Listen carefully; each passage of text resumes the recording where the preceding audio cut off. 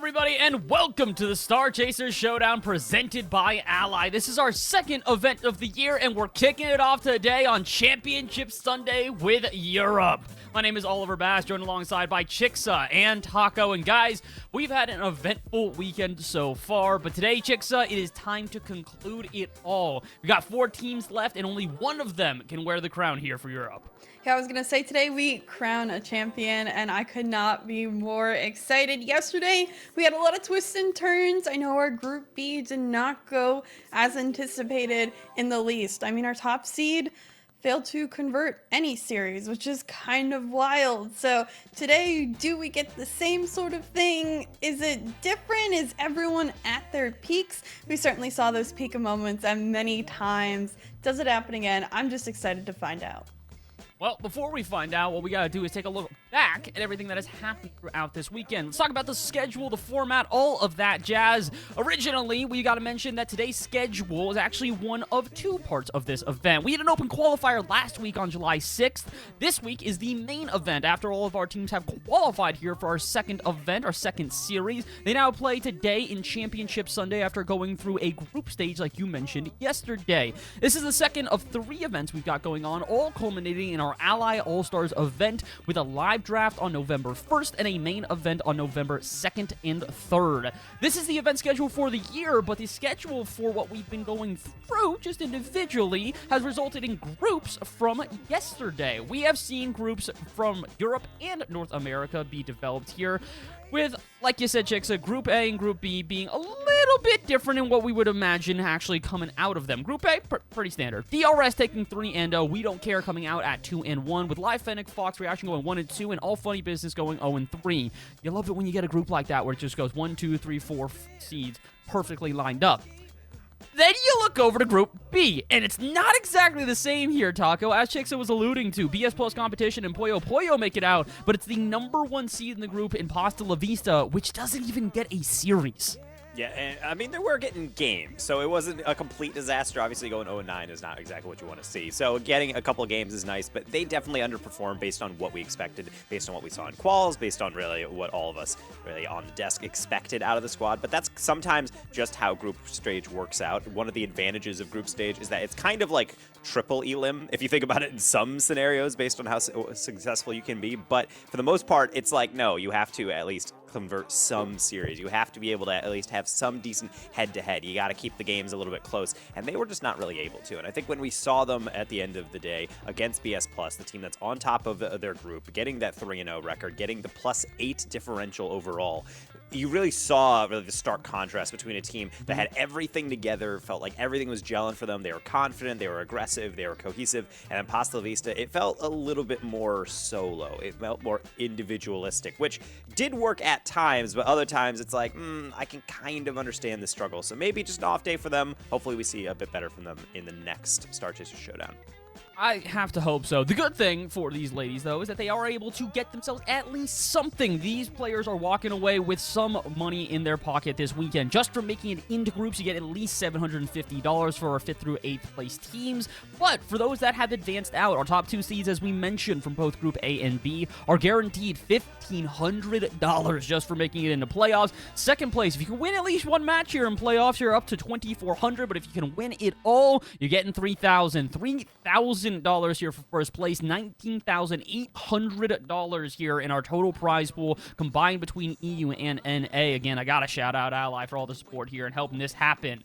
It is such an incredible event, but it's an incredible event which is going to culminate today in a single elimination bracket. 4 teams here for EU are still in this thing. They're still competing, including DRS and Puyo Puyo and BS Plus Competition, and We Don't Care. We're going to focus up on that top 1 for right now. That's where we're starting here today, was with the upper side of the single elimination bracket.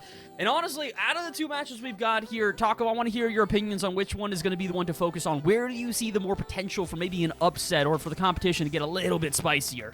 I would honestly say the BS Plus competition, We Don't Care, only because I feel like We Don't Care have a really hard to discern ceiling. I felt like coming in, that was like a team that Chixa was eventually, it's like they're crazy. They're just menaces. They're just all over the place. And it's like, It's a little disorganized, but when I watch them play, I'm like, honestly, really mechanical, really aggressive, and they all buy into it, which is the best part about it. Like, you're not seeing one player like, I'll be the passive one, you guys have fun. Like, no, they're all sending it, and when it all clicks, I think it's really hard to handle. So being able to see a team go up against BS Plus competition #1 from the opposite group, I think that's going to be a little bit spooky. Meanwhile, DRS, I feel like they're pretty stable. Puyo Puyo kind of struggled against BS Plus within their group, like their top seed, so I'm not really sure how far up they're going to be able to reach.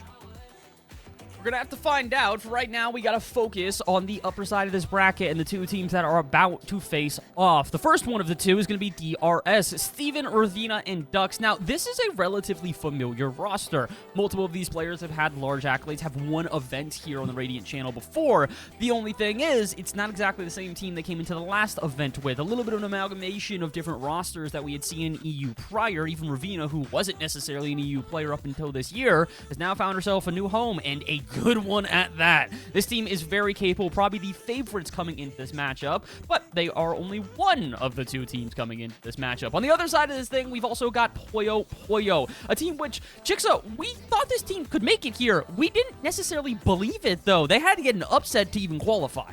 Yeah, I mean, they had a very difficult decider match that they pulled on through in that Group B bracket. But Pad, Sniper, and Judy, very good roster, really ball chasey. In scrims, they struggle specifically against teams like DRS that are really good in their playstyle, that are consistent as a team, and that can also punch back while still managing their rotations. I worry DRS is kind of their Achilles heel, or else Puyo Puyo has done pretty well, at least in scrims on the outside of things, against the rest of the bracket and the rest of the groups that we've seen so far. So this is the hardest matchup that I feel like they could have faced bracket-wise. I agree with that wholeheartedly. This is not going to be an easy one for them. Again, DRS are probably one of the favorites to win this entire event. A lot of people really using their names and BS Plus competitions as the favorites. So, it's time to find out. Can we get an upset to start our day? Chicks and Taco, it sounds like the match is ready. I'll let you guys get into it, and hope we get something special here in our first best of 7 for the weekend. Well, it is our upper semi-finals in our single elim bracket on grand finals day. We broke down both the teams. It's DRS, it's Puyo Puyo. 6 amazing EU women out here to try and punch themselves into the grand finals. Taco, how are we feeling to start out the day? And for those in the EU, to start off the afternoon? I don't know, weirdly nervous for some of these teams, because I think after yesterday, anything's really possible. Obviously, the favorites played like the favorites. We had a little bit of a high shooting underdogs potentially kind of sneak into that second spot, because obviously top 2 from groups gets into here on Championship Sunday. But at the same time, I don't know, is a team going to start to falter? Are we going to see a little bit more of an upheaval of ranks? I mean, that's what competitions like this are all about, is being able to practice for this exact moment, because we talk about scrims, we talk about outside tournaments, we talk about weeklies and all that stuff, and how important that stuff is to predict how you're going to play here, but it doesn't actually matter until you show up and play in these potential 7 games. Yeah, we'll see who starts out. Of course, eyes for me are on Pads on that Puyo Puyo side. She's been around in the EU scene for as long as I can remember.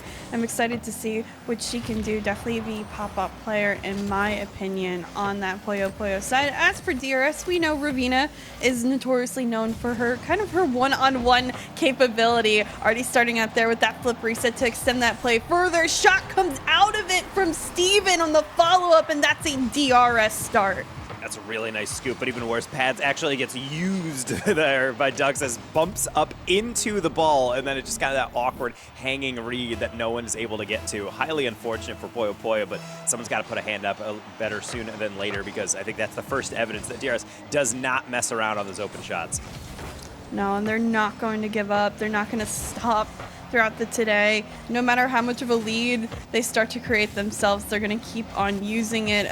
Good fake there, and Steven is just able to extend a demo, even a boot, a drop down here. Desperately, Puyo Puyo doing their best to get out of their half, and they do find the touch here, but look at the follow-up and the read by Dux. Back into midfield we go, and both teams have had bouts of offensive pressure. Maybe Puyo Puyo for significantly less time than DRS has, but hopefully they get used to the DRS squad, as we know they are relentless. the biggest thing about DRS is that they all have a lot of mechanical skill and they're not shying away from it. And obviously, like any top team, they're going to use it to be able to work with their other teammates, use it to set up plays, put the ball in awkward situations, and have them spike one down. Kind of like that one from Steve. That's a good 50 down for Ravina, but maybe not an open shot. Just going to try to test that backboard. Giveaway into Sniper. They're just going to send it deep, trying to live up to that name. And it was on target, but Steven was fast enough on the recovery, so no harm done for DRS. My concern was Ravina even getting that touch in midfield. She had so much time and not a single challenge. This one, Judy on the goal line, saving it last. Right now, the entire Puyo Puyo roster, they're being very reactive instead of proactive. They are going to have to begin where DRS starts every play. They have to challenge earlier. They can't give them space, but you know how tricky it is to defend against the mechanical monsters of DRS. They've continued to get in this orange half time and time again, and who knows if they'll ever be able to break out with the pressure finally coming on the Puyo Puyo side, but only for mere seconds.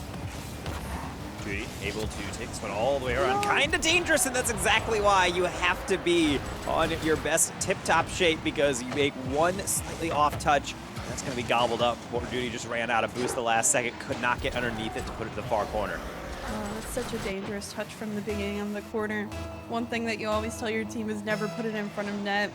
If she could have put it over across that backboard, then maybe, of course, leaving a possibility to get that ball cleared out. But unfortunately, that's just the way the cookie crumbles on defense sometimes. And now they're going to have to regain, but I haven't really seen any comfortability from the side of Puyo Puyo this entire game. It's DRS, and they're just living in this series. They're living in this game one, and they're controlling it. More or less living in the half of Puyo Puyo, it feels like, because they're definitely setting up a camp. But you see a lot of times these attacks are lasting 10, 15, 20 seconds, which in the long scheme of things maybe not matter that much, or doesn't even seem that impressive. But for a defense, it's really annoying to get it clear, and then get it clear, and then get it clear, and you're like, where's my boost going? I can't actually do anything else because you can't really aerial for anything, but you can still eventually hope for a better angle than that one. Sniper gets a dunk over the top, but unfortunately, just a little bit off target.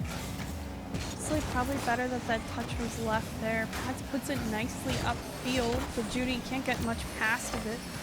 Sniper off the corner only lasts so long. Wild touch, but a miss there on the backboard. Conducts managed to find the touch. No, instead it's 50 and possible transition now for Puyo Puyo. Can they get a pass midfield? But constantly, somebody is on the ball from DRS. When do they ever stop? Yeah, they simply do not, and they have to make sure that there's not going to be any complications. Steven showing a lot of quality along with Ravina on these recoveries. A couple times now, Puyo Puyo has gotten a solid contact on some of these reads, and yet they need to recover, and they always do. So it's showing that it's not really just going to be a simple mistake from DRS. They really do not make many. It's going to have to be something really spectacular. Maybe pads from the ceiling, maybe more boost. Could have gotten back to that one, but instead we're right back into the orange half as Ravina has a lot of time, and she will use it in slow touch into the dribble flick, but not able to get past both defenders. Not that it matters. Looks like this one is all wrapped up. Just like that, all set, done. Game one in the books to DRS. They made it look easy. I'll be honest, they didn't seem uncomfortable like we said. Instead, it was Puyo Puyo looking uncomfortable throughout the entirety of that game number one. Did DRS find ways to continue to be creative, to find some shots? Yes. Did they not score in the second half of that game? Also true. It was just some early pressure that they held. It's an interesting game one, to say the least. Yeah, and the kind of strange thing about all of this is that when we do look at all of these different statistics that we see from DRS and how well they've been playing and how really they kind of take over games, I think the thing that we have to really be careful of, especially if you're a Puyo Puyo supporter, is looking at how close some of these games are in the beginning, where you just have 2 goals. Okay, that's fine. Just slowly warming up to the series. And then as the games go on, then you start to see the scoreline grow. and grow and grow, because teams like DRS are very good at figuring you out. And as you start getting a bit more desperate for victories on the other side, you start to dive in more. You start to be able to play a bit more uncharacteristically. So I think Puyo Puyo needs to look at that and say, okay, yeah, we were living in our half a little bit, but for the most part, we weren't really getting scored on until we kind of just outplayed ourselves. We gave a ball away. We had a really awkward run, like right off the rip. So let's just like reset and then just focus on what's ahead. I think it's a quick wake-up call, most importantly, especially with the extended series today being best of sevens. You have that greater time to adapt. So understand game one, learn what you can. Know that it's not going to get any easier against the likes of DRS. 3 shots and already a goal in the first 10 seconds. And again, it just doesn't ever seem to end. You can get a save, you can get another one, but it doesn't much matter if you're not truly ready. You can see Pads even hovering above the goal line, kind of waiting for the next clear out, and it just never does come. Steven able to cut across that. That's exactly why you want to bind that air roll. It's not always just for aerials, it's about adjusting your car to get that flawless angle to cut around it. Adjustments continue hopefully to be made. Steven faking, going underneath Pads, and finding the 50, falling just as quickly. This one off the backboard. Steven finds the read quicker than anybody else can, and backboard defense is going to be vital against the mechanical madness of DRS. If you're able to keep getting it there, they will penalize it time and time again. Again, this is where I was a little bit worried about things. I talked about how game one, it was a little bit more back and forth. You know, obviously one side is kind of dominating that conversation on the field, but when we get into the next couple of games, now it's like, okay, well, now they're really just trying to enforce their will. They're going off the backboard. They're constantly following up. They're going for crazy angle shots just to be able to keep pressure, and knowing that even if a shot isn't necessarily going to be unsavable, if it forces action out of the defense, it's going to use up a lot of boost. Sniper going to call out Judy on this one, and oddly enough, actually might be a counter, but touch just barely gets away from Sniper. Pads is in the middle, but could not retain much more than that. At least the 50s there, and Sniper, not much boost in the tank, is able to at least find the touch upfield. Pads looking to send it midfield, but not much will come from it. Granted, Ravina puts it right back into Pad's car. Opportunity, a couple of boost steals as well. Can they drop this one in front of net? Maybe get a bump on Steven, but Ravina there, so in control, is able to get past two, only has Pads to get through. This one dropping down in midfield, but taking space, ducks the backflip, and Steven still in third to deny.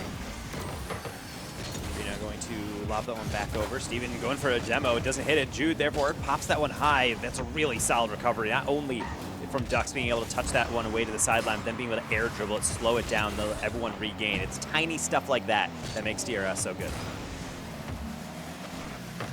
DRS making the most of every touch, I agree.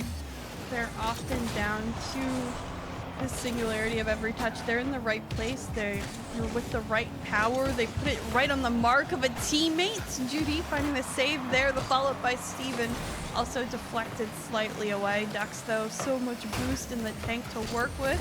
Steven bumped away, and Sniper's touch, unfortunately, doesn't go much more on target than that. Pads misses this one. A demo. Steven, the flip reset, adds on to the pain, and she has been on fire. 3 for 3 in this game. Gets the hat trick herself. Not messing around at all, Steven. That is exactly what you think about when you get a wide open air dribble, especially as a competitive player. The moment you take off that sidewall, if you get a good first touch, you're like, oh, it's so Jover right now. We have this one locked through. And of course, it does go in that far side. Poor defender really has to wait and kind of bear witness to the mechanical display. DRS really starting to pop and lock into this one. So they are getting a little bit of a pop on those bump attempts, but just a little bit of just a love tap on both their bumpers. Not really going to harm the rotation too much. Sniper trying to do more harm on that one, but Ravina was up early. That felt like she jumped yesterday for that.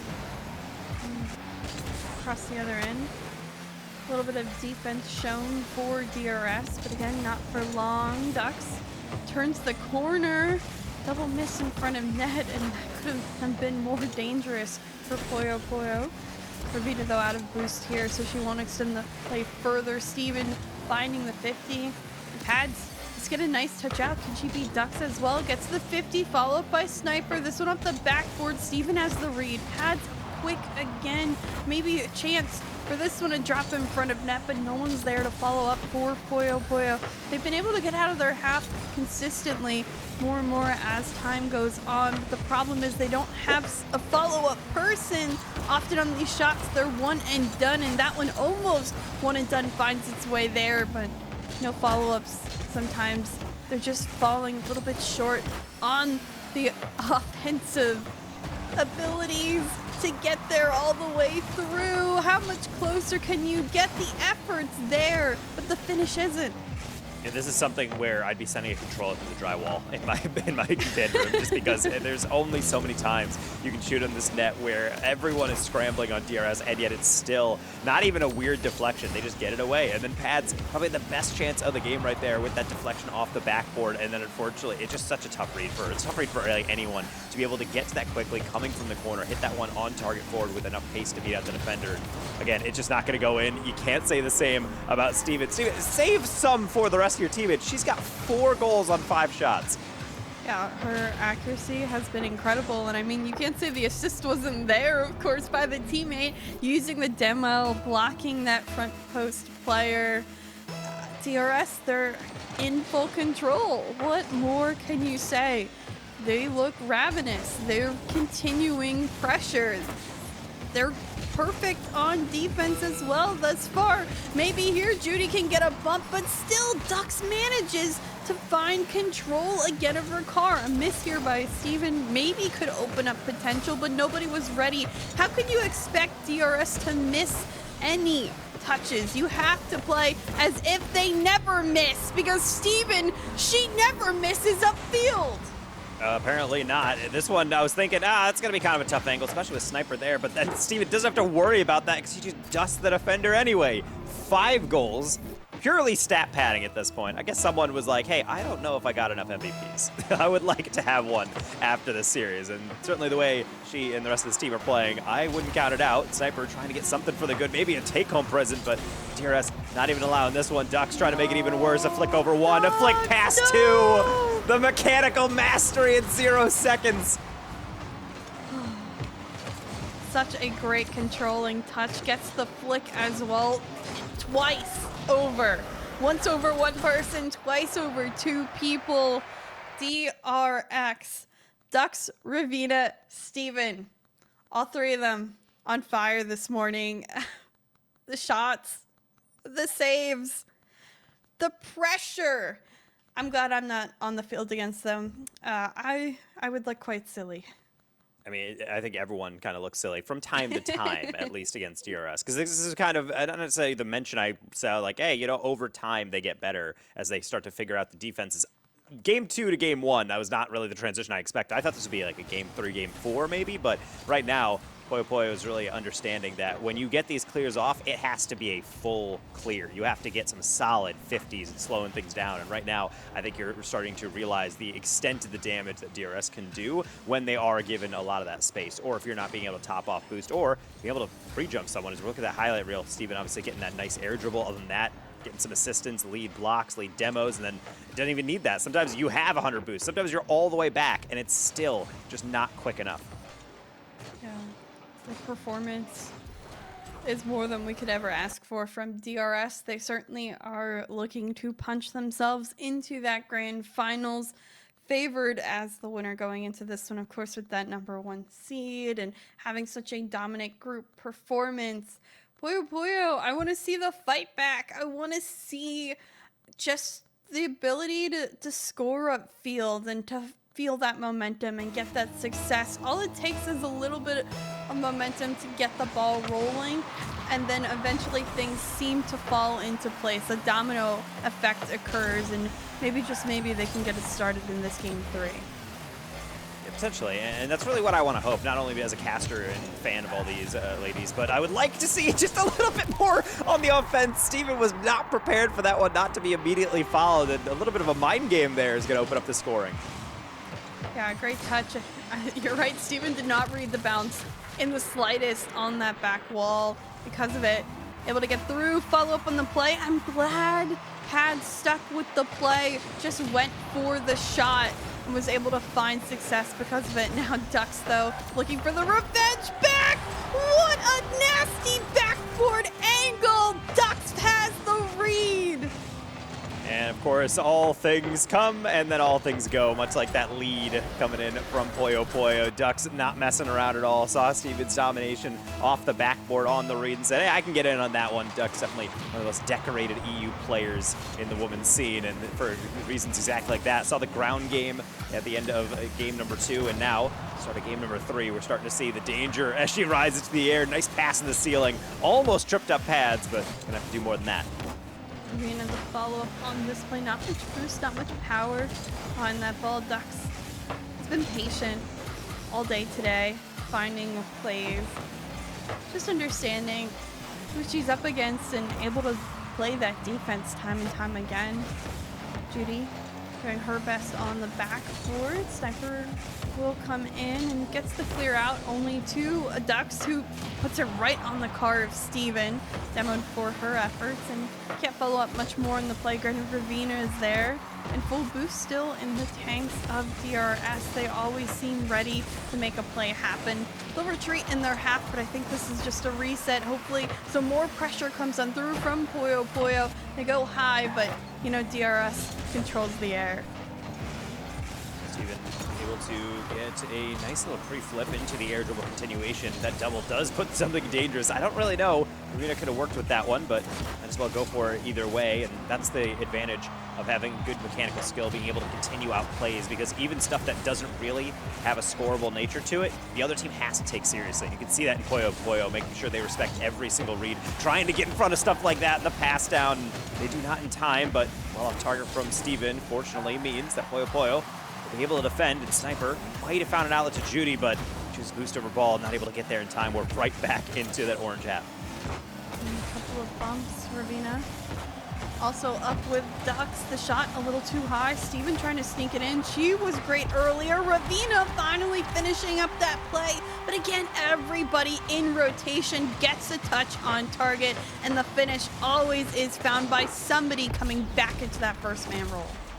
That's so tough coming in as well. You see Judy up for it, not a lot of boost. She's in the way, but then even when you get the read, that is the solidification of your positioning when you're on the air dribble. If you're able to air roll your car effectively, it basically, you can get 50, it seems like a 50 where the ball hits your car 4 or 5 times in a row and just deflects in every single time. So it's not going to quite work out for Puyo Puyo. The ideas are right, and honestly, the positioning for the most part is great. It's just they're losing those individual 50s. They're not able to read these kind of difficult lobs up into the air all over the backboard that DRS keeps going for. And this is why DRS is so creative and difficult to pin down, because it seems like once you have something a little bit figured out, they just go to another mechanical skill set in the tool belt, and it's just going to be this endless carousel of mechanics that you're going to have to contend with. It's even more of the stylistic changes between Ducks, Steven, and Ravina. All of them are different on how they approach offense and how they're most comfortable and what their best skill sets all are. So trying to pick out who has the ball at the correct time and what they're most likely to do with their skill set is also really difficult to do, because again, they all approach plays differently and have the most crazy shots, all each to their own. So we'll see how the remaining minute and a half goes. It still is only a 1-goal game. Granted, the possession has heavily favored the side of DRS, and they of course have also outshot their opponent 10-1 at this point in the game.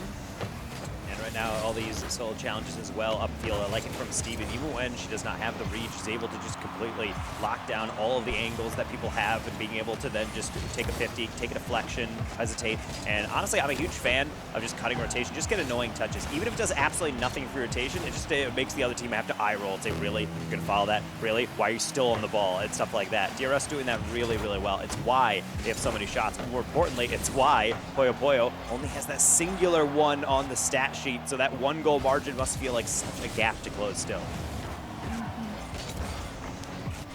Time is running out for Puyo Puyo. That pass had so much potential. Quickly cut off Steven towards the backboard. A couple of misses. Ducks putting this one on target. It does get past the remaining defender, and they extend their lead further, get themselves that cushion goal, and they've had enough opportunities this game, enough attempts to finally get that third one on in.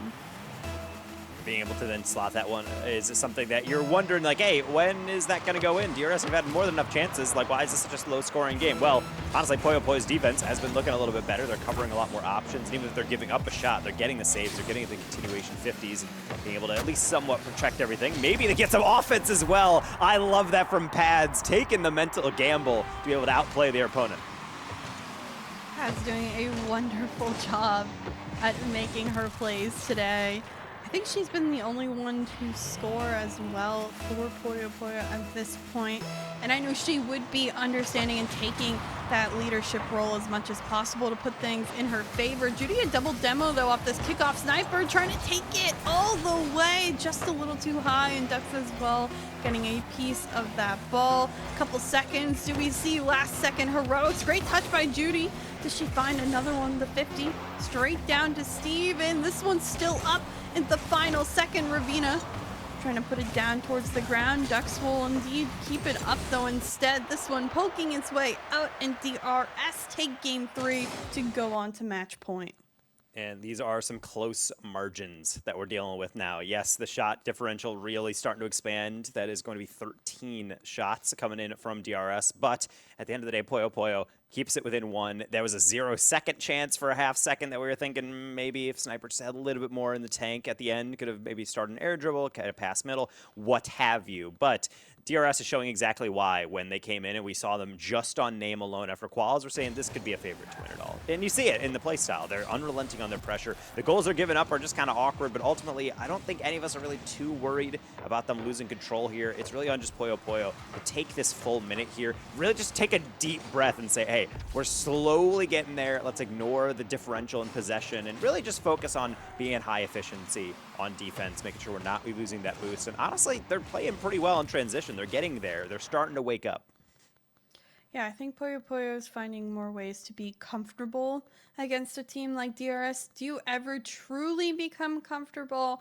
I don't think so. I think the nature of how they play, and again, how many skill sets they have and the mechanics they have makes it so difficult to ever find a way to beat them unless you are truly at the same level of mechanical ability as everyone on the DRS squad. So understand you will not be comfortable in this series. You will not be comfortable in this game, but play your game, play the fundamentals. Not everything in Rocket League has to be flashy. DRS just ends up being one of the flashier teams that we certainly know of. Well, honestly, if you're consistent enough on your fundamentals, you don't really need to be able to do these flip resets and musties. You're able to just get your reads off, and it just goes top shelf. And you're thinking, wow, that looks pretty. Kind of like this case in point. Steven just dive bombing on that one, almost spiking that one into the top shelf. Not going to go. Pads and Judy going to help each other out with that clear, as that's going to land briefly on the near post. Steven there. Ducks up quickly. Pad's going to get beaten out. Sniper should have the save, and the combination clear with Judy going to bring it back to mid. Up here, Judy's still struggling to get it out, but Sniper follows up. Sniper maybe getting a shot on target. Judy there on the follow-up. Ducks, though, managing to be in the correct positioning to find those saves. A miss. Has almost had a follow-up opportunity. DRS looking comfortable in the back line. Unable to find the clear out just yet. This one popped up in midfield. Judy does find the read, but only for how long? Because Ducks has the ball. She has the flip reset, 0 boost, extends the play, and gets power on the shot. I think it's a bad thing when I see Ducks up uncontested and I say, uh-oh, in my head. There's no way that's going to work out well. What a reset to be able to turn the car, get the reset, and then flick across it on the diagonal to be able to flick that even further away. I'm just going to straight up say it. If you're not up early and pre-jumping that, that is unsavable. I don't think it was savable even if you pre-jumped it with the angle that she changed mid-flight at 0 boost. That's just a wild play. And again, the consistency with mechanics has been absolutely unreal. Again, you have to play proactive instead of reactive against this DRS team. You can't react physically quick enough in order to defend. They just keep bringing the heat. It never stops from DRS, and they're constantly finding one another in passing plays, They have been one of the best teams that we have seen so far in this tournament with just connecting with one another. Always this ball is going purposely to someone else on the field or on target. We'll see Sniper try to get an air dribble forward. I like the bump attempt. Unfortunately, Steven just a bit too quick to it. Judy down. Pats has to deal with that one. Ducks going to get interfered with. Ravina still up for it. No one's able to close that gap as Judy going to get that last second clear, and Pads rolls it down. Honestly, it's tiny stuff like that I would like to see changed up from Puyo Puyo. I think, granted, when you're on the field, when you have kind of those blinders on of your camera POV, and you can only see so much, you want to just get the ball out of your half, but there needs to be some comms coming in from Puyo Puyo. When there is a clear and there's a little bit of time to be had, take a dribble, slow it down, let your teammates get boost, because half the reason DRS is so good is because they force teams to just panic and keep throwing it away rather than consolidate possession. You're telling me if Ducks absolutely stunned on you, you wouldn't be panicking, Todd? I mean, I'm not. That's why I get the easy job of just telling people what they should do instead of having to do it myself. What a 50 by Steven, extending this lead even further, but I'd be full on panic mode. I don't know how you guys do it on the field. How you're just able to take it and figure out and reset the mind. That's why I of course, do not play competitively in a really long time, because it is wild the mindset shift that these players need to have on the field, and how, again, you feel so in control the entire time because somebody else on the other side is constantly in control. DRS in control of this series. Can they close out in the remaining minute and 30 seconds and change? Well, I like that interchange there between Pads and Sniper. Not always going to work out, though, so now here we go yet again. Ducks with the lead demo. Going to flick that one high. Steven has the read. Pads does not, and there's going to be goal number 3. It seems like DRS just trying to make their strut into the grand finals at this point. Yeah, nice shot. Steven looking to make her way to MVP, or maybe Ducks. I'm curious to find out who would be the one with greater average score throughout this series. I think Steven takes the cake, but who knows by the end of this one. I guess we could 50-50 who takes it, of course, in chat if we'd like. Or who you think deserves it, because at this point, all 3 of them have made incredible plays today, and I have no idea who comes out on top. Granted, this is only semifinals. You, of course, want to be MVP of grand finals, because what could be better than that? Yeah, and when we do come into this series, of course, we're saying, well, Ducks have been playing phenomenally. Steven has been just stat padding because it's that 5-goal game, and honestly, a lot of other phenomenal plays. But Ravina has held it down in the backfield, really solid skill set. One of the most confident air dribblers and just on-the-ground players, plays a lot of ones, a lot of twos. So being able to see that and being able to kind of slowly cohere everything together is a difficult task to do, even if there's not really the flashiest job. Teams do not work without a role player like that. So DRS together has been clearly working on their skill, and when we have questions about, hey, maybe they just had a good group stage, are they going to hold up on Championship Sunday? I don't think we have to worry about that with this team based on how this semifinal has been going. They look so incredibly prepared for this, and they're certainly here to play. Yeah, they're consistent, and if someone is not feeling it on the team, I mean, everybody has bad days. The just depth they have allows someone else to pop off on any moment during the day. So it's impressive to see everyone is on today. Even though, yes, Ravina hasn't been scoring, we know she can score. I think she was the one with MVP in the game we saw out of them yesterday. So today is just Ducks and Steven's day, a little bit more upfield, but that doesn't matter because they're just so good. They're so deep in talent, and they have swept their way into grand finals. And that's really exactly what we expected out of DRS. Definitely a win. Maybe not in that fashion, though, but Puyo Puyo putting up a good fight. It's difficult to be able to stay with DRS because they are a difficult team to just pin down. They're so mechanical in that their recovery is locked in. So even if you're saying, okay, well, I bet I can probably get this counterattack in. Oh, actually, no, Steven is able to save it backwards, flying back, and it's still going to the corner. Actually, it looks like a wide open shot. Actually, it got closed down because we didn't get there quick enough. Like, it really, you have to take advantage of every single opportunity, which is tough because you're not really getting that much as clear as the midfield domination from DRS is happening. It therefore puts you in this weird mental mind state. They got put in the gulag a little bit, Puyo Puyo. So until next time, we'll have to bid them adieu. Yeah, until next time, because we're gonna go ahead, take a quick break. We're gonna bring Bass in soon after. We'll break down a little more of what happened, and of course, we still have 2 more matches ahead of us today. So stay tuned, and thank all for joining us today. It is grand final, so get hyped, get loud. We'll be right back.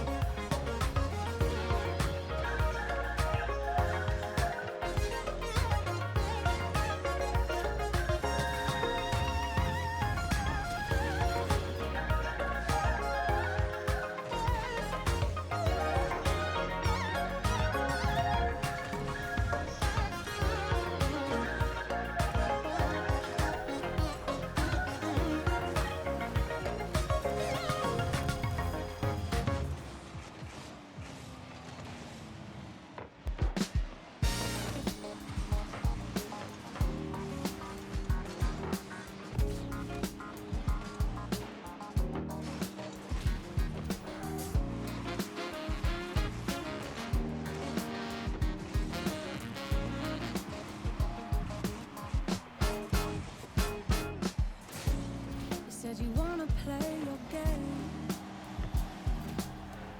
You tell me and I said I'll pick it up, it's all the same. Don't follow all the rules. I know you don't, you change day by day.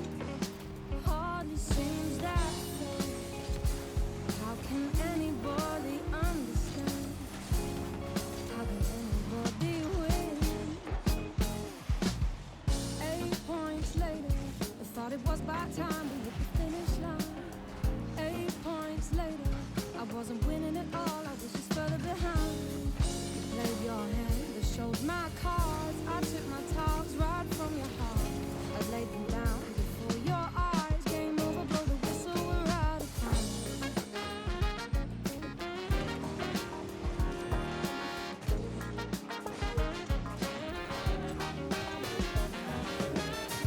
Come on, baby, it's your time to play.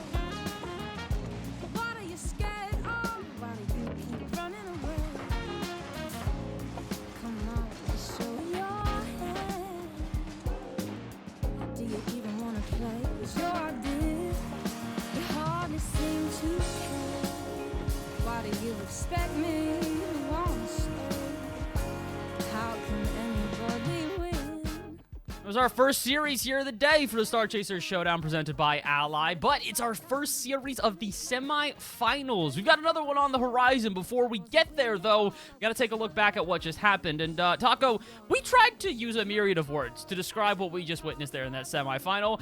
The one that I could come up with was a dismantling. DRS outplaying their opponents aggressively. A total of, let's make sure I get this right, 14 goals to 2 for the overall series.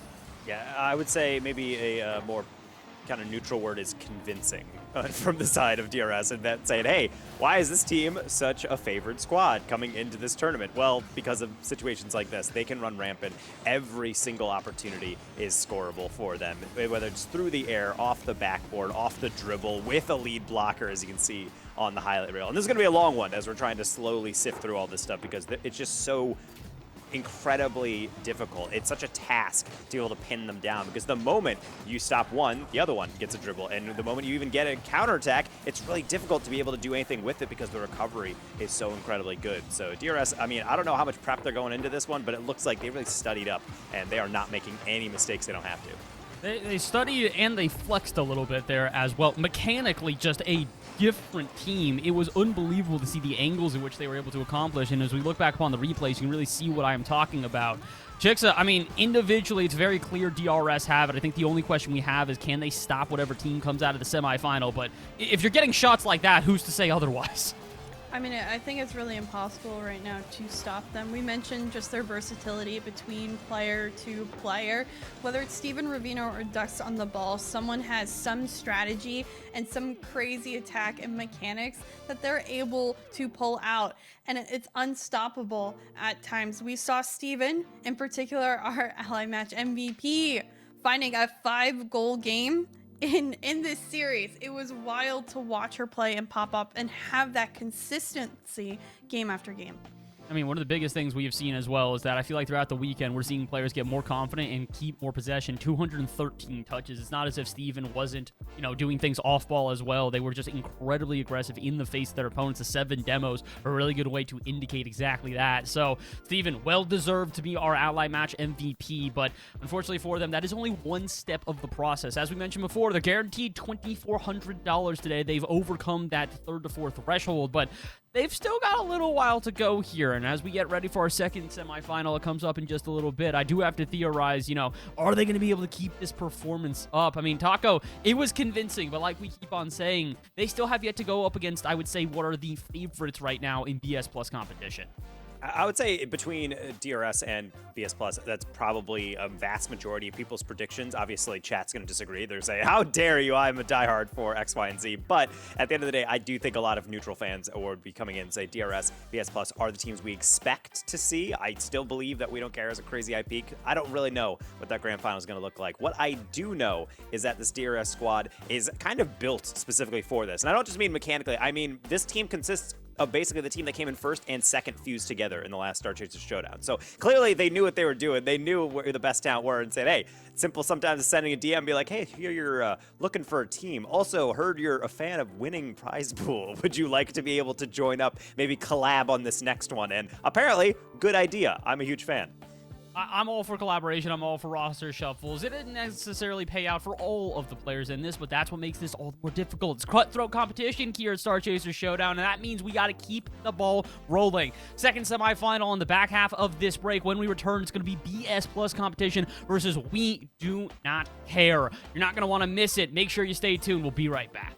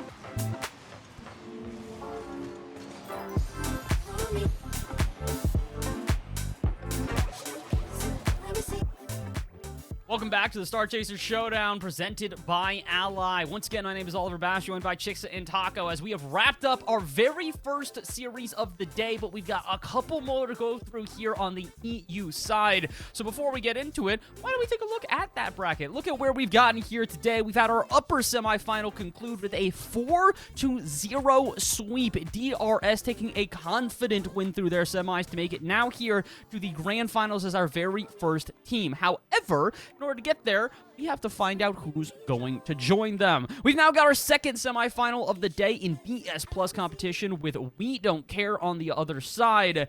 And Taco, you had some early predictions about how this one was going to go. Not necessarily which team is definitively coming out on top, but an idea of what we might have to come here in this next series. Yeah, BS Plus coming in is definitely a squad that everyone has their eyes on, because I really do think BS Plus, when they think about this roster, it's a team that you know, it's a team that you love. They've been around for a while, and also in Slumpy and Alanis, they are two players that every single competition I see them over time, they've gotten better. They've improved an aspect of their game. They get even more cohesive, and Sarek is just such an easy player to slot in, because throughout all the competitions we've seen her play in, she's able to just be able to fit the mold of what her team works in, and because of that, BS Plus is hard to topple, because even though individually, I wouldn't necessarily say anyone would be like, well, these players are one of the most mechanical in the region, they're still incredibly good at what they do, and most importantly, the chemistry is so imperative, and it even helps that they're on boot camp, which even amplifies it even further. Well, despite the fact that they seem to have a lot of things going for them, first they got to get through their competition. On the other side here, we've got We Don't Care. This roster a little bit different. Maybe not as much historied vets with an org backing them, but more the young guns on the rise here. I know Chicks in particular, you've got a couple of favorites on this team. Of course. I mean, Emma and I have a decently long history, at least in me casting her and her thoughts whenever I don't pick her, whenever we do predictions. I said yesterday she would be mad if I didn't pick her. You know what? I picked her. She showed out, and then she messaged me. Good thing you didn't go against me. It would have been awkward. It would have been awkward, Emma. Yes, I know. But Yas and Paige, two very young players, but two very mechanically gifted and just absolute potential on the field. We know their pop-off for this team is the highest of peaks. It's the concern on the back end, on the rotation, on the counterattacks that BS Plus is known for and is just very consistent with. They're not the flashiest team on the other end of the field, but they're very consistent and they're very solid as a team. They're solid as a team. The question is, can they take down one of our top contenders? BS Plus competition, I've been training for this. We heard it, whether it's the Cranberry Buffs or the fact that they've been in Munich boot camping for a full week. The odds are definitely in their favor, but I believe We Don't Care and get something done here today. Can they make the upset happen? It's time to find out. We've got our second semifinal here of the night. Who is going to join DRS in our grands here for a lion's share of that $20,000 prize pool? It's about ready to find out. We'll throw it to the casters here in Chixa and Taco as we get into our game one in a best of 7 yet again. A long one ahead of us, and a good one at that. It is our second semi-final match of the day and our only second semi-final match. There's two, and there's only two that can be in the grand finals. Two totally different teams as well. Of course, we have BS Plus competition, a newly signed roster, but a well-known plethora of players on this team against a young showing team, and We Don't Care with a veteran leader in Emma that are looking to pop off and pull off the upset. I think everything's possible. Yesterday, we saw the #1 seed go down in the Group B bracket. Do we see another upset here today?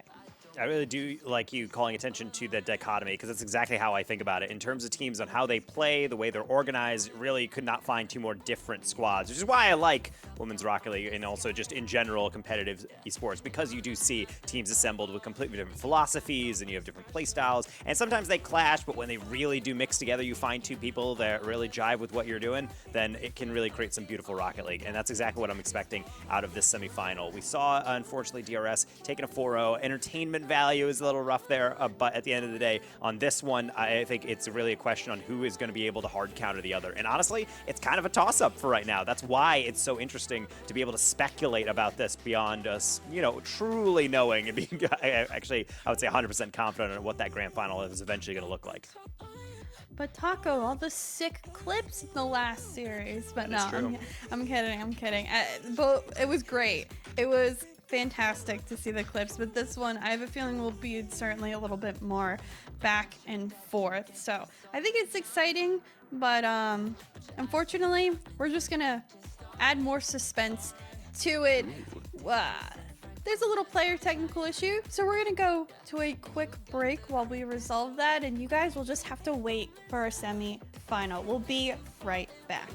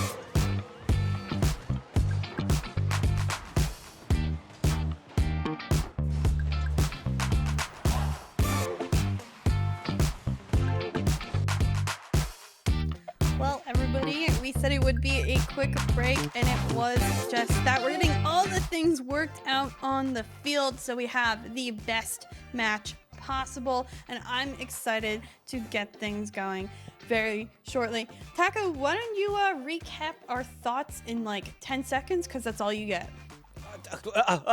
No, you put me on the spot. Oh gosh, if only public speaking was my job. Yeah, I think BS Plus is a team that we know has a high amount of chemistry, and that's really what I'm looking for out of this one. We don't care coming to this one is very much so. What's the word? They don't care when it comes to rotational logic. They're just going to full send it into it. The recovery's good enough, and obviously their mechanics so incredibly impressive. It really does feel like fire and ice in this one in terms of how this game's going to go. I'm predicting BS Plus really going to try to take advantage of demos, disrupt the rotation, and take advantage of those counterattacks when openings present. But you know what? We can speculate a lot. I'd rather just watch and see how this one unfolds. We got a little more than 10 seconds, but good thing you stumbled through it. JK, you did Wow. fantastic, and I am buddy. so proud of you. That's why I threw it to you. I had full confidence, and I have full confidence in both of these teams too, especially the varying levels of experience on the field. I'm excited to watch them play and see if they can really get things going. First goal, always going to be those fireworks, and I have zero clue who will end up scoring it, because everyone on the field has the potential to do just that. Great save by Emma on that goal line. Lana's going to be lobbing that one in the middle. Has a little bit of space, takes that 50. Slumpy was waiting for it. Immediate challenge to Yas. That should bounce out to Sarek. Maybe a fake attempt, but no. That was my brain, and it's not Sarek who chose correctly. Just goes straight through it and beats it out pure speed.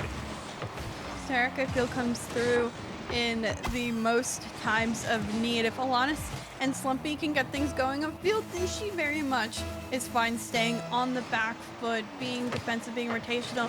She's also so great at cleaning up plays and being where needed to receive passes. This shot here by Emma off the bar and out. Close opportunity, almost tying this game up in quick fashion.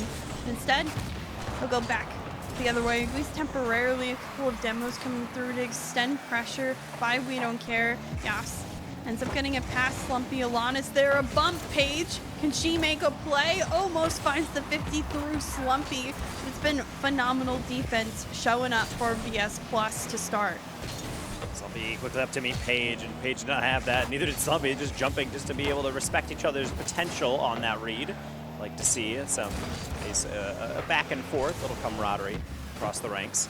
And we're going to continue to see that as the day continues, because Yas is kind of waiting upfield for these reads, and you saw BS Plus all retreating just because of the potential on that one.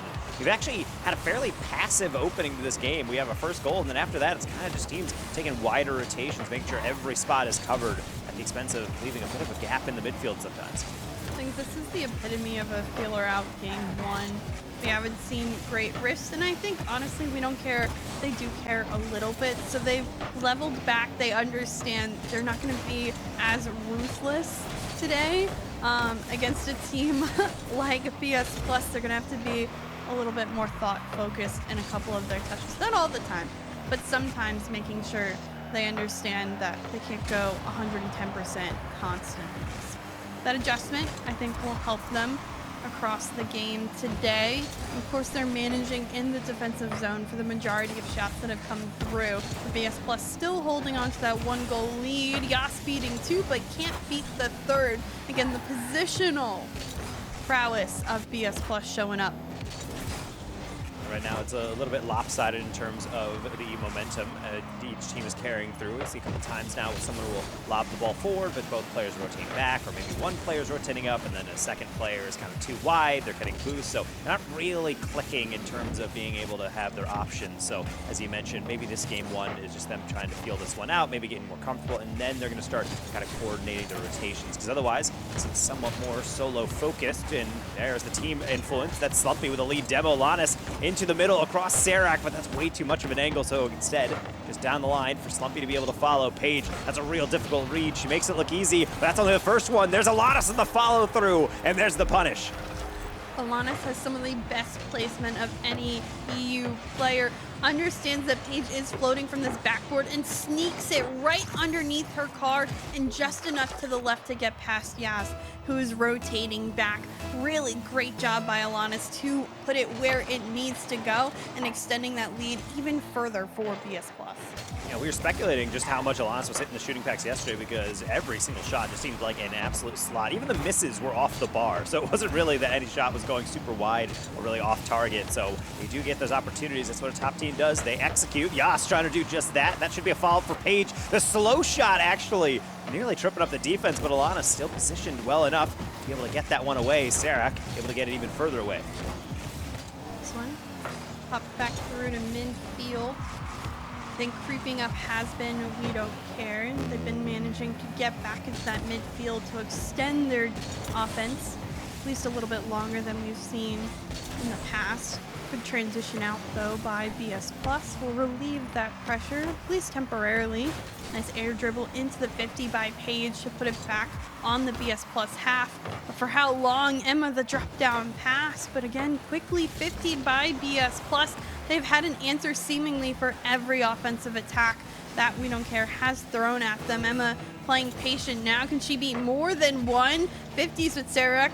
Yasin Slumpy in the skies, and this one 50'd safely into the corner for BS Plus. They're doing great at constantly showing up, finding the 50s, and Emma's shots unfortunately have just been so close. We Don't Care has not been able to sneak it through the posts and the bar. Simply put, you cannot put that one any better placed until it is in. I don't know, understand how that's not in, and I'm sure that We Don't Care cares a little bit that that one actually finds its way through, because at least it wouldn't be a 2-goal margin, but even still, they would have to score another one. There was not enough time. BS Plus cleaning things up in game number 1.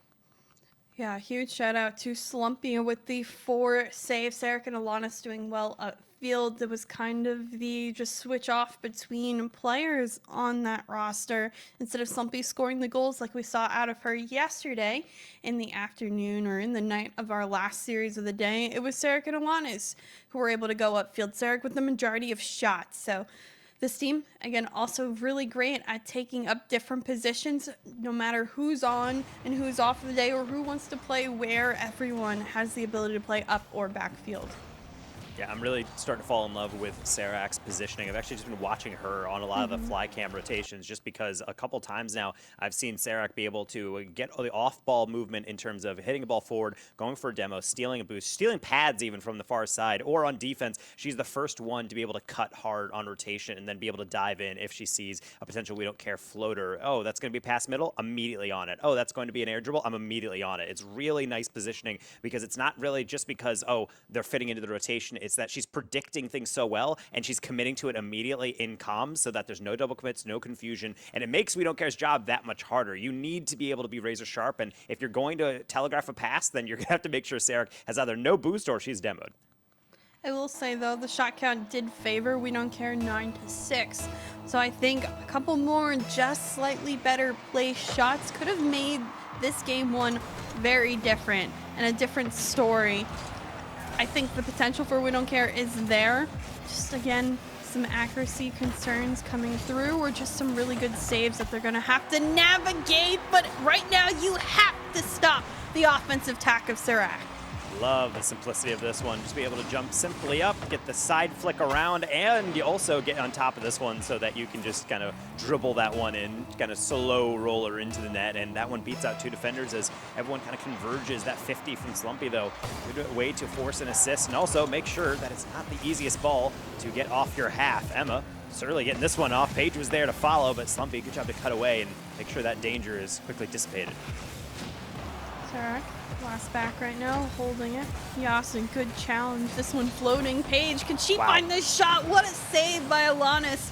Well read to deny. Of course, this We Don't Care roster who has yet to score in a game. This one bouncing on the shot. Emma able to find the save with the last second. Popped up into the midfield line. Sarak there first. Yas in the way. Alanis will not be bumped by Emma. Last back is Paige. Not enough boost in the tank to follow that one much further, and she will stay boost starved for the remaining time. Good thing she picks up that back 100. Emma, the 50 upfield into the corner.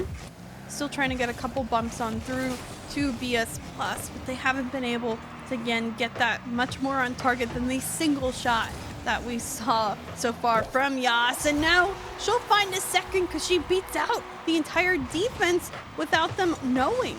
I think Alana's kind of mistimed that one. Maybe looking downfield, the attention was distracted, maybe split between two options, because I could see the idea there. There's two players in BS Plus on the sidewall, but I think Alana's jumps a little bit too early, gets over top the ball, and I will say there's still a lot to do there. Yas has to make sure they knock that one forward, but also keep it light enough they can still be able to thread that shot. Too many times I see players in that situation, they get over eager, they hit the corner, and then just nothing happens on a wide open opportunity. Glad to see We Don't Care doesn't need 9-10 shots to be able to finally get one through. Now, we'll have to reset.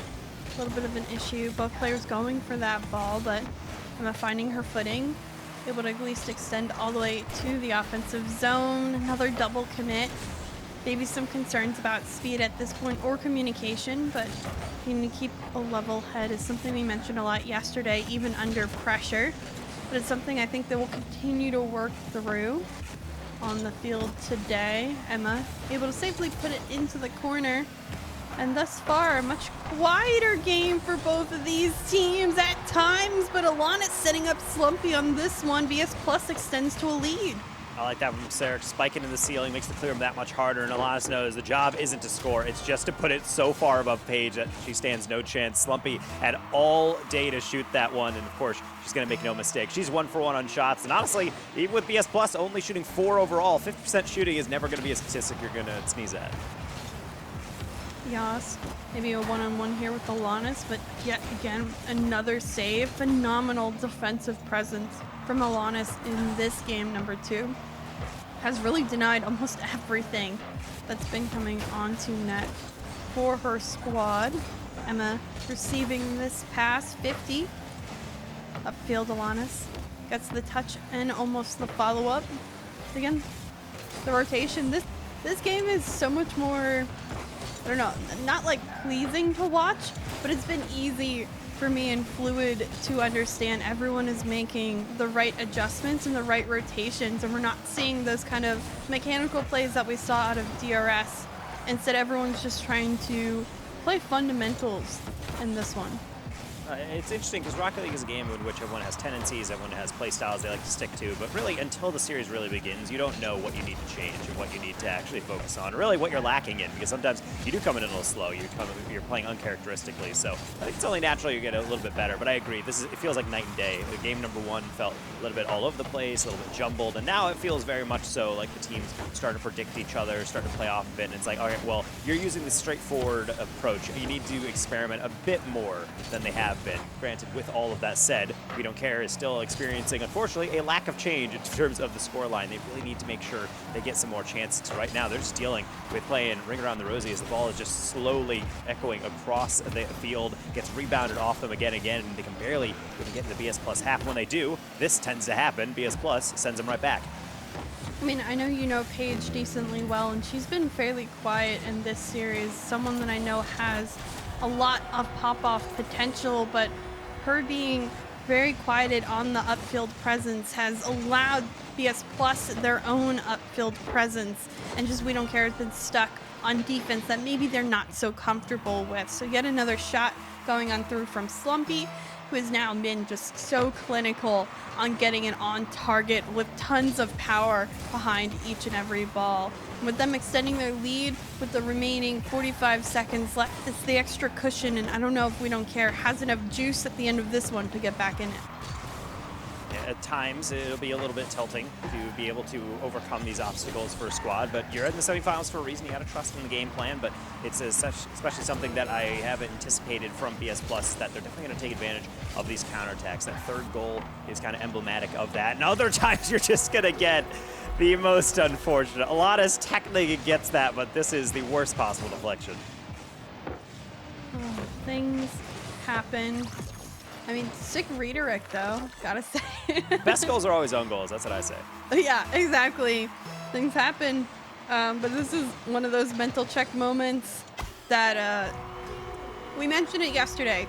If you lose a game 10-1 or you lose a game 2-1, it doesn't matter. It only counts as a single game loss, no matter that goal differential. That's the mindset We Don't Care needs to have with this game number 2. Of course, it's done. It's over with. Move on next. It's a single game loss in a best of 7 series. There is time to adjust in the next game. Yeah, a bit of what well, really all of us on Desk foreshadowed a bit, is that we don't care. We like to play fast and fluid, and that really only works if you're able to disrupt BS Plus. And right now, I'm not seeing enough demos. I'm not seeing enough boost starvation. They're just able to play their game, and that is just pure robbery, I will say, on the statistic. Not like they need it, obviously, based on the scoreline, but would have been nice to get another goal, be able to add to your campaign tally, maybe for match MVP it this way, because chicks, they're halfway there. They just need 2 more games to secure that grand final. Yeah, I really think BS Plus is in the pole position right now. They seem unstoppable when it comes to offensive presence. They have denied almost every shot that has come from them. On the We Don't Care side, they look comfortable. They're all playing as a team. I mean, that's a stacked scoreboard for BS Plus as well across the board. Everyone contributed in some way, some manner, whether it's goals, assists, or saves. They just constantly all supported one another.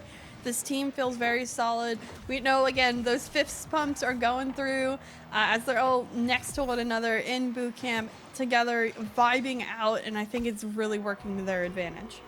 Yeah, being able to actually implement this playstyle is difficult, and honestly, I feel a little bit dummy for being able to come into this one and say, oh, you know, I wonder if DRS and BS Plus as the favorites are going to come in and still be clicking. They're playing fine. They're both playing so well. So I feel a little bit like I've insulted them. I'm sorry if I did offend anyone, because apparently they're playing a little bit angry. They're definitely taking care of business, but I will say BS Plus is also doing exactly what I want We Don't Care to do. I need a way to see the rotation disrupted. That is the biggest strength of BS Plus, is how cohesive they all are together. They love to be able to play off each other's touches, and also when you look at the statistics, you'll notice how many of those goals are assisted because of that. I need a little bit more physicality, or at least some boost stealing. Otherwise, We Don't Care. They're going to be spectators in just about 20, 30 minutes. Yeah. Points have been made. Adjustments hopefully are to be made for We Don't Care. Of course, I want to see some more sick clips. Please, Rocket League, give it to me, because that'd be great. I love the clippable moments by these teams. So a couple of demos, maybe some extra presence upfield for We Don't Care. Shot a couple on target to start off this one. 2 saves credited to Slumpy, but this is the most offensive pressure we have seen by We Don't Care for an extended period of time. As well with the demos, they're actually opening up areas of rotational difficulty if they're able to stay through. Yas in the backflip pops this one up. Alanis doesn't have the read. Slumpy has to send it center. Page up. Does she get another read? The 50 ends up going into midfield, and that read by Yas isn't able to keep it upfield. I don't mind that from Emma, being able to tap that one slow. You can see Slumpy kind of go, what? As the ball just kind of stagnates in the middle, so that does kind of curtail everything, allow everyone to get back, and then maybe open things up for We Don't Care down the far side. Paige gonna get that boost steal, and then turns away. That's the nice subtle play into the air dribble with Slumpy, almost waiting for that exact situation. Good staggered defense from BS Plus, again showing y'all got each other's backs, even if the first defender gets beat. Page up to the skies, gets 50. Slumpy clears that open. It is, but Yas back luckily in time to find the save. Alanis on the miss, but ends up being on the backboard.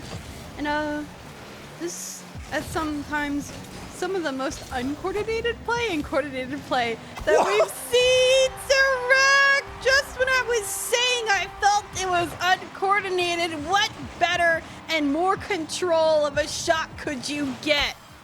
Disgusting on the redirect. I was about to say, man, she's really going to have to reach for that one. Also, there's 2 defenders in the near post. What are you really going to do with this? I was anticipating a lob on the back wall, but why go for the lob when you can just snipe one there past the defense? Nice shot from Sarak. You don't really get that opportunity often, so to be able to nail it on a stage like this, to take the lead in a series in which you're trying to continue to command, that means quite a lot for the team, and I'm sure they are hyped in the comms. Sarak has been cooking today offensively. I think a quieter day at times, just a cleanup for her, and now today, like, absolutely on fire with the offensive show. I'm impressed. I said I wanted clippable moments. Thank you. Please give me more, because we certainly got the audience reaction in chat. I'm excited.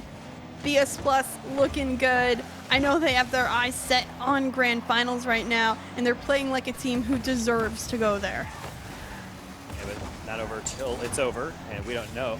We don't know. We don't care. I certainly do know that, because all I don't know about We Don't Care right now is whether or not they are feeling confident right now. They're certainly getting these reads off, but I need them to get that extension out. I need those to get those creative touches. That was one of them from Yas, almost a cut into the pass middle, but of course, Alanis reading that one. Takeaway options, gets a 50. Now it's up to Sarak to do the same as Emma slowly marching down. Paige gonna dive at this one. A bit late though. Again, Alanis gets that bumper in. Pass middle, Emma just a little too wide.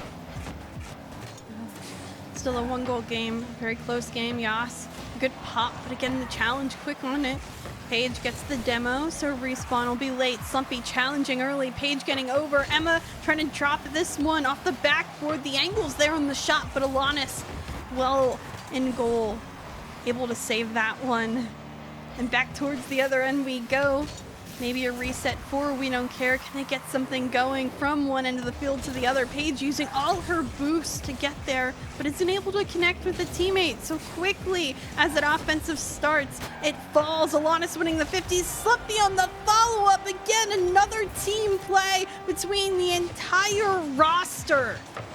And again, this is all calm from Alanis. Not really that much a boost. The catch is not the best, but it doesn't have to be, because they know that they have another player right behind her, and then they're able to get that 50 wide open. That is a full team play. BS Plus has so many of them, and it feels like they just keep going back to that playbook because, hey, it is not failing yet.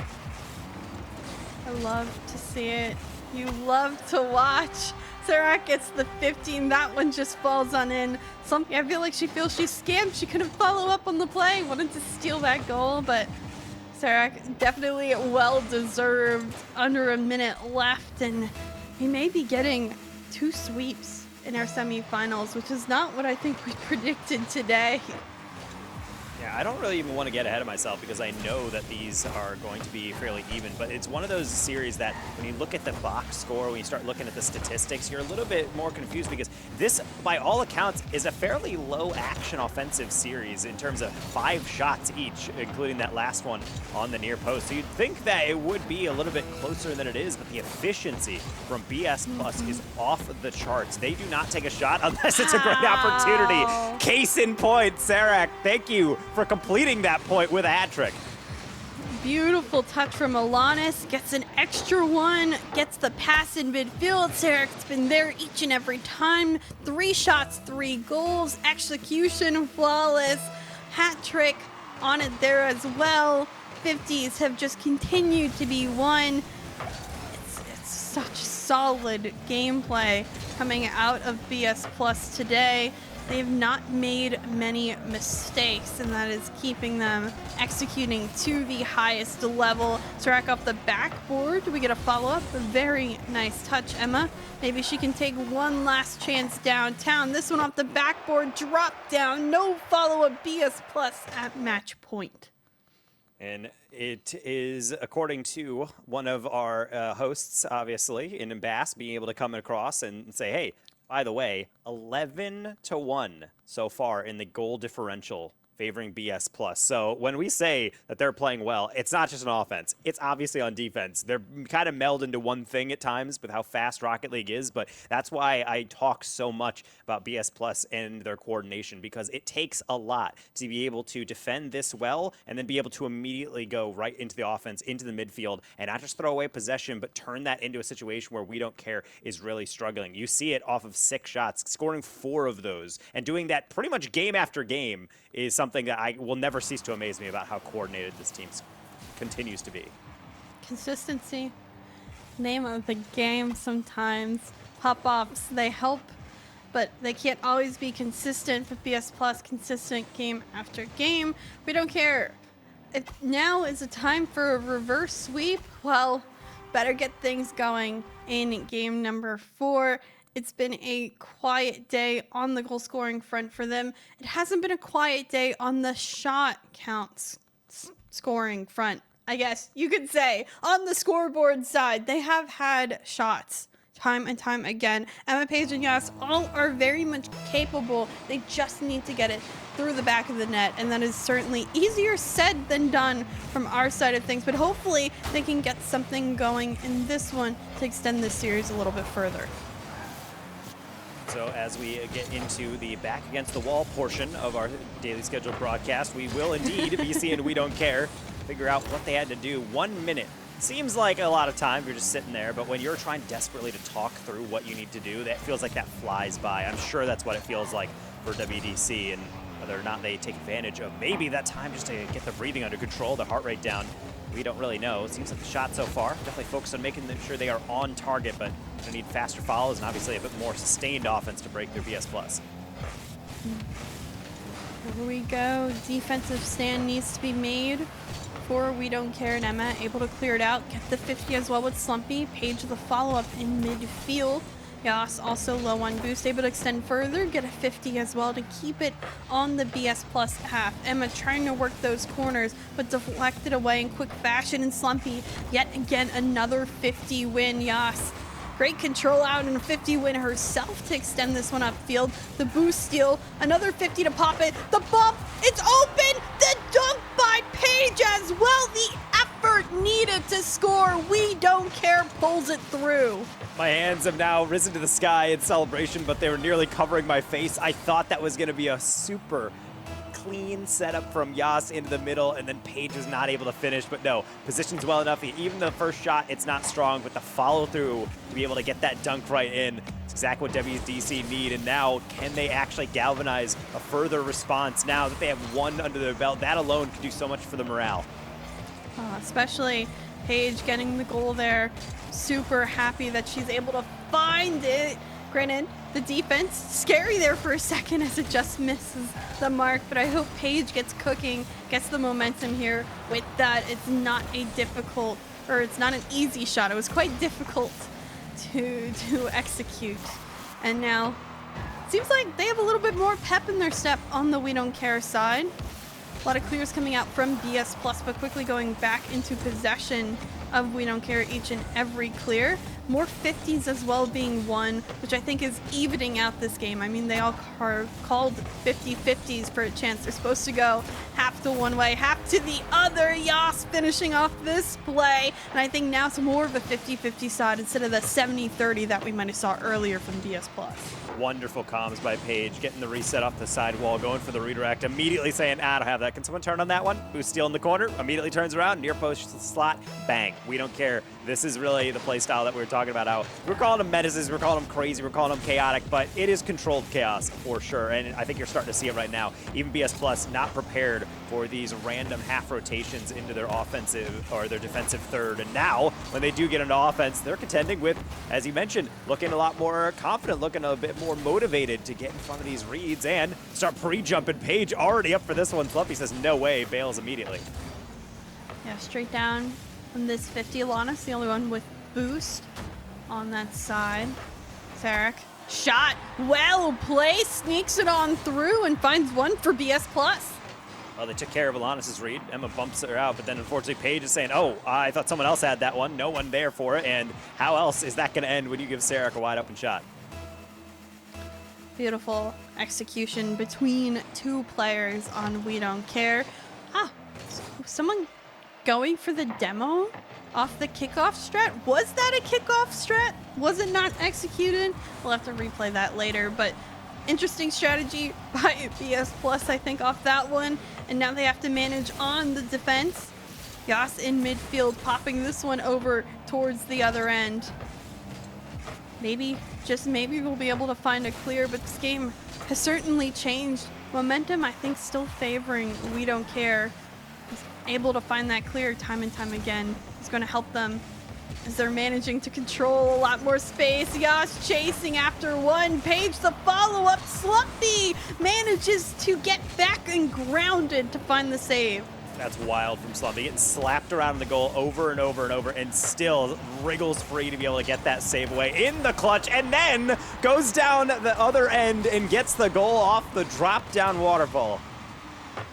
Wow. Wow, oh wow. Backboard defense, always important at any level, and because of the open opportunity for the shot, Slumpy just gets that read.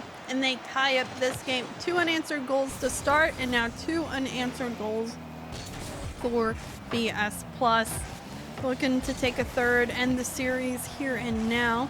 But We Don't Care they have a little more juice left in them. Just over a minute left on the clock. We love golden goal territories, and sometimes all it takes is one more at the end of this game to find that finisher, to either extend the series or end it here.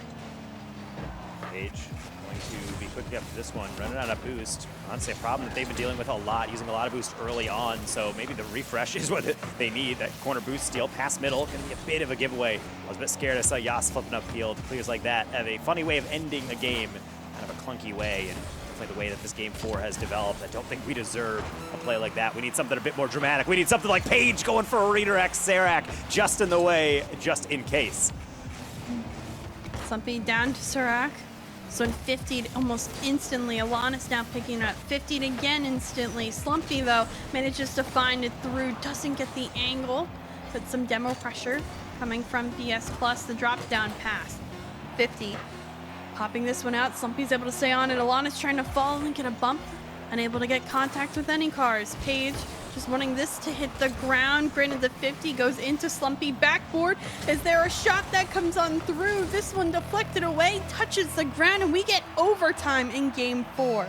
I don't mind sending everybody there. BS Plus trying to get the goal at 0 second, but now slow and steady progress there from We Don't Care as they're trying to mount a reverse sweep attempt here in the semifinals. They have made it to overtime. It's the farthest they've gotten in these games. Now they just need to push that much further. That dunk down was promising up till Alanis able to cover that one. So Emma out of her own side gets the first touch. Demo off camera though. Yas doesn't have that. It could be open from an angle. Someone's got to recover. Page flailed at this one, and it's just that simple. Demolition derby. The morale is crushed, and now so too is We Don't Care. Oh, that demo distracting everybody, thinking the shot is going to come quicker than it is, but instead it comes late because nobody is on their feet, on the ground, just like that. BS Plus end up going to grand finals to face the likes of DRS. And this is one of the more neat and tidy broadcasts I feel like we've worked for a while, Jigsaw, where we come in, we're saying, hey, I think DRS are pretty good as first seeds. I think BS Plus are pretty good as first seeds. And then the first seeds play like the first seeds coming into the final bracket. So, I mean, super well done by them. And I will say, hats off to We Don't Care, taking their best shots. It got so close there, but of course it ends almost as it begins. BS Plus just able to slowly dismantle the rotation. Panic starts to set in, and unfortunately they just could not cross that finish line, could not get that game win. But, you know, when you're playing against BS Plus, I do not blame them. It is so difficult to tie them down because they are dynamic, they always adjust well, and to be honest, definitely deserving of a grand finals appearance. Yeah, I did like the fight though that We Don't Care brought into that game number 4. It did feel like they had that chance, that they had the opportunity, that they were giving it all the last energy they had. That always makes me happy to see they didn't give up until the very end. Just how things went, BS Plus ended up being that more consistent team. They still adapted, and even when they went down 0-2 at the start of that game number 4, they fought back themselves and decided they wanted to end it here instead of giving up a game, even though they had 3 games already in hand. They easily could have went into game 5 and won it there. So both teams doing very well on the back and forth, but BS Plus moves on forward. Both number 1 seeds move on forward, and you have to wonder if there's already 2 sweeps. What is our grand finals gonna look like in this best of 7? I'll say super hard to know, but we're just going to have to wrap up semifinal 2. Once we have Bass back on the desk, we're going to throw to a brief break. But of course, back with more Star Chaser Showdown number 2 here for the EU playoffs after this break. I thought I meant a little more. Don't wanna play no more. Come on, boy, tag me out.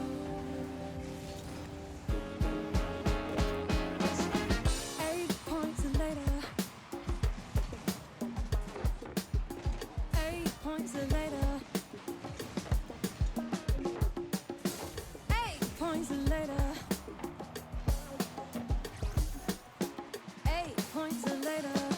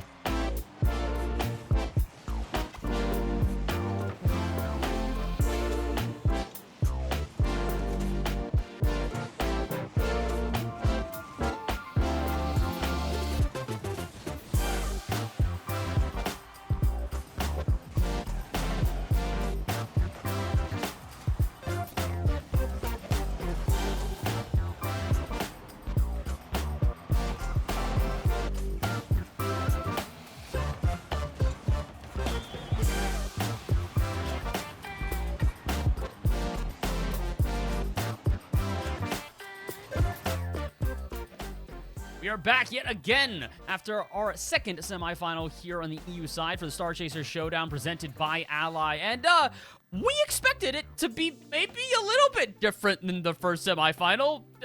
Chixa, it wasn't. Not really that much different. No, it was another sweep, and it was also dominant, and it had a really great goal differential. And what is on with these EU #1 seeds out of each group? Both of them are just too good. They're unstoppable. And when two forces collide in grand finals, then something's gonna happen that's different, right? I hope we go to 7. I hope we go to 7, but as we take a look back upon the replays here, Taco, we're going to notice one thing in particular, which is that it wasn't just the fact that they were outscoring their opponents, it's that BS Plus just took control of this game, not allowing more than 3 goals throughout a 4-game series that also went to overtime. It's very clear this team is focusing on both offense, defense, midfield, all-around gameplay for how they're playing right now.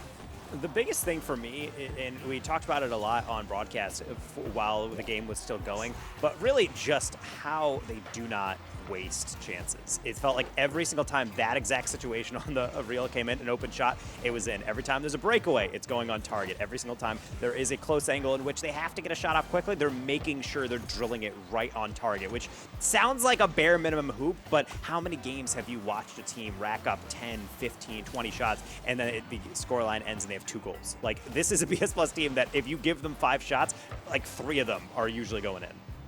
They were unbelievably efficient throughout this entire thing, and it kind of goes to show that this team really has been working towards not only results like this, but a play style like this. I'm messaging back and forth with the manager of BS Plus competition and Mockfish, and he's talking about how the team's been grinding for this, and even in moments where they're feeling a little bit nervous, the great thing is they now have Moomin, their coach, in studio, in-house with them in Munich, who is now also helping them and kind of keeping their mental together, keeping them steady as they continue to play through. Because you mentioned it, going into Game 4, hey, we're playing really well. It's a little bit nerve-wracking to be this good and to, have this much pressure. We got to collect ourselves. And they did that. Despite giving up 2 goals against We Don't Care, they turned that one around, are able to get the win in overtime, and also to get our Ally match MVP. Shout out to Slumpy, doing it again. Slump Goat, as we love to call her. And, chicks, the stats speak for themselves.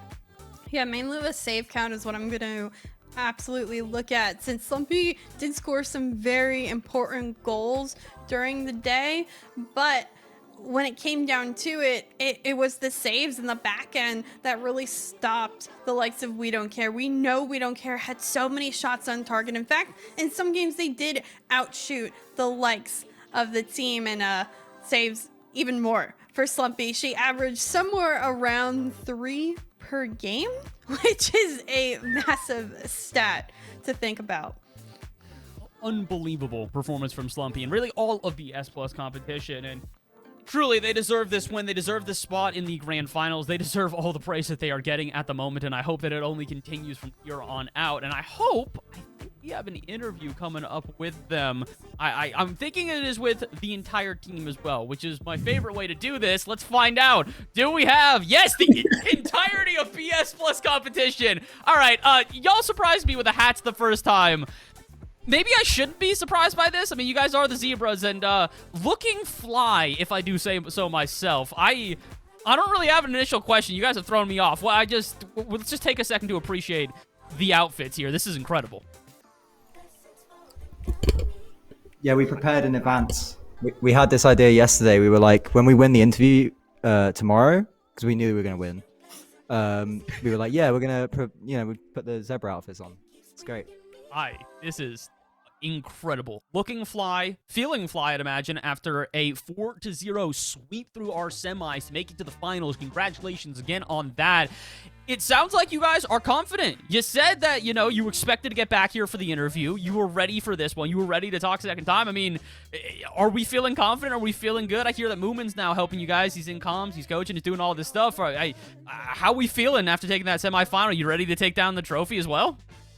Yeah, let's do it. Yeah, I mean, we're feeling super confident. Like just before the series, Alana started dying. She forgot her inhaler, but it's fine. Don't need to breathe to win a series, apparently. Just score. And yeah, just full win. You stole the breath from the other team apparently here. I don't know if you guys heard the stats on this one. I want to make sure that I'm doing these numbers right. I believe you guys outscored your opponents 13-3 in that last series. You guys quite literally shut them down both on offense and defense. You really didn't give them any options. Is this a part of the game plan here? Is it very much an all-around type of play style, or are you guys just kind of, taking it one game at a time? Whatever the opponent is going up against, we're going to figure out a way to counter it. Do one of you want to answer that? I think we should let I think we should let the Hold on. Is this going to work? Hello. Amazing. Sorry, I have to talk through the mask. Now, basically, our game plan was mostly to just chill because we know they're a pretty aggressive team, and at some point we have to let them come towards our net. So we just had to handle the pressure and not panic, and just try to get control over the game. I can't explain. That was a very well articulated answer. Thank you, Zarak, for that. I appreciate that. The sound of it through the mask, unbelievably incredible. I cannot describe to you how that sounded from my perspective. That was amazing. By the way, it sounds like the vibes are high. It sounds like you guys are playing well. I'm not gonna really slow down the momentum. You guys have got a grand finals on the other side. Before I let you go, any message you guys want to send to DRS who are awaiting you? You shouldn't give me the microphone. I'll get cancelled. Look, all I'm gonna say is, I think we're the underdogs going into that series. So we have no expectations on us. We have no reason to worry at all. We're just gonna play our game and win. All right, I like it. Confident, ready to play, and I will not keep you any longer. Thank you again to all three of you guys for joining me here. Only advice: don't play in the zebra mask. I don't think it's gonna help you guys out. I like the suits though. Keep those on. That might give you guys the vibes necessary, and hope the vibes continue to ride high here for BS Plus competition. That was our second semifinal here for the European side of the Star Chasers Showdown. We still have got one more series to go, and that one more series is our grand finals. When we return from this break, it is BS Plus competition versus DRS, the self-proclaimed underdogs looking to try and take their crowns, but DRS, they've already got crowns and accolades out the wazoo. Let's find out what happens. Don't go anywhere. We're taking a quick break, and we'll be right back.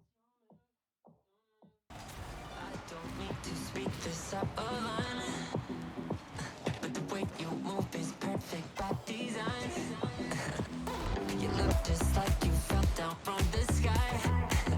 Yeah, you're on another level. And you got something special. If I could let you fall in love with me, you know I would. You got me with your hook, and all you got to do is fall. It's your move. Now it's up on you. If you want it, you just gotta say please.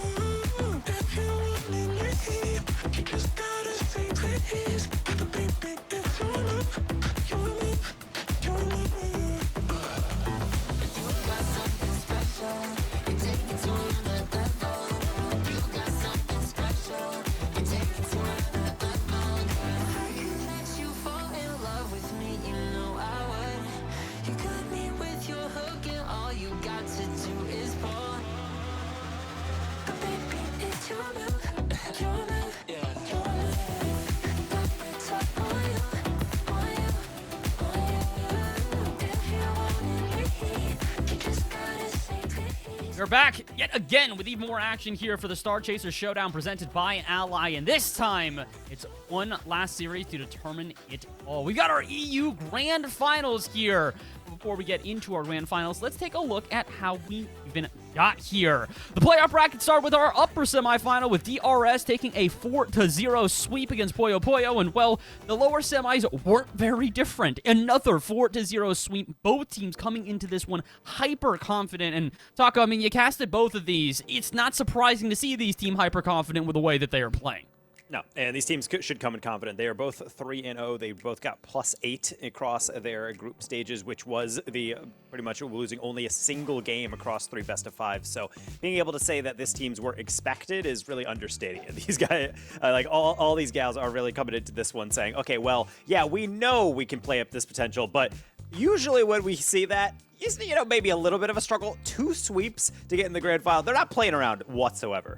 I believe both of the semifinals were also a 10-plus goal differential for the winning teams as well. So like we said, it was a handled semifinal for both sides, but this grand finals is probably going to be a bit different. DRS and BS Plus competition, 2 incredibly capable teams, and as we take a look over at the rosters for either one of the sides, I mean, there's stars on either end here, Chick. So we could talk about this team for hours, we could talk about BS Plus for hours, but I mean, Steven, Ravina, and Ducks, this is a team that has taken wins before, that has taken stages like this before. It is not surprising to see them here back in the grand finals. I would definitely say they're on the side of the more winninger EU bunch, at least with their accolades and both teams being around the scene for the same amount of time. But I do think this team has a little bit less chemistry, although they have played together in different sort of orientations and slightly different group combinations. They are very individual players. Their mechanics off the charts. It doesn't matter who you look at. They've had outstanding plays and clippable moments all throughout today, but I just need to make sure that they connect with one another and they're ready for that rotation and the 50s that have been coming through on the other end of the field. It definitely has been a more controlled game on the other side, and that other side is BS Plus competition. The last org remaining here, in an org that we are happy to have back in Rocket League, and my goodness, what a splash they have made on their re-entrance. Sirac, Slumpy, and Alanis here, all unbelievably talented players who, as you mentioned before, it's very much more the sum of their whole that is continually greater than the individual parts. And not because of bad play by any of these players, but Taco, it's very clear their game plan is cohesion the whole way through. Yeah, and they're believing in each other, and that's really what you got to do. Yes, there's solo play opportunities. Yes, there's opportunities that you will obtain that you have to just be able to say, all right, I got this one, I'm going to try to snipe it. We saw plenty of that, but all in all, a lot of assisted goals, and because of that, they're a difficult team to pin down because they're always going to have the next person in line, going to have some other defender, and even when they're racking up a lot of saves up against We Don't Care, you're not seeing a lot of moments where you're really scared that that one's going to go on through. This is also going to be something that's going to motivate them because as much as they're laid back, as much as they're kind of joking around, and that keeps the vibes good, this is a team that is on a revenge tour a little bit, as you had kind of alluded to, because Cat Jam, Ravina, and Steven was the team in Star Chaser Showdown #1 a little bit earlier on in the year that did beat this roster to be able to make top 2. So this is a team that is in the grand finals. They're top 2, but they are not here to come in top 2. They are here to take the whole trophy. And honestly, they could. Either one of these two sides could absolutely take it at this point, and I think that's what makes it all the more interesting here, because every other time that I've come to you guys or our other two talent on today with Jorby and Lemon, it's always been, hey, who do you guys think is taking this one? And there's usually a bit of a favorite. There's an idea of what team should be coming out on top. I don't know if I've got a definitive answer at this point. This might be the first time we come into this one with about as even odds as possible, despite the fact that BS Plus have at multiple times stated that, you know, they are the underdogs in this one. I don't know if I can necessarily agree with that. The results speak for themselves. The stats speak for themselves. The players speak for themselves at this point. And while DRS, you can absolutely say the same thing, that's why it's so even, so difficult to pick either side. And that's also why I think I'm going to make you guys do it first instead. Taco, I'm going to you here. I need a prediction, game total, and what team's taking it. Oof. See, this is a tough one. Historically, I think Chixa definitely alluded to the thing that is kind of slowly driving me forward is that I do feel like DRS has maybe the higher mechanical peak. It makes them a lot more difficult to tie down, but when I watch them play, it does feel very individualistic. I don't feel like I see the teamwork, and I think this is a team game. I think BS Plus actually have this. I think they get over the hump. I'm going to say if this is not at least 6 or 7, I would be shocked. I'm going to give it 7 just because I can only hope. Before we get to you, Chicksa, for your prediction, I want to also say that you guys at home can now predict as well. I can see the chat buzz, and I've got half of you guys saying this is definitely DRS. The other half of you saying it's BS Plus without a thought. Put your points where your mouth is. Throw them in. Get a prediction in. See what you believe. I probably will end up dumping all of my points onto a team here as well, but I won't tell you which one. I'll make sure that Chicksa, that's your first. Chicksa, who you going with here? You know what? I think the ice is going to be better on the DRS side. I think they pop off, they pop out, and they win in 6. And I won't give you my prediction. We're splitting the desk here instead. You're going to have to go and check in chat, see what the prediction is instead in order to find out who's coming out on top. You'll find out pretty quickly when I dump all 10,000 of my points on a team. But for right now, we got to give them the spotlight, give them the game. It is a best of 7 to determine our European winners here for the second Star Chaser Showdown. Get up, get loud. It may be late in the EU region, but you know what? In North America, we're just hitting noon in the central time zone. We are awake now if you haven't been. Don't sleep on either of these teams. They swept their semi-final matches. And you know what? It's the grand finals. This crowns our champion, and these two teams are stacked, Taco. Yeah, to say stacked almost feels like it's like, well, yeah, obviously. But I think this is really just illustrating a lot about how many times we get to these events and just see the talent continuing to get better and better and better. And speaking of Ravina getting better and better, that's a nice layoff, but Ducks still had a lot to do and does it so well. Yeah, great, really touch here to extend the play further. This is the mechanics that we talked about. These are the extensions we talked about. Yes, do DRS play a little bit more individualistic, but what I've seen today is they have connected on a majority of their passes. They always touch with a purpose, whether or not it's to set themselves up or to set a teammate up. They're good with that first contact touch. Granted, this one almost goes in on the clear, and they're gonna have to be careful for that all day long because DRS can get a little overextended just due to the mechanics and the speed that they often bring to the table. Serac opting to hit that one to the sidewall makes it a little bit harder to read on the clear. Ducks problematically, though, will be in the way regardless. That 50 is going to lead to Ravina getting the open shot, and super well done by Ducks, just not letting this ball out. Wow. Very impressive, to say the least. The continued efforts on the offensive end of the field. DRS slotting in the shots and the goals and managing to find ways to score early on. It's only a minute. And between that, 2 goals for DRS. Not what I expected so early on. This isn't a feel-or-out game. I think both teams very much are past that stage, whether or not they're playing each other for the first time today. Serac able to first touch. Needs a lot more than that, though. Ducks is only going to allow about 1 or 2, and now here comes potentially a counter again. Ravina just going to lob that one forward, keeping the defense on edge. Ducks quickly up. Alanis is as well.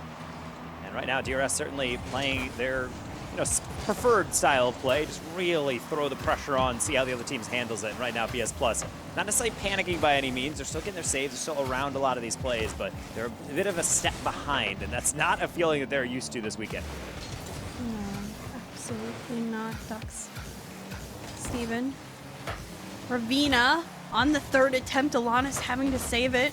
But again, everyone getting some contact with that ball before the final touch comes on through. Ducks able to send it down to Steven, who pops this one high off the backboard. Slumpy, well read, but low on boost right now is the BS Plus side. They've been stuck in their half. Finally a clear out. Do they get an open opportunity? Slumpy tries to slot it in, and it's a great attempt, but only 1 shot will come from it. And they're gonna have to manage now defense on the other end. Quick transition. Shot is slow, and Slumpy able to find the save. Zarek, that soft touch, keeps it close enough. Now Alanis looking for a double. That's not going to have enough boost. Tries to get the adjustment regardless. Now Sarek, a lot more in the tank. We'll take that one up, and even if that's not on target, does hold up for Slumpy and Alanis to get back, and then absolutely move on 4. Not too far, though. Ravina, again, just cannoning a clear all the way into the back line, so BS Plus going to have to build from scratch. Ducks working the corner, gets past a couple. The 50 is in dangerous territory, and Alanis luckily able to put it into the corner, but still pressure continuing to come from DRS. Ducks doesn't get the extra touch, so I think that offensive opportunity will fall flat with that clear, especially from Slumpy on target, but Ducks able to be back and send it back in midfield, holding on to this 2-goal lead. It may have been 2 goals in the first minute, but since then, nothing has been scored. Both teams have locked down defensively, and have been able to find opportunities really that are threatening on either side. And being able to actually get into the pace of the game is one of the hardest things, in my opinion, as a competitor. It's the thing that I actually struggle with the longest time, is being able to say, all right, well, you know, we've beaten other teams, but this team is going to definitely be a big change. And even when you come in ready for that, it just doesn't seem like you're 100% sure of what's about to happen. And how can you be? Ducks turns that 0 angle into a viable scoring opportunity. Fortunately for BS Plus, it is only going to remain at 2-0, but for how much longer? Ducks try number 2 off the bar, and Steven not going to feature any more missing woes. Again, is always the follow-up. That's one of the craziest things that DRS brings. Ducks, I have all the faith in the world. Normally, 9 times out of 10, she will hit that crazy top shelf angle, but instead, I'm laughing because I could see her chat. She was upset she didn't hit that moment. But the follow-up by her team is really what's important there. She has the backup, even if she creates havoc upfield. And now because of it, a little bit of passing play action, Ducks is able to get her score now here. And this is a real tough one now, as the combination play, something we don't really highlight too much, but certainly something DRS has no problem in doing. They're just always around getting those cheeky little touches, and I have to say, if you're wondering about how this one is going to go, then look no further by how just quickly the scoreline has really started to expand and balloon outwards. So it can be a tough one to really pin down DRS, and even BS Plus, top team from the other group, getting a sweep as well in their respective semifinal. Even they are really trying to backpedal and handle this pace that they're coming up against. Backboard touch here, maybe an opportunity. Slumpy, I saw trying to go a little bit more upfield, cause some havoc on the bump in demo game. Shot comes from Serac and it's high and also deflected away. Yes, plus not much more time left to get something going. I was hoping they would find one late goal, at least to find some momentum, but you know they'll talk about this game. It is game number 1. It is a best of 7, so much time to adapt. I mean, all of us predicted, well, at least you and I predicted 6 and 7 games apiece, no matter what. Here's that momentum goal at the end of this game for BS Plus. They rebound going into the next one. It really isn't copium. I really do feel like goals like this really do help, because it's just kind of like, okay, finally, we've broken the seal. We don't have to deal with a perfect sweep accusation if this keeps on going. No, we got a goal, and it's off a counterattack, so we're still shooting our shot. We just need to be able to mount up a little bit more, because 6 shots against DRS really not going to be doing it, and certainly they're not lacking for opportunities. And missing a couple off the backboard. If they start hitting those, could be even further trouble, but game number 1 was no trouble at all for them. Yeah, tons of pressure, tons of opportunity for DRS throughout this game, throughout the ability to just continue to make plays. They started off strong, and I think that put BS Plus on the back foot. 2 goals, as I mentioned, in the first minute of gameplay, and then they were able to just keep on moving forward, rolling forward in this one with that momentum, and it took BS Plus a lot of time to get comfortable. And it's going to take even longer, I think, even though this is only game 1 and it's kind of something that, okay, you just shed it back and like, all right, we'll focus on the next one, then yeah, that's great. But it's going to be difficult. DRS is a team made up of, as we mentioned, a team that came in first and second and last Star Chasers. They are going to be so hard to pin down because all the mechanics are going to be solid, their speed is never going to waver, and they're going to take good challenges. So what do you have to do then? Well, whatever you can. That's really it. You're going to have to play scrappy. And BS Plus, I know they have that capacity. I didn't necessarily anticipate it being the cleanest series, mainly just because we predicted it. If this is going to be a patented grand final, there will be some games traded back and forth, and maybe it'll just be a little bit slower of a pickup for one of our sides. There's always a ton of potential on both ends of the field. Hopefully they're comfortable. It's grand finals. Locked in. Everybody better be locked in on the field. We saw such fantastic shots earlier from DRS. A great transition goal from Serac at the end of the BS Plus game.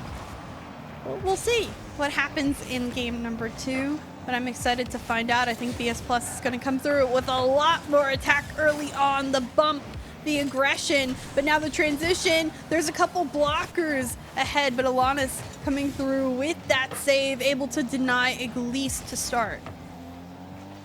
We'll see Steven go for some demos on Serac. Not going to get anything. Ducks just kind of throwing this one, slowly rolling around. So Steven now against the midfield. Nice challenge by Serac, immediately forcing Ravina to turn around. She sensed that danger early. Ravina in control. Flip reset here. Doesn't get a second, and Slumpy, good thing, comes through from the opposite way in order to send it off her own backboard. Steven now off the side in back wall herself, gets deflected back in midfield. Ducks taking the wall off that side wall, a little bit too far to go off the backboard. No follow-up will be found just yet in a pop-up. Maybe a quick transition, but instead Ravina gets off the backboard and Alanis has to send it towards the other end. Pass in midfield. What a shot by Steven. The power too hard to stop. Personally, I like the assist even better coming in from Ducks. That's a wide open shot, but no, it's going to be a lot easier to set up Steven in the middle, a lot more angles to shoot at, and obviously a lot of power to be generated. Wow, even if the defender got really a bumper on that ball is going so fast, might even just demo that defender. Absolute laser of a play, but a lot harder work for DRS. It didn't come as easy as in the last game. BS Plus has been able to defend just a little bit better. This one missing Ravina in midfield and maybe some space, but instead nobody on the ball for BS Plus, at least not immediately. Slumpy though did get that demo. Ravina able to keep it up. Steven can't beat Alanis. This one dropped dangerously in front of net. A double commit comes on through, but at least some pressure released as this one stays in midfield and gets sent upfield. More demos coming out for BS Plus. Do I dare say the demo strategy has started for them? I mean, if you can't beat your opponent, you may as well just remove them from the equation. I think BS Plus just needs a very opportune time to find that demo, and they'll be able to execute a strike quickly following. Wow, Ravina not letting that ball come out of her possession too easily. Even on the pre-flip on that one, almost got to it. Serac up quickly. Alanis, you have to do a lot with the not too much, but Slumpy on the comeback. Almost had this one, if not for Ravina timing that challenge out well. Delayed Musty going to go top corner. Serac going to denying us our first clip of our grand finals, but that's all fine. Still a 1-goal margin for how much longer? Who really knows? DRS certainly in the hunt for plenty more, and they are not letting up on this pressure. What is this off the triple tap?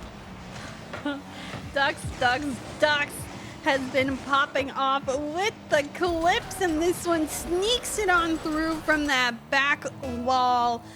Phenomenal play by Ducks, extending that lead for DRS just that much further.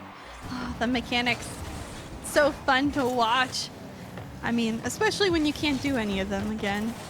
They make it that much more fun to talk about. BS Plus have to find a way to get out of their half. They have to find a way to win with the sheer mechanics. Drop down read isn't red initially. A missed opportunity for BS Plus if they brought the house earlier, but instead the clear pops on through. A couple demos come on through as well, and it's a reset for the likes of DRS. Like this from Alana, starting to get a lot more aggressive on these pre-jumps, going off the ceiling, and it leads to Slumpy maybe get a double. No, Serac taking over. And again, the angle's never in favor of BS Plus. How often are we watching them in the middle? Ball comes across the goal, and then an offensive player has to then completely loop around it. It's not the same as really what DRS is doing, where they're playing it in path of what they're already driving, which means all these shots are easy to direct. They're getting a lot more power and obviously causing a lot more pandemonium in the backfield. I just do not see the same positioning and setup from BS Plus yet, and they're slowly getting there, but that 2-goal margin after game number 1 has to be feeling pretty large to be able to clear, especially as only 75 seconds remaining in this game number 2. I like the increased challenges though coming from BS Plus. They're challenging very early at the start of these air dribble and possession controls by DRS. It's giving them a little bit more time to react and follow up on plays, but still the mechanics have gone that much more creative for the side of DRS because they've been doing those triple taps or trying the flip resets or just getting really good solid passes through, playing that much more to their strengths and versatility. Hopefully, BS Plus just managed to win that 50 that much harder one time and finish off a play. This one sent towards the other direction, but Slumpy, the only one with boost. Alana's able to steal boost with the clear. And Ducks picking up that 100, puts the shot on target, demos the last defender, and Ravina to clean up. That's a tough one for sure for Sarah. Coming to the corner, then turns upfield, realizes actually needs to get back immediately, and Honestly, he recovers too well, got past the ball in the clear, and then unfortunately the demo is going to obviously spell going to be the inevitable goal. So as we continue on to this one, DRS really starting to put this one into a stranglehold. They have understood the assignment. They know exactly what they need to do, and honestly, they're not wavering in how they like to play this. They're on top of the ball. They're constantly using that solo mechanics, and right now, until BS Plus has an answer to this one, this is pretty much DRS's Series 2 lose. They might even stat pad even further if Dux has her way off the ceiling. Gonna be a little bit late to that one, and Slumpy will bring this one to a merciful end as she spikes. Another outstanding victory for DRS, able to get things going upfield, and we saw so many different ways for them to score, out shooting their opponent 12 to 2. 6 times as much for DRS. And I think, again, it was the passing play, it was the mechanics, it was the demo play as well. Everyone contributed on DRS in some way or another upfield in their presence. And it's hard, even when you eliminate one when they tried to involve those demos, the other two are just as capable of scoring something just as nasty.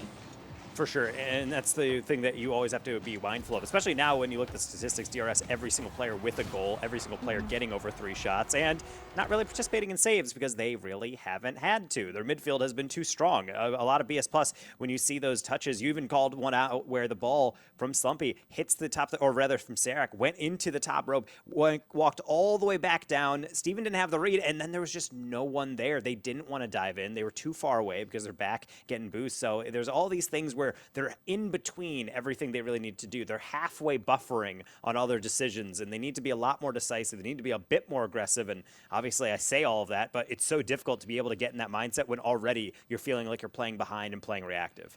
Yeah, I always tell my players to just make a decision. Whether or not it's the right decision, just make a decision. And I think there's a little bit more of hesitations coming out from BS Plus. I mean, it's hard to, when you're going as fast as you are, think about which decision you really want to make and then feel like you have to make the correct one, when sometimes you just have to go for it. And I think in this case, against such a crazy and wild DRS roster, making a decision is better than none and just kind of sitting there. So play a little bit faster, make those decisions, and you know what, sometimes you're not going to win them all, but maybe you'll win a little bit more than they have thus far. Steven, the read, gets the perfect waterfall drop and starts it off early for DRS. Yeah, and Steven not messing around on this one, taking all the time, but that has to be an aerial. Poor Alanis jumped early, then bailed. Not entirely sure why. I thought maybe that ceiling bounce is going to be a bit more aggressive, but either way, you got to jump last second to at least take that angle down. The thing about those double taps is that, yes, it's hittable from that angle, but you have to hit it a really specific timing, and therefore that is what the defense needs to take advantage of. Kinda like this. Well, we were talking about no one's following up. Slumpy does not have this problem on Utopia. I did find it kind of funny that that play comes off of a team pinch. That was definitely a double commit. But you know what? I said I'd rather them both make a play than neither of them make a play at all. So no one calls it out. They just want to react. They both end up going into one another. And you know what? It works out. So sometimes just take the dub and move on forward. Get hyped, get loud. You tied up the game, you scored. There's still so much time to extend this lead further. Great shot on target. Steven last back, but the pressure can continue if you're able to get it back in the midfield. This one gets almost past Dux Serac to follow up. Slumpy last back needs to get contact on this ball, and she does. Speed through here. Alanis not able to get contact, but still, I like that they're going for it. BS Plus not afraid of making a play at this point. Dux flick middle. Shouldn't be able to bamboozle Slumpy, and that's exactly why she's going to get slapped to the sideline instead. Ravina up over the top, trying to dish it herself, and nearly does. Gonna be a crazy solo play. Really, everybody on the roster, if you haven't already figured that out from DRS, is capable of that, which is why every single time that ball bounces in front of net, I feel like it's a heart stopper for BS Plus. Maybe not the same one on this one for DRS. They knew that was well wide. Sarek trying to possess with Alanis, and we'll do that halfway as the roller up goes back into the orange half. Slumpy quickly up, but met by Dux last second. Alanis. It's a touch towards the sidewall. Serac up here. Maybe Slumpy in fact found contact with that one. I'm not exactly sure, but at least a little bit more presence upfield for BS Plus. Dux Gets the challenge up to Steven. Ravina in midfield off the backboard. Slumpy doesn't get contact, and Dux is able to finish because of it. And again, this is just attacking 101. No one's on the backboard. No one's even close to that near post. So lob it high and trust your teammate to get the follow. Way easier read for Dux. They have the whole goal to shoot at, and all they know they have to do is not really bang that one. Just get past the defenders, as the defense is certainly going to be flailing. That's going to be, unfortunately, the lead for DRS for all the BS Plus supporters in chat, and of course in this lobby as well. They've worked so hard, but just so difficult to overcome mountain DRS. They are just so difficult to be able to summit that peak, and so as they continue on here, I really hope that goal doesn't tilt them too much, but I would like them to be able to shut this down. You can't allow Steven to cook, as that one off the ceiling nearly got another shot on target. Lana's putting it into the corner. The defense holding, at least temporarily, for BS Plus. Again, we need those long clears. As you can tell, Steven was the last back there and was past the midfield line of DRS. So crazy to think how far DRS are really extending themselves forward for all of these opportunities. The third man often isn't that hard to hack, but this touch leaves an open net. Serac able to come through just in time and put it into the corner. Maybe a slowdown, maybe some time. Alana speeding to Ravina last back, going to be a difficult challenge, but she maintains possession, ends up faking it, drops it down. Alana's bumping her, but Steven to pick it back up, manages to get the double tap read, but Slumpy finds the save, a demo here, and maybe a little space to work with. Slumpy going for demos, but just a little bit too out of the rotation there, and the clear not going to be enough on BS Plus. They can't get those air dribbles off, so instead it's going to be going down the far side. Steven almost back past that one into a counterattack, but instead it's Ravina setting one off the backboard up the ceiling, reset Ravina. The pass to Dux, I like that one. Dux didn't trust it though, and I suppose better safe than sorry. Still technically 1-goal game. Maybe not for long if these awkward touches keep coming. I'm surprised BS Plus not able to get on top of that. Luckily Ravina was the furthest one back. Now Ravina trying to make something upfield. Steven still maintains control, drops it in midfield where Slumpy just gets a touch towards the other end, trying to buy time for her teammates. The shot comes on through. Ravina trying to bump and block the last defender for BS Plus. But this clear looking pretty solid. I wish Alana's got a little doink, but that touch by Steven isn't that good. Dux coming through, finds the save, another bump. Ravina, a miss. Can Serac find it underneath Dux? No, able to find the footing. Slumpy shot on target. Serac still gets dunked as well and blocked on the play. How many opportunities is DRS going to stop? The problem is they're coming to into fruition for BS Plus way too slowly. Even this clear going to be wide, as Duck's going to be able to guide that one by. Slumpy in the middle. Serac again not there. Steven's going to carry this one down, and now it's got to go all the way across, but it could be a numbers advantage. Slumpy with Alanis in tow, looking for a pass. I need a bump instead. There it is. 0 seconds. Slumpy and Alanis, the dynamic duo.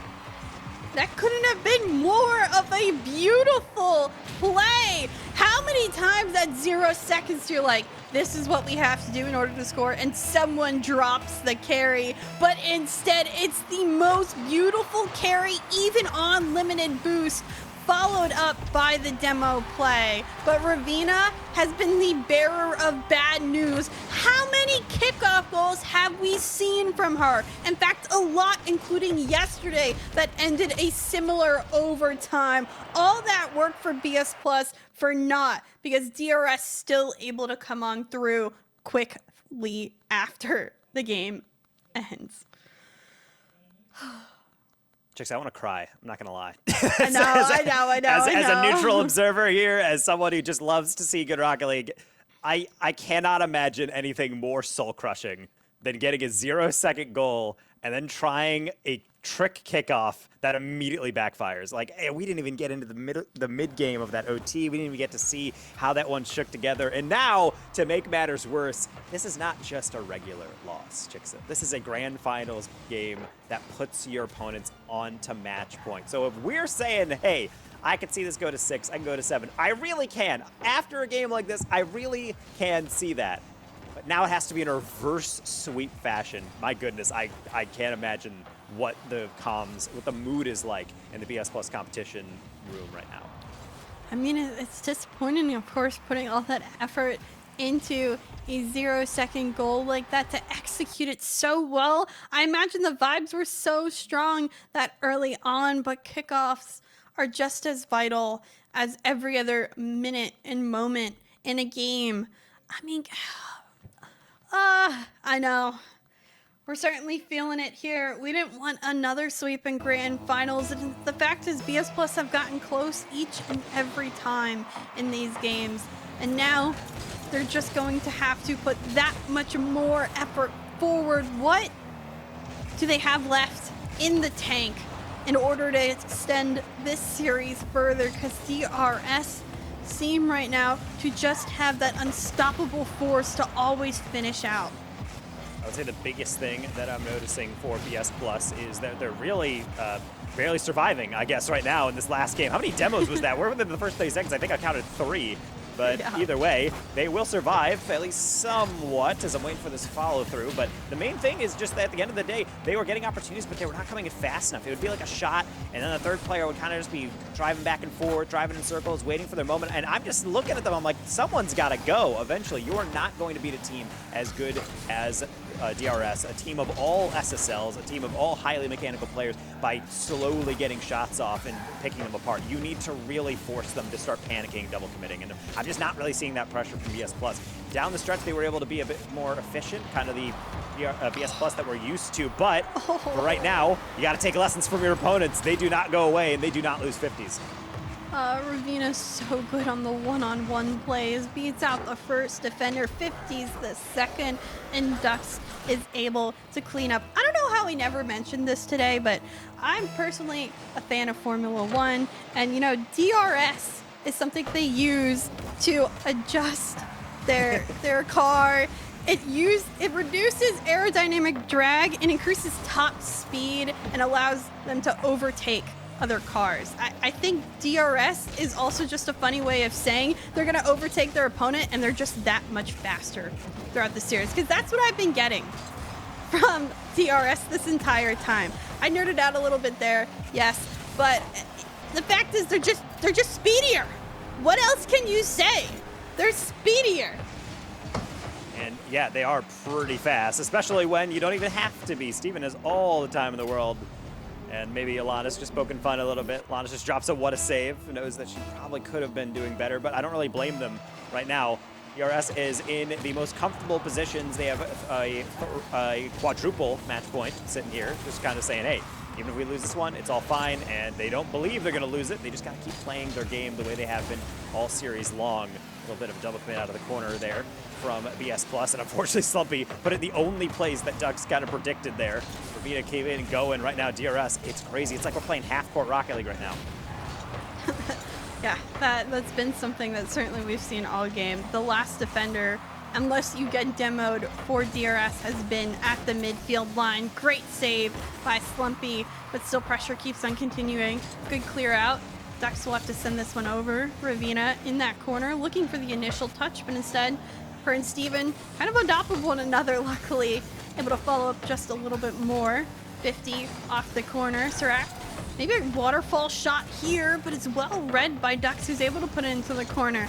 Every read has been so well done by DRS.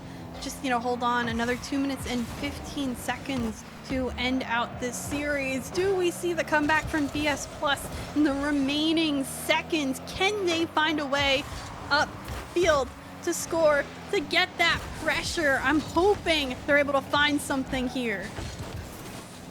Steven trying to find something on the backboard, and they will not find anything, as it will be rejected, but that means Dux has her chance at being able to get involved. Alanis, good speed on that one, but it's only going to go into Ravina. A bit of a mistouch. Slumpy trying to get on top of that one. Boost steal at least. No demo on Dux, and that is one of the biggest things I am noticing for BS Plus. They are going for so many demos. I don't know if I've heard one on the half of DRS for quite some time, just because they're not making that connection. So when you're playing DRS, you need to throw them off kilter, and demos are the best way to do it. Without that, you need boost stealing. Without that, then best of luck, because you're most likely just going to have to outplay them.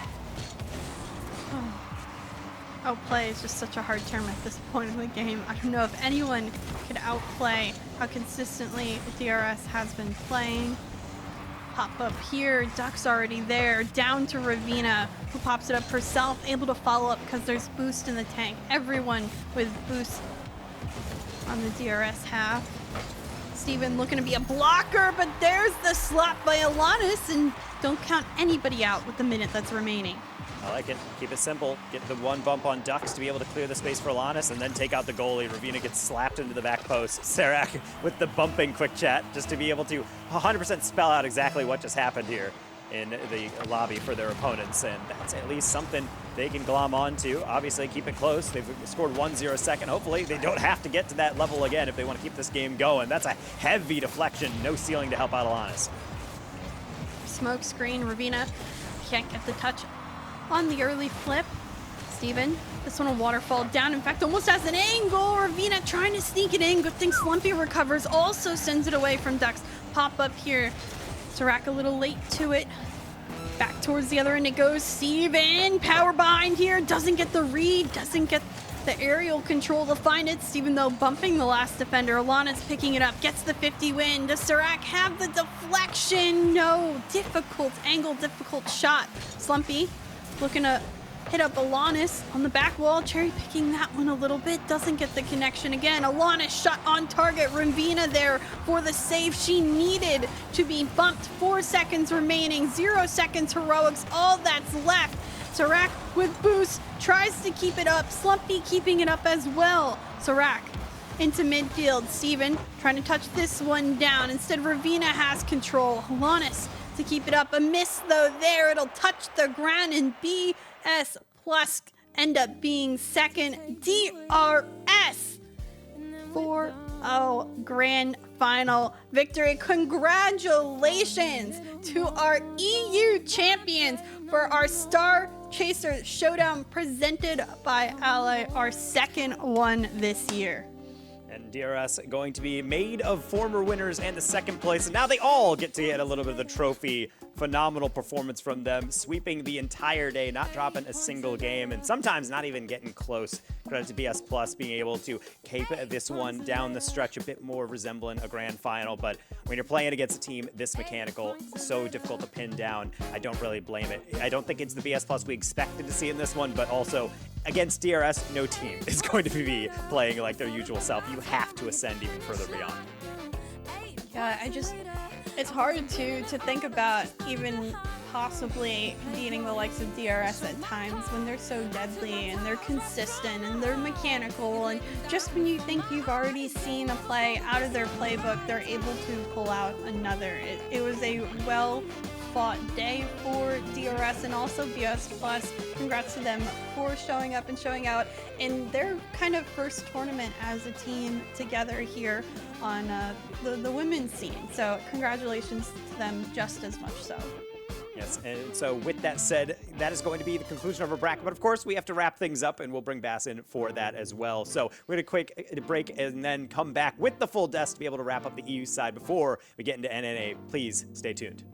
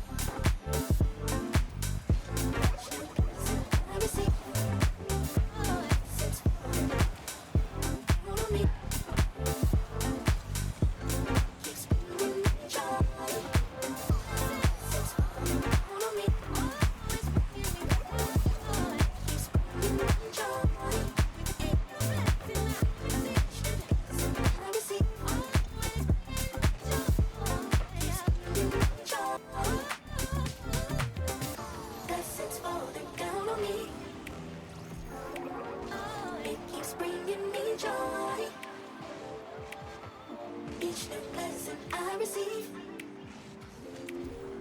It keeps bringing me joy.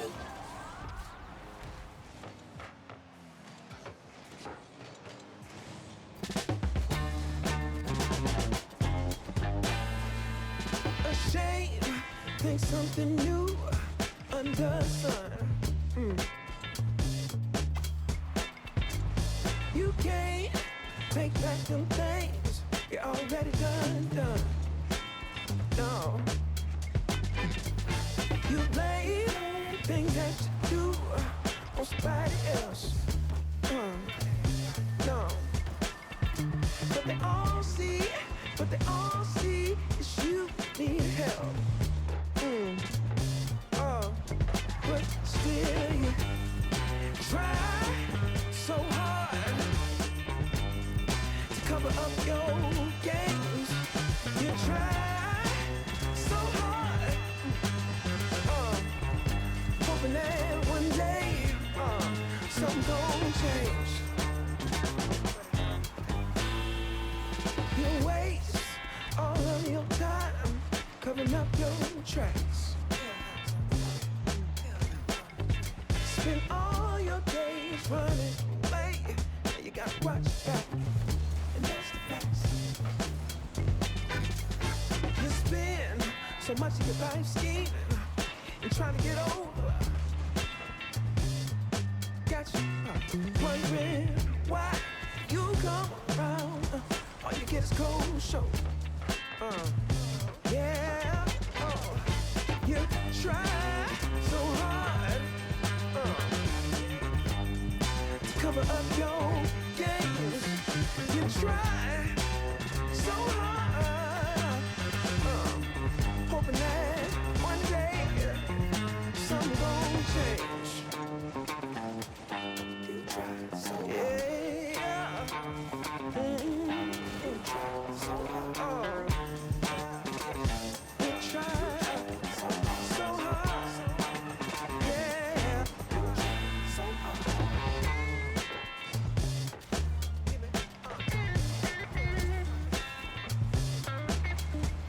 Can't run away from it.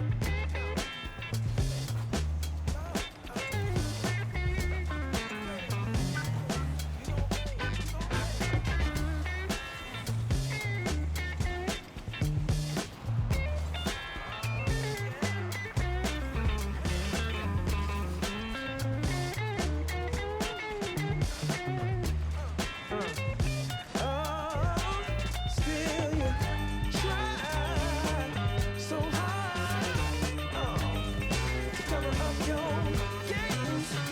Got you thinking don't nobody see all this time. Ooh, it ain't nothing changed.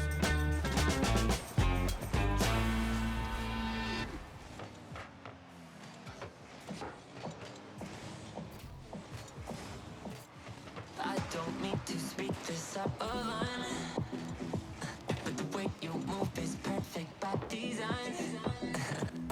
You look just like you fell down from the sky. Yeah, you're on another level, and you got something special. If I could let you fall in love with me, you know I would. You got me with your hook, and all you got to do is pull me. It's your move, your move, your move. Now it's all on you, on you, on you. If you wanted me, you just gotta say please. But baby, it's your move, your move, your move. It's your move, your move, your move. Now it's all on you, on you, on you. If you wanted me, you just gotta say please. But baby, it's your move, your move, your move. I'm sure that you get this all the time. We are back yet again with even more action here at the Star Chasers Showdown presented by Ally. But technically, the action has concluded. Our EU side is officially over as we have our winners here, and it is none other than DRS. You can't exactly be all too surprised, though, Chixo, with the result that we just witnessed, with the series that we just witnessed. You have to imagine that this was the result. Yeah, they were so consistent each and every time. I mean, we've showered them with praises, of course, every time we talk about them, but they deserved it. They were versatile, they were interesting, they were creative. Each and every time in the series, in games today, they were consistent. They connected as a team, were able to make plays so often. I mean, how many clippable moments could we also count throughout today that we saw out of them? They continued to just excel, and it was amazing to watch them play so dominantly each and every time. I mean, domination really was the name of the game, both through their semifinals and through their finals. They were a clean 8-0, not even dropping a game where they got scored on at 0 seconds. So this DRS team deserves all of the praise in the world. I do want to shout out BS Plus as well as Taco. They did put up a good fight, even if they weren't able to get a game. Yeah, and you can say that for a lot of teams. Well, it's like, oh, you did their best, especially right here. Love this one on the highlight reel, the lead demo into the 0-second goal. Granted, didn't last too long, but yeah, a lot of teams, when they play against DRS, it is just slowly them getting eroded. I think we saw that a little bit in game 1, but after that, did feel like BS Plus were starting to figure it out, solving a puzzle, but solving a puzzle when you're also having to contend with air dribbles is not the easiest thing to deal with, and DRS naturally is just always going to be a handful. You know what? That 0-second goal lives rent-free in my head. You can't say that doesn't live like rent-free in your head when you saw that happen.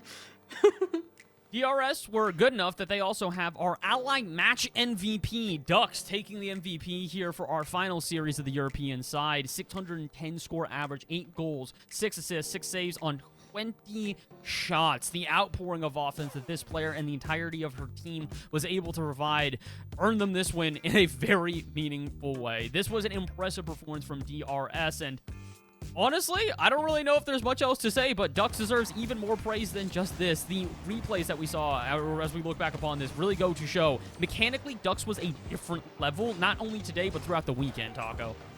Ducks has really always been her, though, in terms of all these matchups in the women's scene, because you see all the plays and see the double tap, you see the dribbles, you see just the fine finishes, the ground pinch all the way across. Like, she really can do it all, and that's what makes her one of the most dangerous offensive players in all of EU for Women's Rocket League, because you set the ball up, you throw it anywhere on the backboard, it's there. You give her an open air dribble, it's most likely going to be a flip reset on target. And a player like that is so much fun to play with, because as a teammate, all you got to do is just smack it in her general direction, and your job is done. I mean, we're looking back, and there's highlight reel after highlight reel play on here, obviously, but I just look at the double touches off the backboard, her ability to get these very narrow angles, great example of what I'm talking about. It made it so difficult, and it has also made her our Allied Tournament MVP. Ducks from DRS is our EU Tournament MVP, and honestly, I don't really know if there's anything else we can say, but well-deserved, Jigsaw. Yeah, she was outstanding, consistent, credible, clippable moments time and time again. Ducks was fun to watch, and I think although throughout her history, she's always been really good, she has wavered at times where she hasn't had as good of series or tournaments or days, but this was just her tournament to live on, hence of course the entire tournament MVP. But she has been able consistently to be that person in this tournament, and because of it, huge congrats to her. Definitely pat on the back. Hopefully she can take that reel and just be able to use it herself as a kind of confidence booster overall. I'm excited to see her as she continues to even get better and grow and show up more in these tournaments again and again. She has continued to improve every time that we watch her play, and honestly, it's pretty impressive considering how good she was even initially coming into this one. So, look, the sky's the limit for this DRS team, and I do have to, again, credit BS Plus for being able to also play to an incredibly high level, but again, there can only be one winner here for the Star Chasers Showdown, but there can be other casters throughout the day. For right now, we actually got to switch out our caster chicks at Taco. Thank you so much for joining me here for the European side throughout the weekend. It was some incredible competition, and for both of you guys, it's a return to this competition. So, Jixa, any final words before we let the two of you guys go? Well, just thank you, of course, to Radiant and Star Chasers and Ally and everyone for not only having these tournaments across the year, but for bringing me back. I love the women's scene. I've been here a really long time and kind of watched the growth and the fall and the evolution of new players and new teams, the fact that we got to talk about a lot of young talent that we saw for the first time in this tournament makes me feel really happy that we're seeing that competitiveness grow over and over again. Yes, did we have a very veteran team win today, but I know next time it'll just get that much harder for them in the following series. Hoping it stays that way. Taco, any final words before I let you go?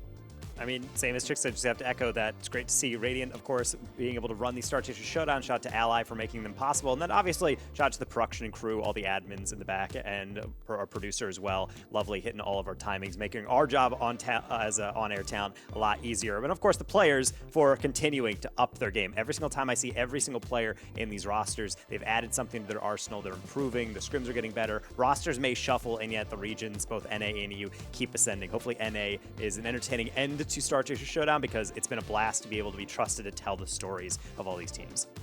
It has been. It's been a blast joining the two of you guys as well here. I'm going to say goodbye to Taco and Chixa, and I believe say hello to Ravina from DRS. I think we got her on the line here for an interview. Make sure that Ravina can hear me first. Ravina, do I have you there? Can you hear me? Hello? Can you hear me? I can indeed. Hello, Ravina. First off, congratulations on the win. You guys are now the champions here for Star Chasers Showdown for Europe. How does it feel to not only be, hoisting the crown yet again, but to now do it again on European soil? Yeah, thank you. It feels like a relief. I feel like I was playing really poorly. So I'm very glad that I could not, I guess, weigh my team down too much. I think in the final series I did better, but it was quite stressful for me personally, but I'm relieved that it's worked out well. I will say, there's a common trend. Every time I speak to the winners, it's always, I could have done better. And I'm going to disagree. You guys dominated throughout the weekend. You absolutely deserve to give yourself some more flowers for the performance that you put up. 4-0 through your semifinals, 4-0 through your grand finals. What was the magic today? Was it literally just that you guys were feeling yourselves playing well, or was there a strategy you came into this championship Sunday with that allowed you this level of dominance? No particular strategy. I think a large part is just the vibes, I guess, if you like, in the team. Not to make that sound too simplistic, I just think I've been on a lot of teams, both inside and outside of Women's Rocket League, and sometimes the atmosphere, especially when the going gets tough, can be very not nice. But teaming with Sophie and Dux, it's just it's very, very relaxing. We're very chilled and very level-headed, and whenever we do approach some sort of challenge or a bit of a roadblock, it's never really much of a problem. And I think having a strong mental is really important when it comes to such a I guess sensitive tournament game like Rocket League is. I mean, very clearly, you guys are level-headed. I've had, players hop in interviews, and they're kind of just, bounding off the walls with the amount of energy. You sound calm and collected. It sounds like it's another day at the office, taking another win like this, and this really adds to the multitude of accolades that you have had. But one of the big things that I do have to mention is you are now a European player. This is your second Star Chasers event in a row that you are playing with a European team.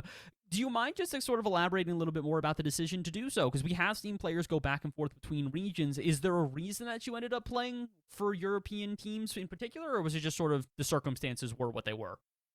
Well, to be clear, I am from Europe originally, and the one time I went to NA, I had an offer from Misfits, which I was teaming with Talibird and Angie, and that was just a sort of one-off thing for me, and I'd never actually been on an org before, and the contract was good. It seemed like an offer too good to pass up, and that's why I was in NA. But I'm definitely preferring EU, and that's nothing to do with my teammates in NA. It's just playing Rocket League on high ping is never ideal, and I feel in Europe I'm a lot more comfortable, especially with the way I play.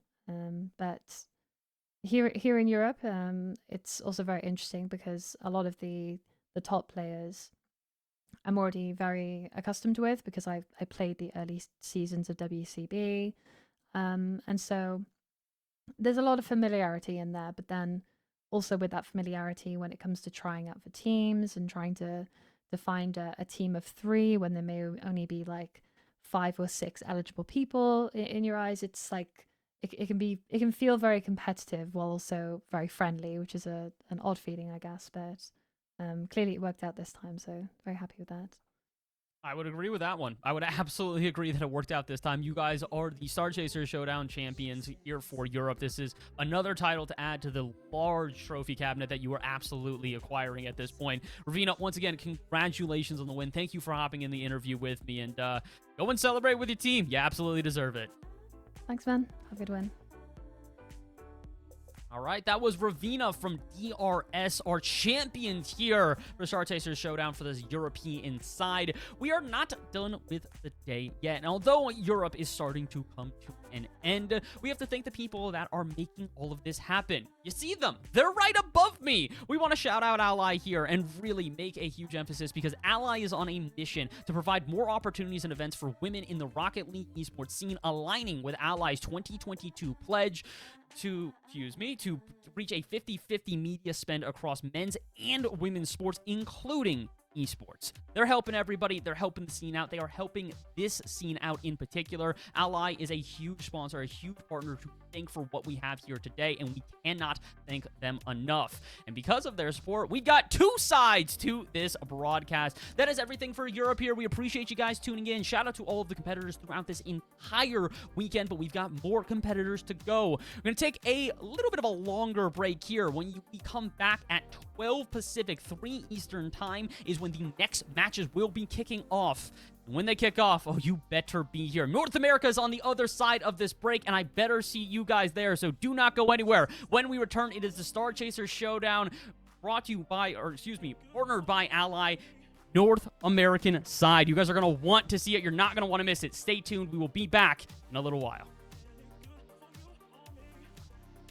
Let's do it. Come on, Dad, get me. Nice play. All right, go. There we go. So cute. At Ally, we're helping millions save more for the things that matter most to them. Whatever you're saving for, we're all better off with an Ally. Get back to work.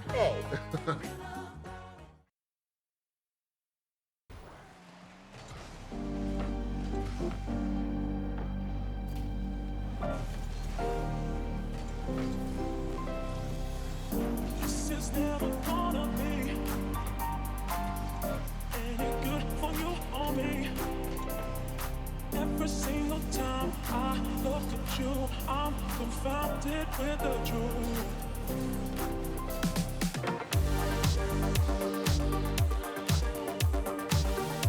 Any good for you or me.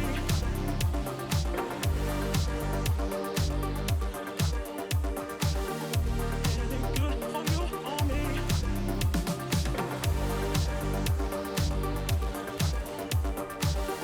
Any good for you or me.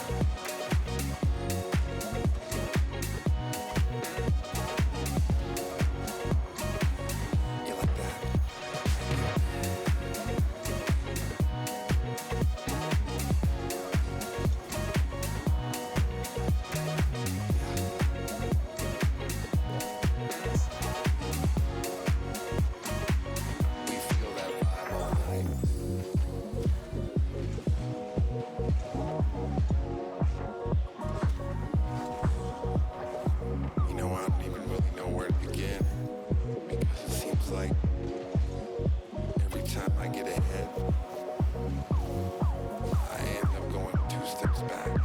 So tonight, I'm just gonna let this one ride. You know what I mean?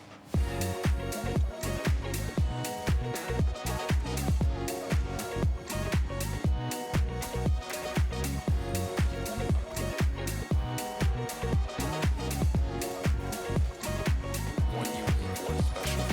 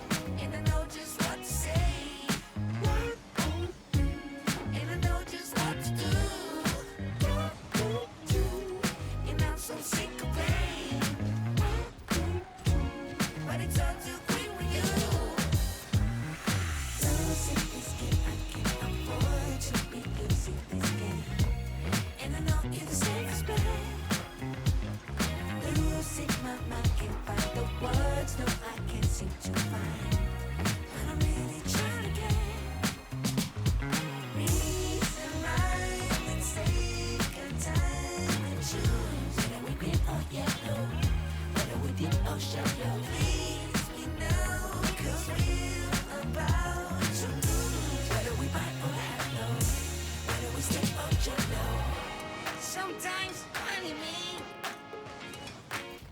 You want a little bit of gasoline. I burned out, so to speak. Come a little closer. Here's some disclosure. Do you mind to quit your pretending? Truth or false, this shit never ending. Hear me now and stop condescending. You see, I'm begging you, hear me beg. If you seek for love, don't try to hide it. Find it deep inside and try to hide it. If there's a way, I wanna know we tried it. Quit your games and now that you denied it. Losing this game, I can't afford to be losing this game. And I know you're the safest bet. Losing my mind, can't find the words, no, I can't seem to find.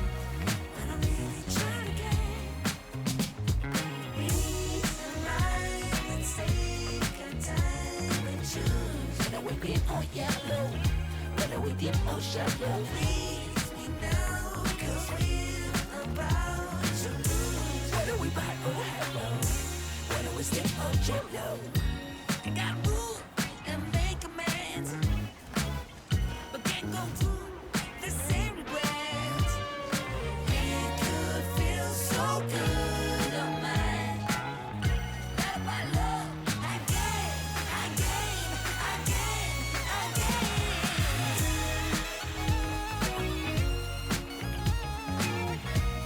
And I know you're the safest bet.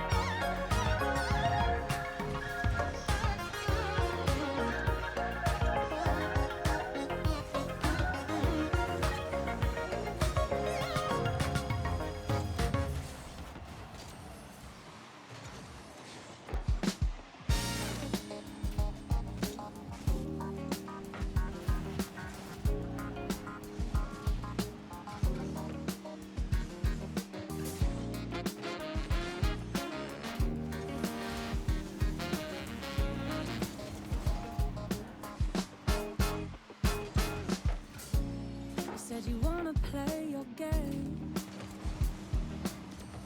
You tell me in, I said I pick it up, it's all the same.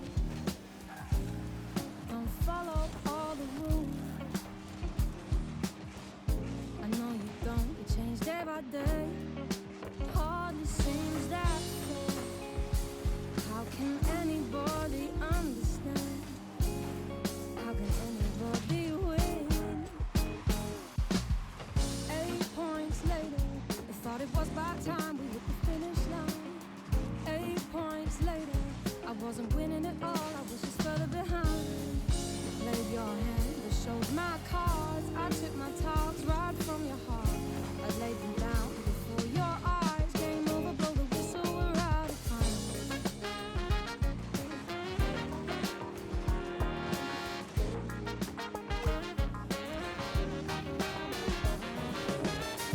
Come on, baby, it's your time to play. What are you scared of? Why do you keep running away? Come on, just show your hand. Do you even wanna play? It's your idea. You hardly seem to care. Why do you expect me to wanna stay? How can anybody win? 8 points later, I thought it was about time we hit the finish line. 8 points later, I wasn't winning at all, I was just further behind. You played your hand, you showed my cards. I took my talks right from your heart. I laid them down before your eyes. Game over, blow the whistle, we're out of time. You're just using me for fun, to take the win, and then we're done. I thought I meant a little more. Don't wanna play no more. Come on, boy, tag me out. 8 points later. 8 points later. 8 points later. 8 points later.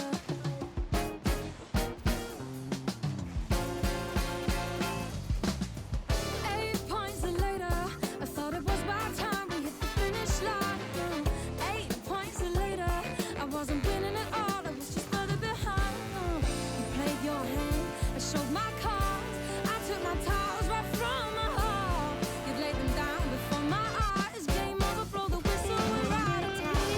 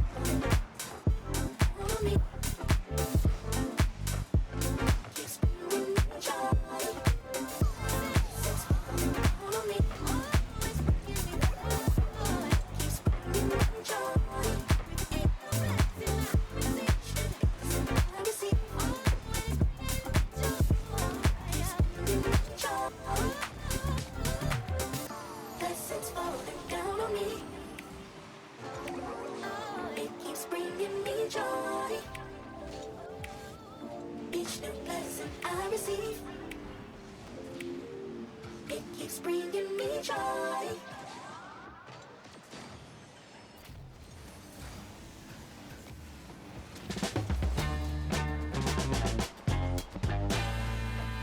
Ashamed, think something new under the sun. You can't take back them things you already done. No. You blame things that you do on somebody else. No. But they all see is you need help. But still you try so hard to cover up your games. You try so hard, hoping that one day something gon' change. You waste all of your time covering up your tracks. Spend all your days running away. You gotta watch your back, and that's the facts. You spend so much of your life scheming and trying to get over. Got you wondering why you come around. All you get is cold show. Yeah, you try so hard to cover up your games. You try so hard, hoping that one day something gon' change. You try so hard. Yeah. You try so hard. You try so hard. Yeah. You try so hard.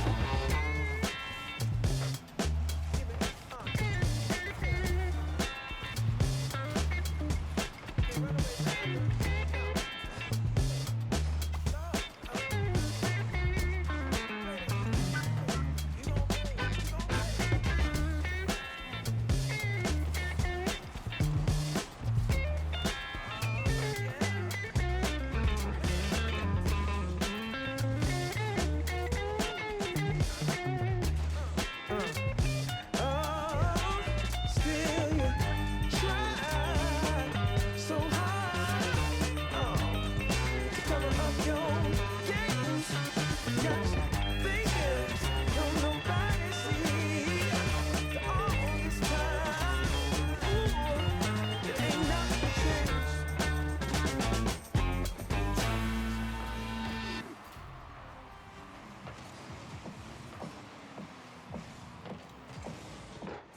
I don't mean to speak this out of line, but the way you move is perfect by design. You look just like you fell down from the sky. Yeah, you're on another level, and you got something special.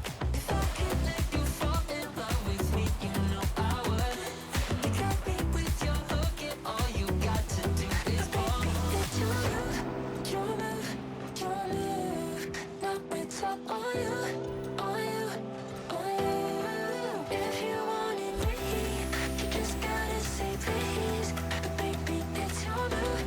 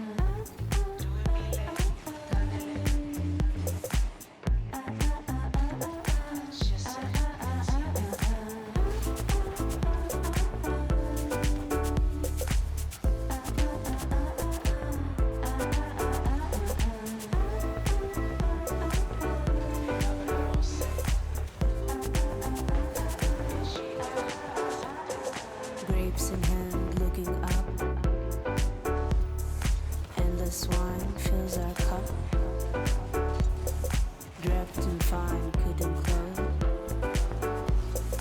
Always hair, skin brown. Music play, the fist begin.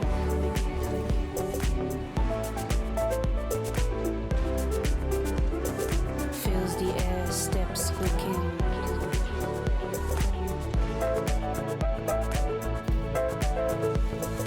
Rhythm beats, high fresco.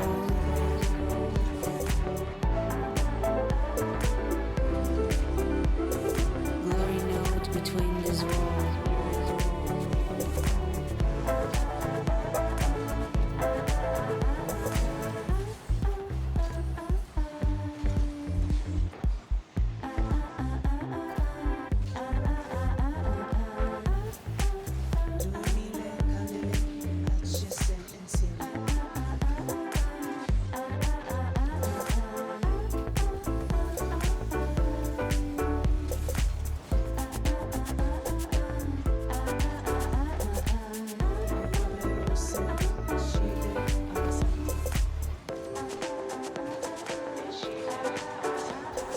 Glass rose colored lips.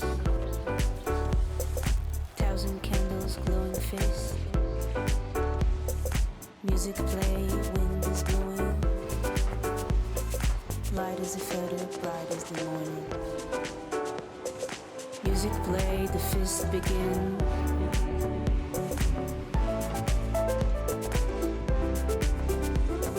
Fills the air, steps quicken.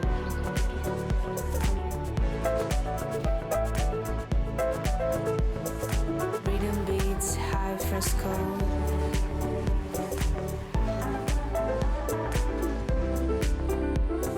Glory note between these walls.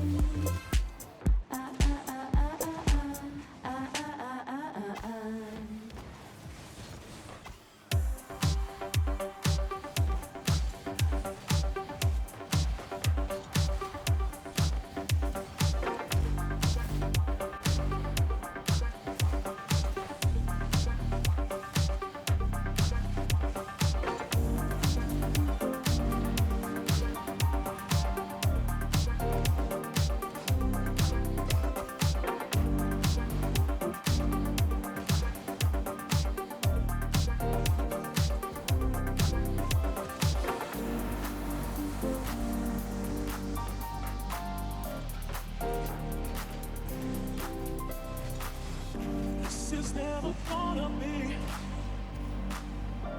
any good for you or me.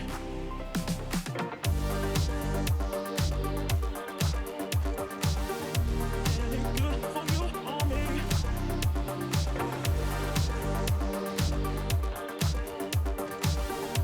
Any good for you or me.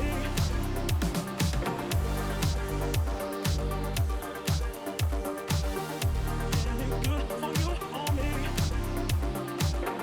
This is never gonna be any good for you or me.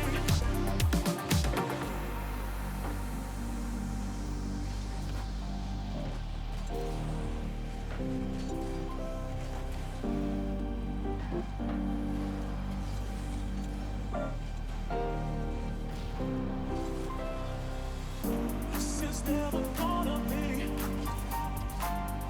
any good for you or me. Every single time I look at you, I'm confounded with the truth.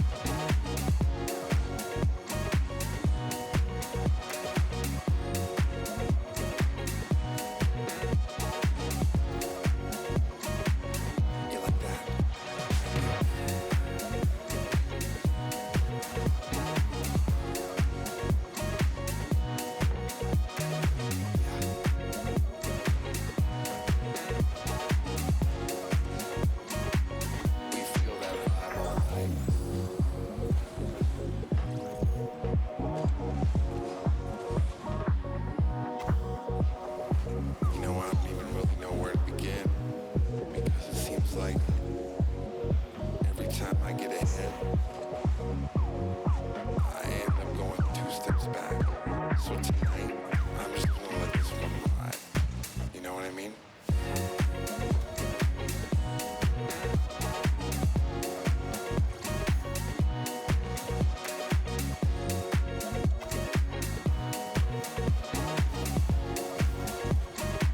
One unique, one special.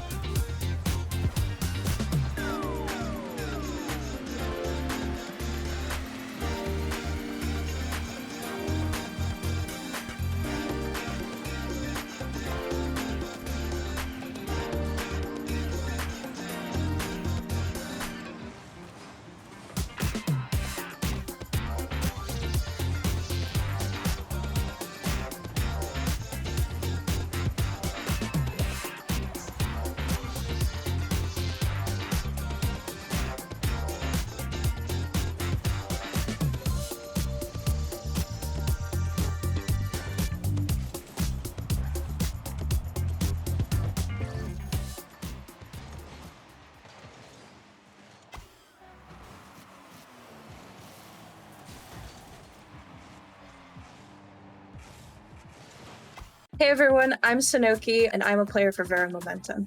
My name's Sophie. My gamertag is Steven, STVN, and I'm on the team DRS. Hello, I'm Tallyverd, and I play for G2 Stride Luna. Hi, my name is Evie, otherwise known as Slumpy, and I'm a player for BS Competition. Hi, my name is Sarah, or Sarek. I'm a player for BS Competition. Well, salutations, could get some energy in here, right? I'm India or Alanis, and I'm a player for BS Competition.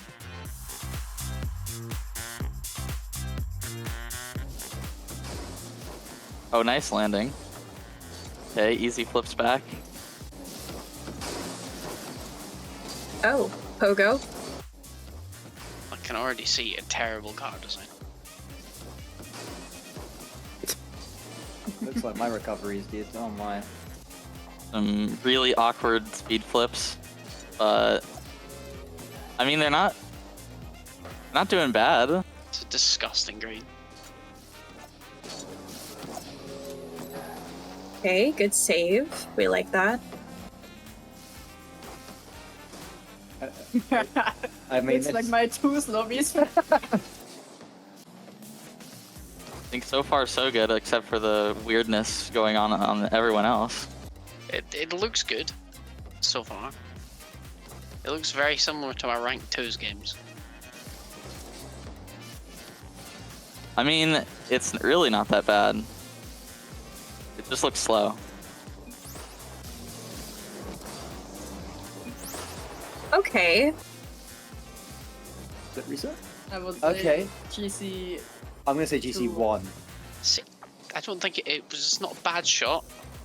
Not bad. Honestly, that was kind of better than I expected it to be. It was looking a little rough in the beginning. Actually, no, I feel like could be that could. champ. I feel like that could be like champion. That could be champ, you know. It's definitely not SSL. That name was a champ name. What was it? It's a champ name. No, it was a Jamie Jude. Like, was it? that's Have you not paid attention to our tooth lobbies before? I mean, he does not like to use Bocam. I say that. Reset was good though. That's his peak. He's never doing that ever again. If I had to take an educated guess based on the movement and just everyone else in the lobby, I would probably say champ. I think this is GC. Okay. I would have to say Grand Champ, definitely. I'm saying champ. Yeah, I'm gonna say saying champ. like champ. I'm saying champ. You have no say in this. Okay. Majority vote. We're going with champ.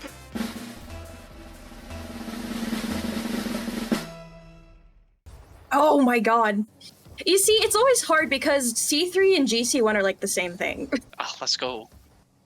I can't say that. I can't say that. God, I can't say that. Sorry. You're gonna. Diamond blast. Oh gosh, darn it! Jeez. Yeah. You should have listened. I'm never listening to Slumpy again. Screw What this. do you mean? You said champ first. It's a good start. Oh, terrible boost though. Oh no. There's a lot of interesting boosts going on. You don't really see that in GC. That was an accident. Okay, this looks not that clean so far. Someone's got like the music, like accelerator boost. I'm immediately thinking like gold. But it could go up. You know, I'm already getting champ vibes. Oh! Did he What is build that? those? Is that the ink boost? What is this garbage? This is lucky. this is Ugh, this is gonna be diamond. like So yeah, that was definitely an accident. See, I feel like plats are better than that. I reckon it's like diamond. No, it's the thing is though. It's champ 2, trust. Champ 2. I'm going. Well, I just think plats are better than gold, so I don't think they're that good. I'm gonna say diamond. Diamond. Yeah, I'm gonna say I'm gonna say it's like. Honestly, I feel like that could be low champ. You know. It could be, yeah. It's either high diamond or like low champ. That could be like low plat. Look how slow this is. Yeah, this is really slow. No wall dashing either. Who does that? Who doesn't wall dash? No, that's diamond. I'm gonna go ahead and say this is either plat or diamond. Like probably diamond, honestly, because I mean, this is either the worst GC or the most average champ, so I'm gonna say champ. This is my own opinion. Go for diamond, and that's champ. I don't want to pick you. One of you pick. I don't want to pick. Actually, I don't know a single diamond that would clip something like that. I'm gonna say plat. I'd say plat. I'd say it's champ 1. Oh, we're going with champ, so.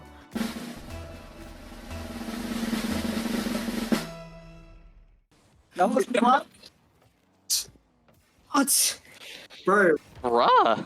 That's a good plat clip, not gonna lie. Let's go, chat! Woo! Oh, let's go. That's plat 3s. Most people are platin 3s. I guess it is kind of slow. And like in 2s, it's like diamond 1 or diamond 2. Is plat that bad? It's a little slow, but you know what? They played like a champ for a play, so I'll give it to them. Oh, we're getting cooked. We need to lock in for the last 3.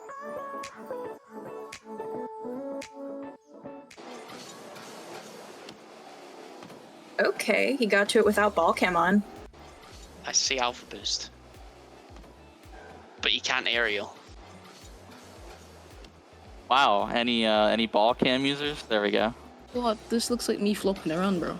Never mind. Oh no, this is Mickey Mouse beating him. Okay. So the guy's movement himself was pretty clean. Okay. I can see what he's trying to do. I'm gonna. That's gotta be like champ. That didn't look that good. This guy really likes car cam.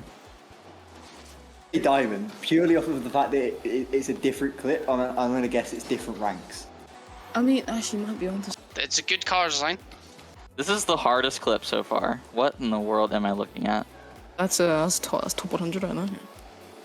To be fair, that's Zen PvP. There's like no control, and like nobody's hitting a free ball, and like nobody's making. Yeah, no. The only reason I say it was like champ was because of like they had the thought process in their brain to recover on the wall after getting like. Yeah, they tried to touch it to themselves. Like. But I used to do that in 2016. To be fair, like this has to be probably gold. I'd say gold. Look at the fake. The fake was not intentional, bro. That fake was not intentional. I'm gonna say probably champ still though. He tried to bump the goalkeeper though. And he's got okay camera settings. Yeah, I think he went for like the edge ball. Low key, is this gonna be the champ clip? Nah, I'm gonna say diamond. I feel so bad if these guys are like GC and I'm just kind of crapping on them. Okay, we'll go with champ. If it's diamond, happy days correct, but we'll go with champ.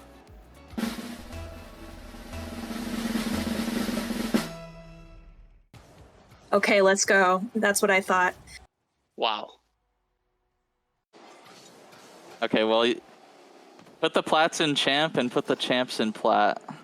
Okay, we're cooking. We're cooking. The recovery is recovering.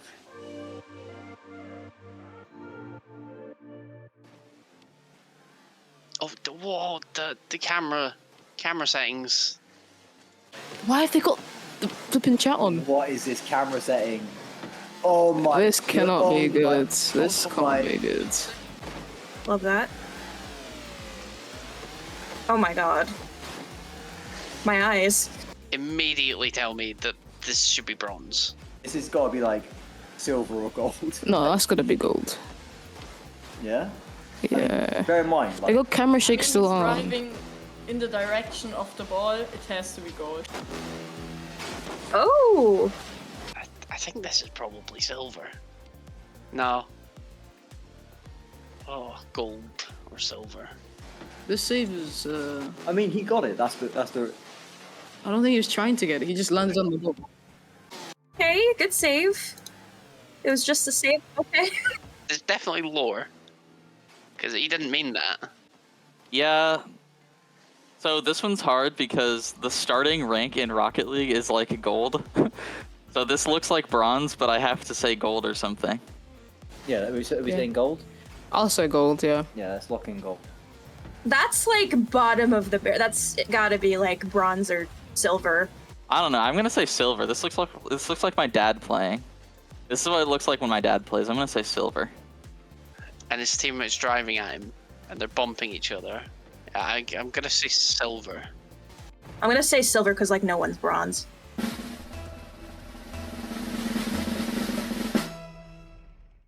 Silver. Okay.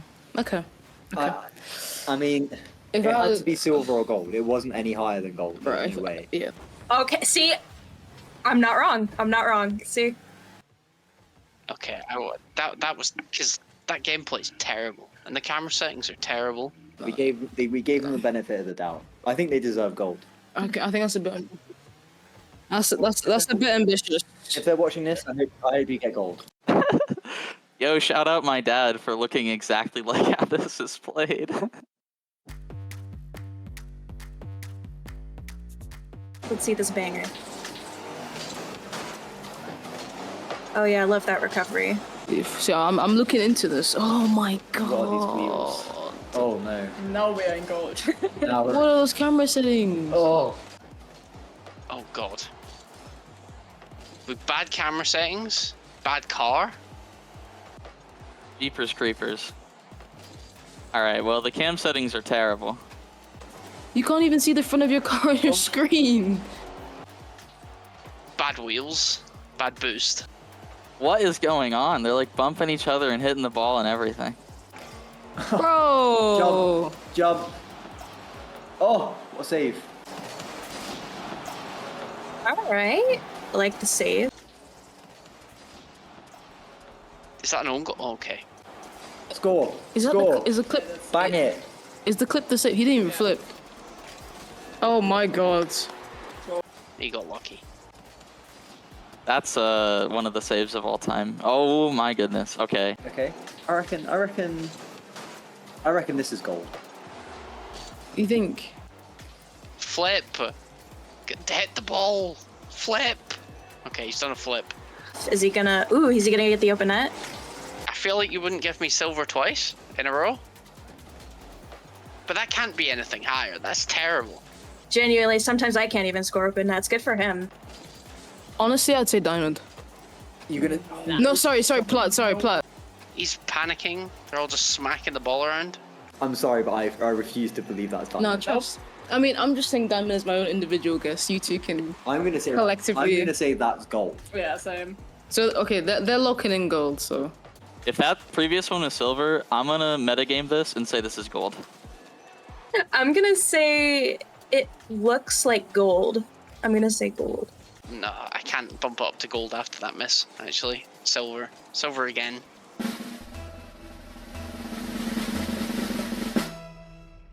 No. I knew it. I knew you were gonna do that. Oh, I should have gone with it. Woo! Let's go. Alright, yeah, let's go.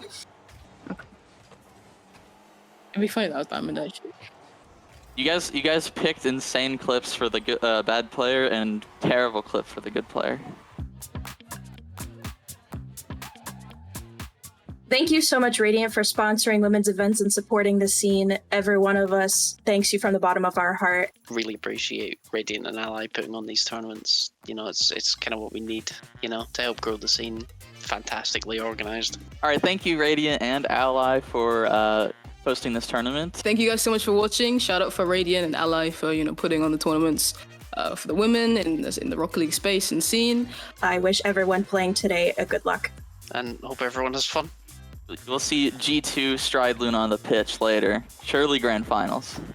And yeah, we're probably gonna farm you guys. So yeah, good luck.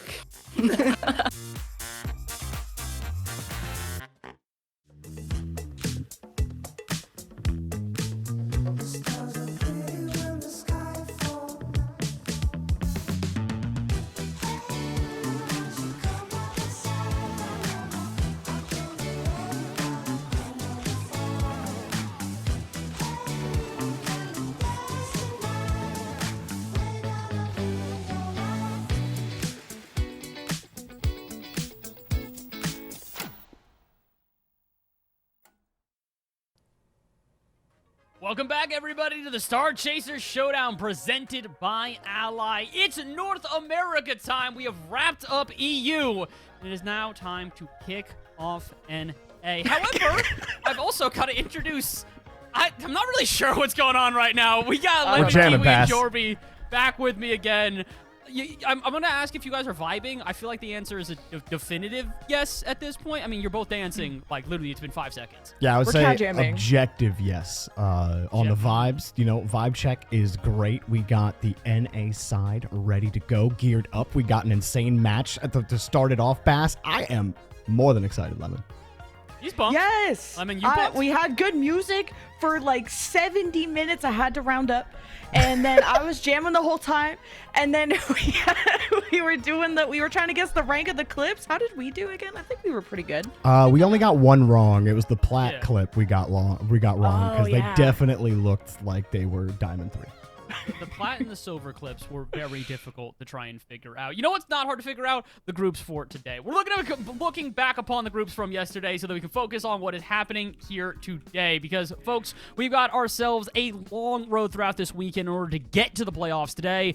But the teams that have arrived here are relatively expected. We got the top 2 seeds from Group A in G2 Stride Luna and 12 Bricks, while Master Potatoes and Schminklets Warriors, best name in this entire tournament. Unfortunately, we're not able to make it through to playoffs. Meanwhile, in Group B, again, similar results. Gen G Mobile 1 Black end up going 2-1, so a bit of an upset as the number 1 seed does not come out as the number 1 seed in the playoffs. But Vera Momentum earned that, a 3-0 undefeated streak, not even dropping a game yesterday, which also means that Torchix and Pulse Clan WCB, unfortunately, are not going to be joining us here today for playoffs. But what that does mean is that we've got a playoff bracket as well. We have got all of our games already preset here today, at least up until Grand Finals, with G2 Stride Luna taking on Gen G Mobile 1 Racing Black in our first matchup of the day, and Vera Momentum and 12 Bricks as the latter. So, I think it's about time that we start getting into this one. G2 Stride Luna and Gen G Mobile 1 Racing Black, like I said, are your first 2 teams on the docket today. And I mean, Lemon, we got a good preview of both of these teams yesterday. What are your expectations coming into this one? This is the match of the day. I hope everyone showed up on time. We're taking attendance. This is the ultimate NA rivalry that transcends just RLCS, but also into the Radiant series. G2 versus Gen G. We got to get Daz and Bates. We got to make our impression, Jorby, as much as we can. This is going to be an incredible match where obviously G2 are the favorites, but Gen G showed up. They had some very high highs and some mids. I wouldn't say lows, but mids. Some mids, but you got to play the matchups in front of you, and I'm curious how they'll look today. And a lot of times we'll see a team kind of underperform to expectation as far as the dominance goes, and then the next day they come out and you're like, oh, that's right, they're that team. Oops. So G2, they've been boot camping, and they got a lot of good tape yesterday. They weren't perfect yesterday, like you said, some mids in there for sure. But they're gonna find the base today, and they're going to try to find the base today, no doubt. I think that they are definitely capable of it. We saw it in flashes yesterday of that consistency. It's just the comms, just that rotational discipline we're looking for out of G2. Yeah, this is definitely one of these things where I just need to see a little bit of consistency out of them, and I believe they can take down their opponents here in Gen G Mobile 1 Racing Black. Now, this is a newer version of this team. We've talked about this a couple of times. Bella and Kate, long-standing members of this roster, but unfortunately, their new addition in Emmy has got a lot of pressure on their shoulders for this weekend. She's a young player, she's a new player, and she is here to make a major impact, but unfortunately, the impact thus far here, Jorby, hasn't exactly been enough. They went out as the second seed of their group yesterday in what I would say is a surprising fashion. Yeah, I mean, Verum came out and really made mincemeat of them.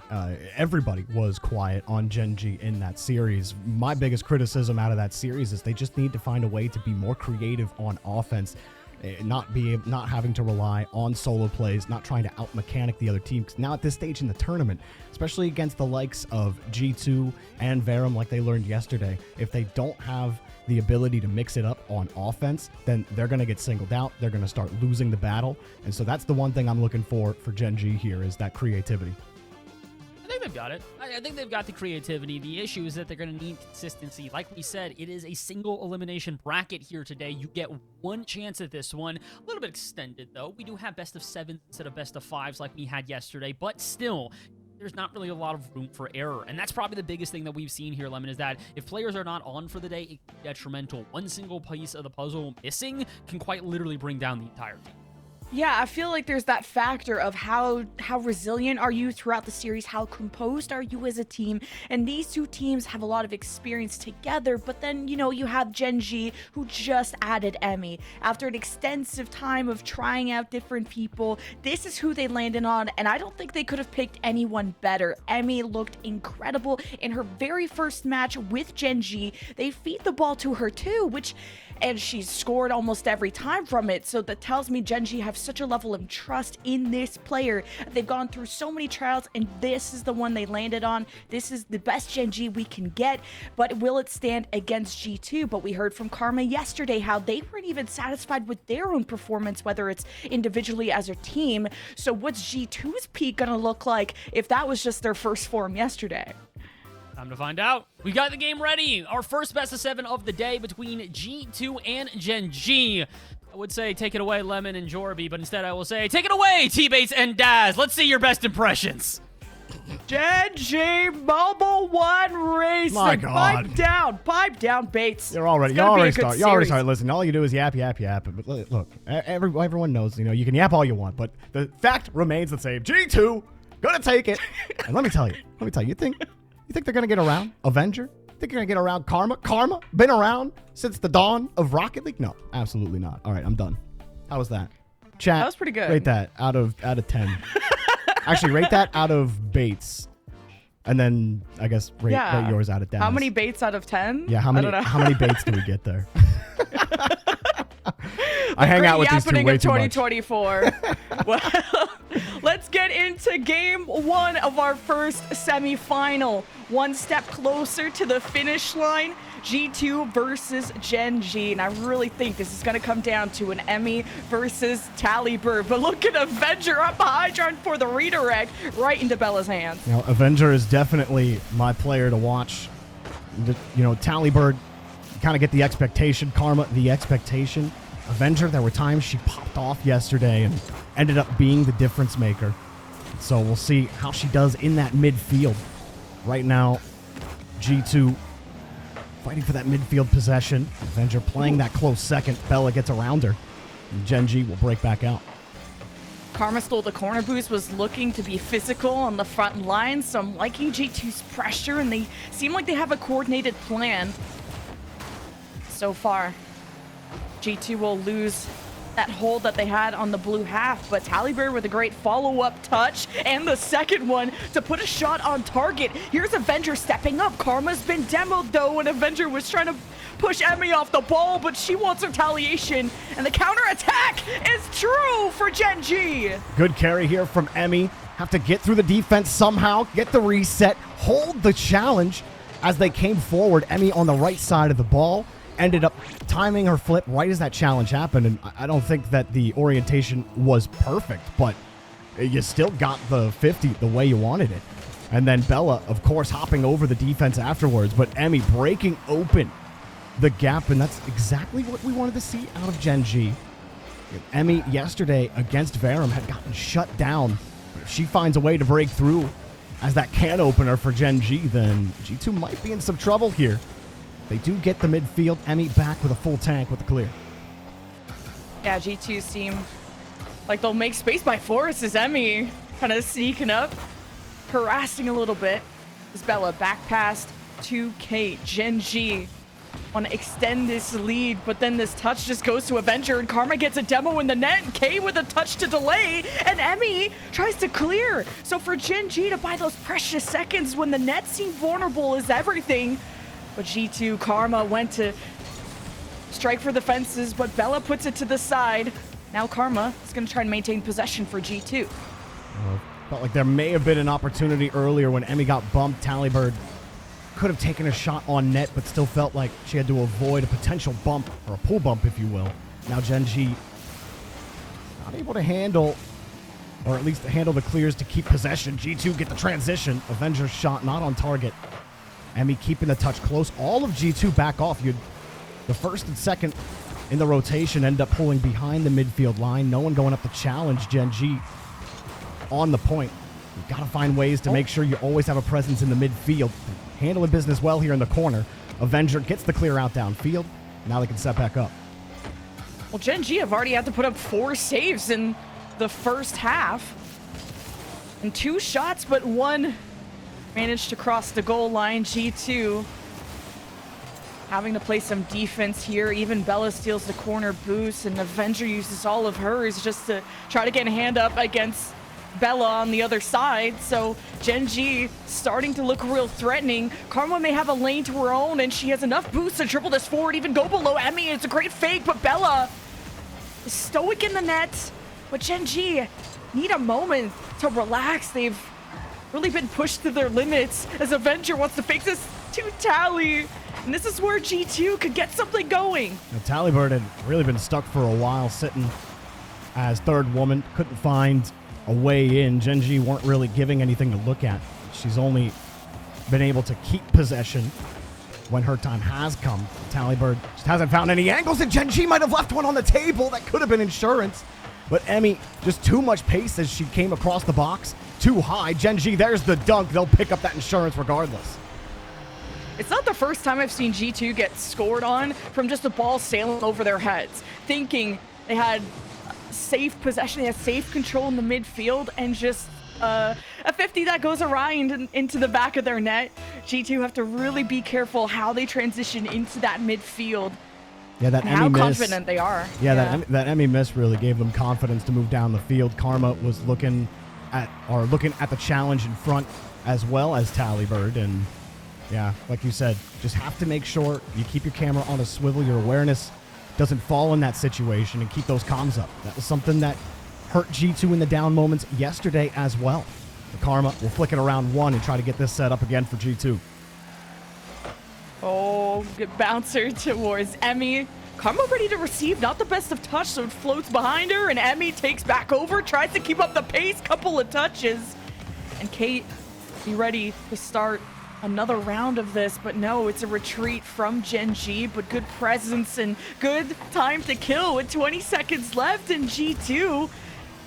They've had attacks towards the net, but it hasn't sailed across yet as Karma gets ready in the corner, but this would have had to go in now if G2 wanted to try and force overtime. So a slow start for G2, but hey, it just tells us the series is going to be good with how Gen G started. And the little things going well for Gen G near the end there with about 10 seconds left. Karma was dribbling the ball out to the midfield. She sees Kate come forward.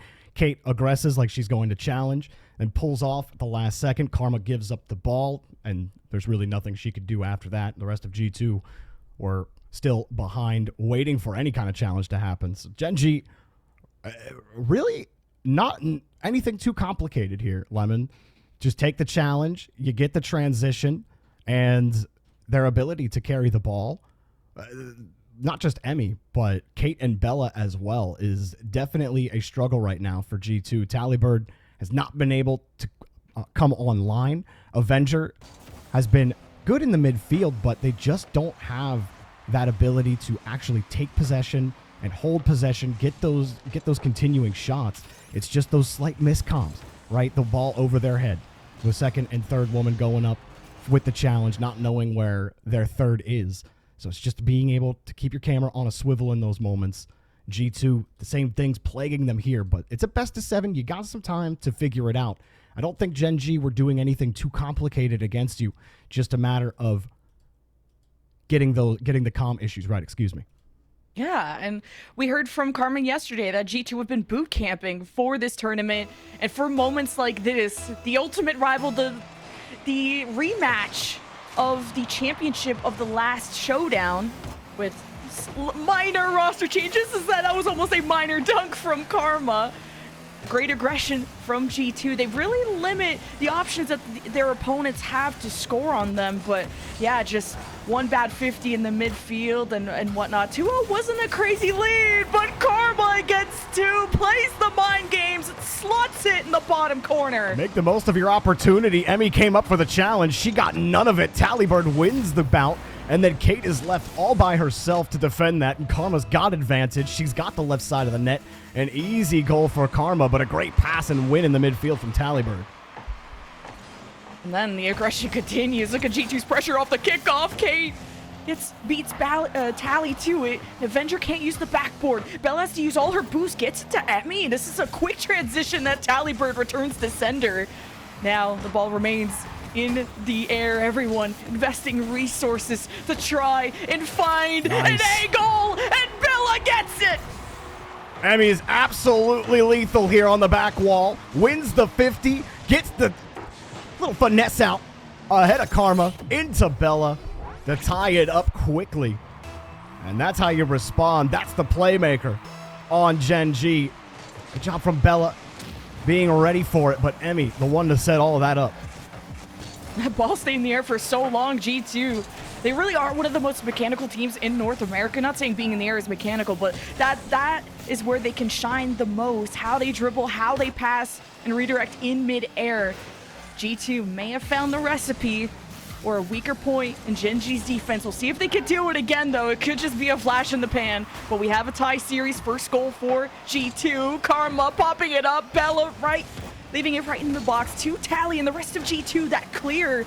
Gotta be careful of these counterattacks from G2. They come in quick. That was good vision from Kate. That can get real confusing. She saw all three from G2. Hang on a second. She's watching Tallybird put the ball in her team's net. G2 were not getting rid of this ball. Avenger keeps it and gets a nice dump out with no boost. The rest of Gen G were still hoping for that challenge from Kate. They needed a little bit more time, and they weren't able to get it. There was initially good defense from Kate to protect the ball, get it back to the corner, but without any boost to adjust and really add momentum to the ball, it was going to be tough to keep Avenger off of it, and great work from her to set up that passing play and get Tallybird their second goal. A lead for G2. Karma soaring up high. Bella disrupts with Emmy. They work together, leaving it to Emmy, who had more boost. Now off the ceiling, will force it to the side. Kate just getting there in time. A little fake challenge towards Tallybird, who clears, and G2 have been able to really nullify these Gen G offenses. Emmy and Bella had run into each other on the back end, and that allowed that clear to go downfield. Now Emmy had to use all of her boost after that, and Gen G are playing at a disadvantage because of that bump about 10 seconds ago, but they get the ball back. They have to use a lot of resources to make it happen. Emmy playing close on the rotation, giving a free read to Karma. She's got the reset, not a ton of boost. G2 looking for some insurance. They've held Gen G back. Tallybird gets another try, looks for the double. She's got it! Tallybird with the insurance. Tallybird, how many MVPs has she had? And she's working towards another. She's incredible. Double tap right in Gen G's face. Started off with Karma 2, getting the ball to the side. And G2 had the momentum to ride to now a 3-1 going into the second half. Hoping to tie up the series. As Emmy's left with a lot of time and freedom on the ball. And Tally just barely gets a touch on it in time. That'd have been hard with Karma going for that fake. Nobody there to follow up. That would have been tough if that transition killed them. It almost still has them dead, but Tallybird, the layer, she needs to maybe make another save. Karma gets there in time. Bella just going to dive forward. Keep G2 locked in for as long as possible. Avenger down the field, but Emmy's got the midfield. Karma left by herself now. Emmy wins the bout! Gen G ain't going so quiet here in game 2. Oh, yeah. G2 have been stuck on defense for a little bit, so they had issues controlling their boost, which had some players leave the net, leaving Karma to deal with that 1v1 scenario, and the ball just went below her, so Gen G will cling on and be in the shadow of G2 as I feel like this rivalry, and it's been so back and forth. Karma off the backboard. Bella will have to watch and see. Emmy misses her 50, and Karma won't be able to get on any kind of breakaway to overwhelm Gen G's defense quite yet. No transition either. Karma's touch into the dead zone. Gen G, a little bit of time to think. Karma feeling the pressure, has to give it up. Double commit from Gen G. It's all right. As long as it's downfield and you're back into position. Smart for Bella. Don't overplay it. Bring it back to the wall. Take your time. You got plenty of time to get back into it. But that ball kicked away. Avenger's shot easily denied. I think G2 realizing they really got to go for more challenges in the midfield the same way Gen G scored on them last game, and it's worked out. G2 have robbed them of possession and are taking precious seconds for Gen G to find the equalizing goal. Now Bella getting a double demo. Lots of room for Gen.G to transition. They'll go down to the corner. Karma gets a full tank. Emmy looks for bumps, or at least the other corner boost, which she did manage to steal. Now Emmy and Kate have a lot of boost, but not able to get up the sidewall. A lot of good midfield challenges from G2 as Emmy will bail them out. Oh, Bella very happy Emmy was there. Just got to settle in. Bella only on 23. And G2 non-touch almost caught her out. Talibird in the area. Precarious position for Gen.G right now. Quickly rotating back into the box. No power on Talibird's flip reset. No boost for Emmy, but she'll take. Kate will play third. She has a lot in this game. There's another demo. Last try here for Gen.G. Emmy across, and she's beat the defense. Emmy's passing has been lethal, and she ties the game for Gen.G. And not even just the passing from Emmy, the defense. She saved 2 shots from G2, which would have been the nail in the coffin for this game. And then Emmy transition sets up her team for success, and Gen.G could send us into OT in a few more seconds. The ball is up. Avengers got no boost. Where's the second woman? Nowhere to be found. OT for game 2. And, well, we were wondering, will Emmy be that difference maker again, being the new addition to this team? And she has made her presence be known. 2 assists in game 2. I believe 2 assists as well in game number 1. This was looking like G2's game. They were able to kill him on the transitions, get him out on the 50s. They weren't overcommitting. Gen.G have had to work for their food, but work they have, and Emmy's getting paid almost. Having a goal to end the game right there. Talibird giving way for Karma. See if G2 can break through. Now Avenger.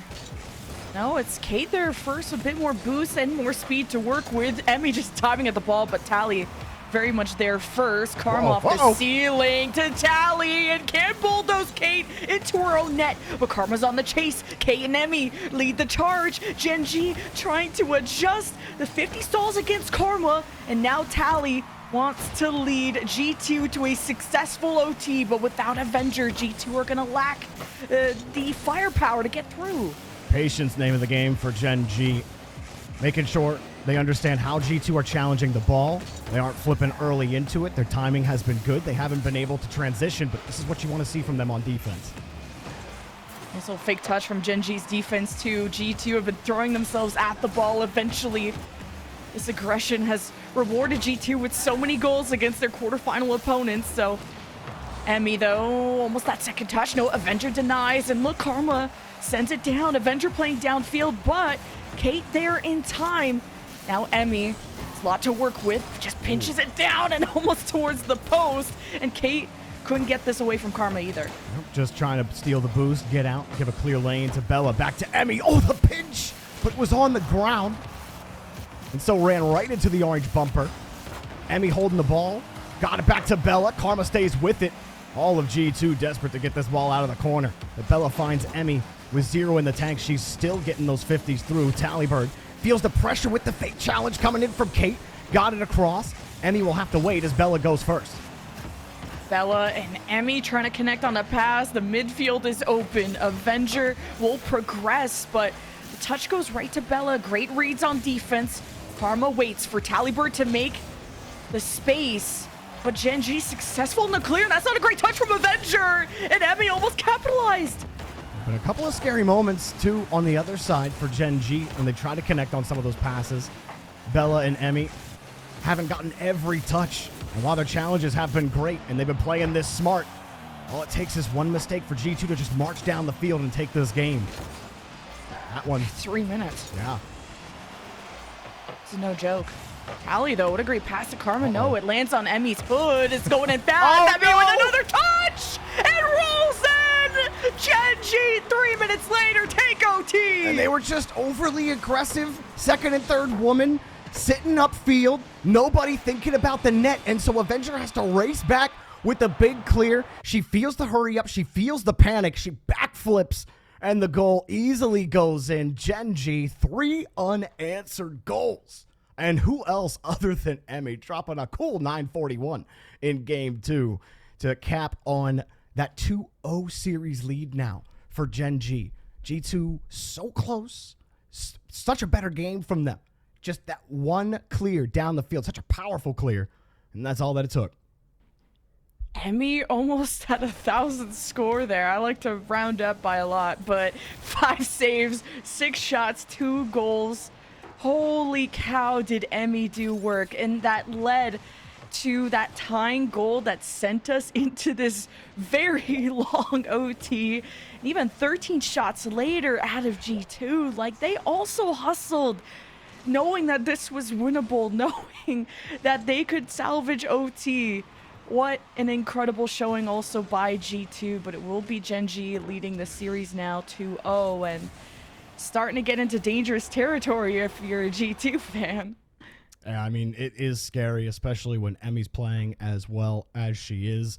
Even when she's on low boost, she's playing the challenges well and buying time for her team in those moments, but also setting up the opportunities. You saw a lot of those passes come out, showcasing that control, being able to use those double moves, the stutter step, if you will. It is a brutal move when Emmy just gets to have her way with the ball. And Bella and Kate doing a great job following those up. Kate had a lot of good stops on defense. Bella ended up being in the middle of that rotation a lot in game number 2, but everybody playing their role, their tasks to effect to come back in that game. G2 aren't quite done, though. They got Tallybird on the other end, and they're never quite out of it as long as she's on the field.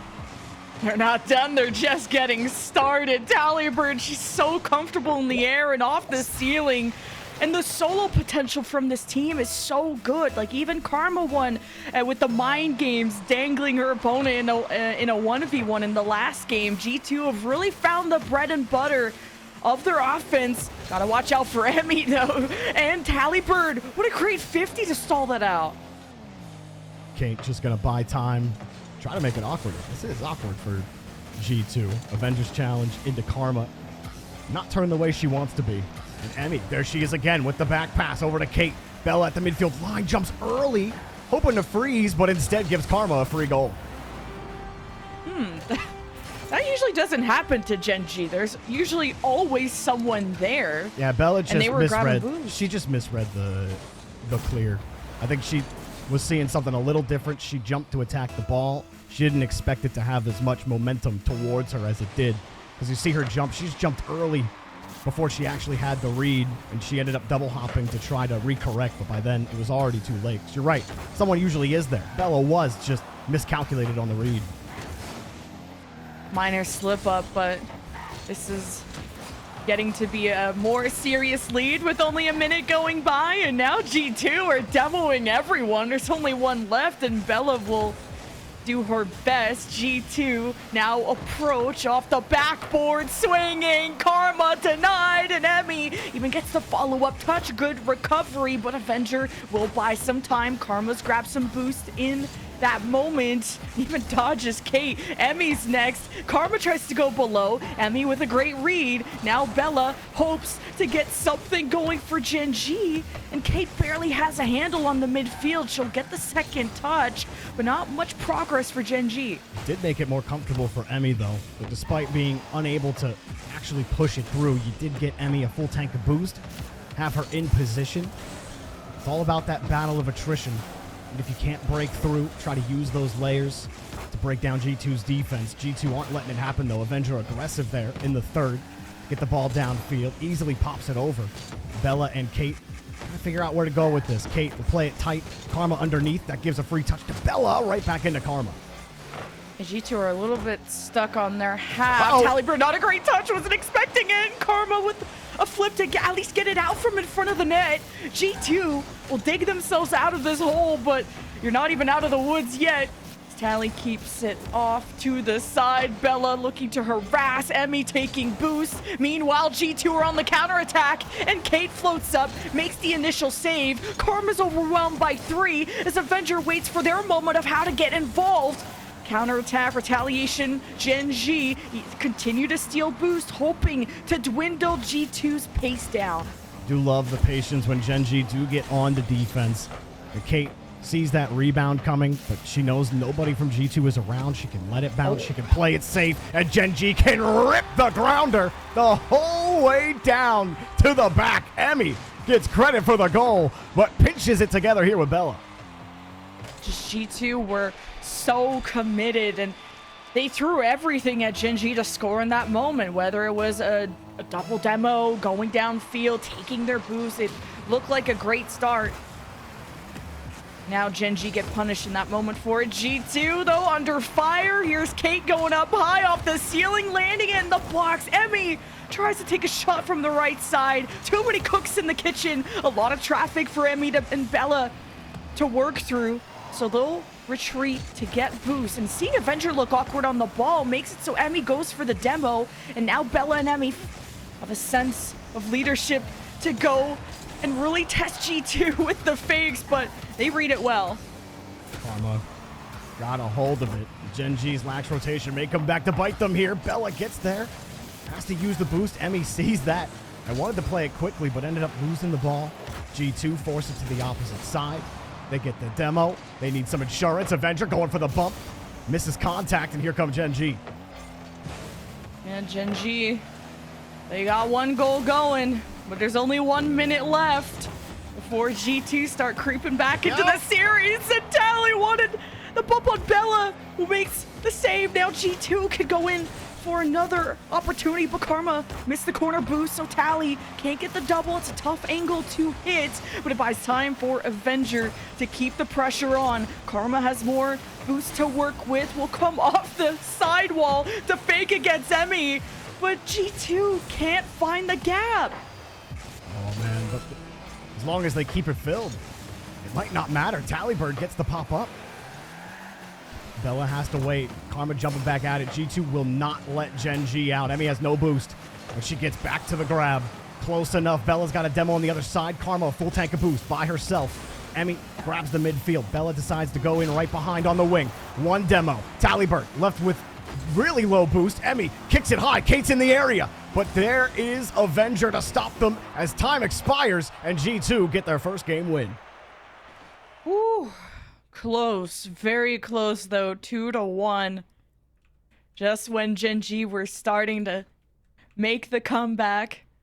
G2 had a good lead though, right off the beginning of the game, 7 shots, and this time it's Karma doing a lot of that work, the MVP of that match, while Gen G still figure out how to really connect and play off of each other like they did so well in the first 2 games.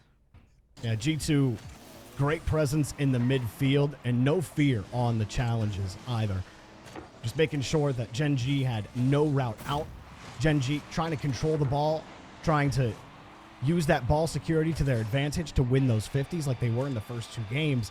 But this time, and you said it, Karma not only getting MVP on the scoreboard, but also the biggest factor in breaking through those 50-50s. She was winning them instead of losing them this time around. And Gen G were caught off guard. They were playing from a step behind, and then their timing on their challenges was off. There was a couple that, or there was one that Emmy had against Karma where she just missed the challenge, I think overthinking it, and ends up flying right over her. And after you win so many 50s, it can start getting into your head when you haven't won the last 3 or 4 challenges against a player. And Karma was having that effect on Gen G. I love the way that they were getting aggressive. When you have that midfield presence, you can go in, make sure you don't give them any space. And for Gen G, they punished them a couple of times with that. We're going for the hard clear, getting it downfield. So we'll see if G2 can continue that press, if they can keep that pressure up. Gen G have to keep adapting to how G2 are playing that. As Kate getting down the field to start game 3. Or 4, excuse me. Man. Yeah, and Gen G already starting off with a good kickoff, but 2-1, yeah, Series 4, Gen G. This is a best of 7, so first to 4. A lot of Rocket League ahead of us as Karma didn't get the touch she wanted. And Emmy is okay with sending this now to Bella. Not a lot of boost, but Emmy's playing downfield manage. She's the one from Gen G taking and robbing G2 of their boost. And this gives Gen G a pretty solid offensive option that could creep their way behind G2's defense. Let's see if they get the breakout. Karma's got a full tank on the wing as Avenger carrying it. Great challenge from Kate. Trying to pull Karma off the ball. Karma avoids the bump, but it doesn't matter. Bella run away, runs out of boost. There's a couple of moments where you think, okay, here comes Karma again. It doesn't really seem to matter what they do, trying to bump. She gets around it, but then Bella in that third spot somehow comes away with the save every time like she does there. Great beat from Bella in that 1v2 scenario. That needed to happen in that moment or G2 were going to score. As Emmy slows it down. Bella, full tank against Tally, does get a hand up, but midfield for Gen G. They will continue to progress, and Bella was playing deep, probably off ball to create some kind of weakness in G2's defense, because it must be so frustrating. This is just not a team you could score a lot of goals against, so you really have to capitalize on every good opportunity you have. There's a good pass from Tally Bird. But again, the backboard unavailable. A lot of work has to be done to break through this line, and that pass way too wide. Gen G break it easy. Bella misses the touch, but had no boost. Kate looking for the backboard, but the back wall is covered, excuse me. And no dice for Gen G. Bella's already rotated back. They give her a quick one to handle, and she's got it. That was tough. Almost an awkward landing, though, but Emmy, she's all over. She's on defense, she's on offense, but Tally and Karma, G2's passing game is very solid, but Avenger gets beat by Emmy. Doesn't proc a Gen G offense, though, with the demos that are happening off screen. But Emmy try to get themselves at least solidified on the orange half. Now G2 have to put up some saves, and they're not getting pressed too much. Not until Kate steps up, but she doesn't have boost. She'll go and take the corner. Meanwhile, Gen G are forced to kill this swing from G2, and that was a close call from Tally. Good bump from Emmy. Threw G2 off their timing. That would have been a nasty shot. She got the blindside bump, and G2 still have the ball. Emmy sits in front. Tallybird forced to go high, but the net is open, and that's easy for Karma. G2 with the lead. Starts off with Avenger. Tallybird pops it up, and probably as a result of Emmy bumping her into not the angle she wanted, and Karma finishing it off. G2, they'll send the house if they need to score, because that's what it's taking. But that could be a moment where Gen G can punish them. I'm remembering Bella's ground pinch across the field. G2 have to be worried, or have to be careful of how many members they do send, but if it works out in goals, as long as they rotate back, you just got to be aware and read these 50s as best as they can. Now Avenger against Bella, breaks through one defender. Karma waits for her moment. Kate and Emmy, though, starting to look real dangerous. Back wall bounce that Tallybird denies. Very aggressive challenge there from Bella. You have nobody defending net. Both of your teammates needed time, and you had disadvantage on that challenge. Gen G have to be feeling a little desperate as they come across Bella. Not going to take that challenge, at least show that you might. Gen G looking for a way in, but a hard clear from Emmy. She can't get back to her 50. Gen G are reeling right now. G2. That was coming quick. Yeah. Now Tallybird with that demo. Avenger, I'd love a better first touch there and at least makes up for it, winning the 50 against Emmy. But man, Emmy's playing so fast. You can only sit there and watch. G2 trying to be so careful on their defense. Tally needed to go up higher, but Kate slams this down. Bella keeps the ball in the orange half with that demo, though. Emmy. That creates a big opportunity for Emmy. The low shot right to Tally. Emmy, no doubt wants that shot opportunity back. You had the top of the net open. You had the backboard open. There was a lot of options. She was hoping that she had that headhunter underneath and they could open up the gap. But I think just a bit more power.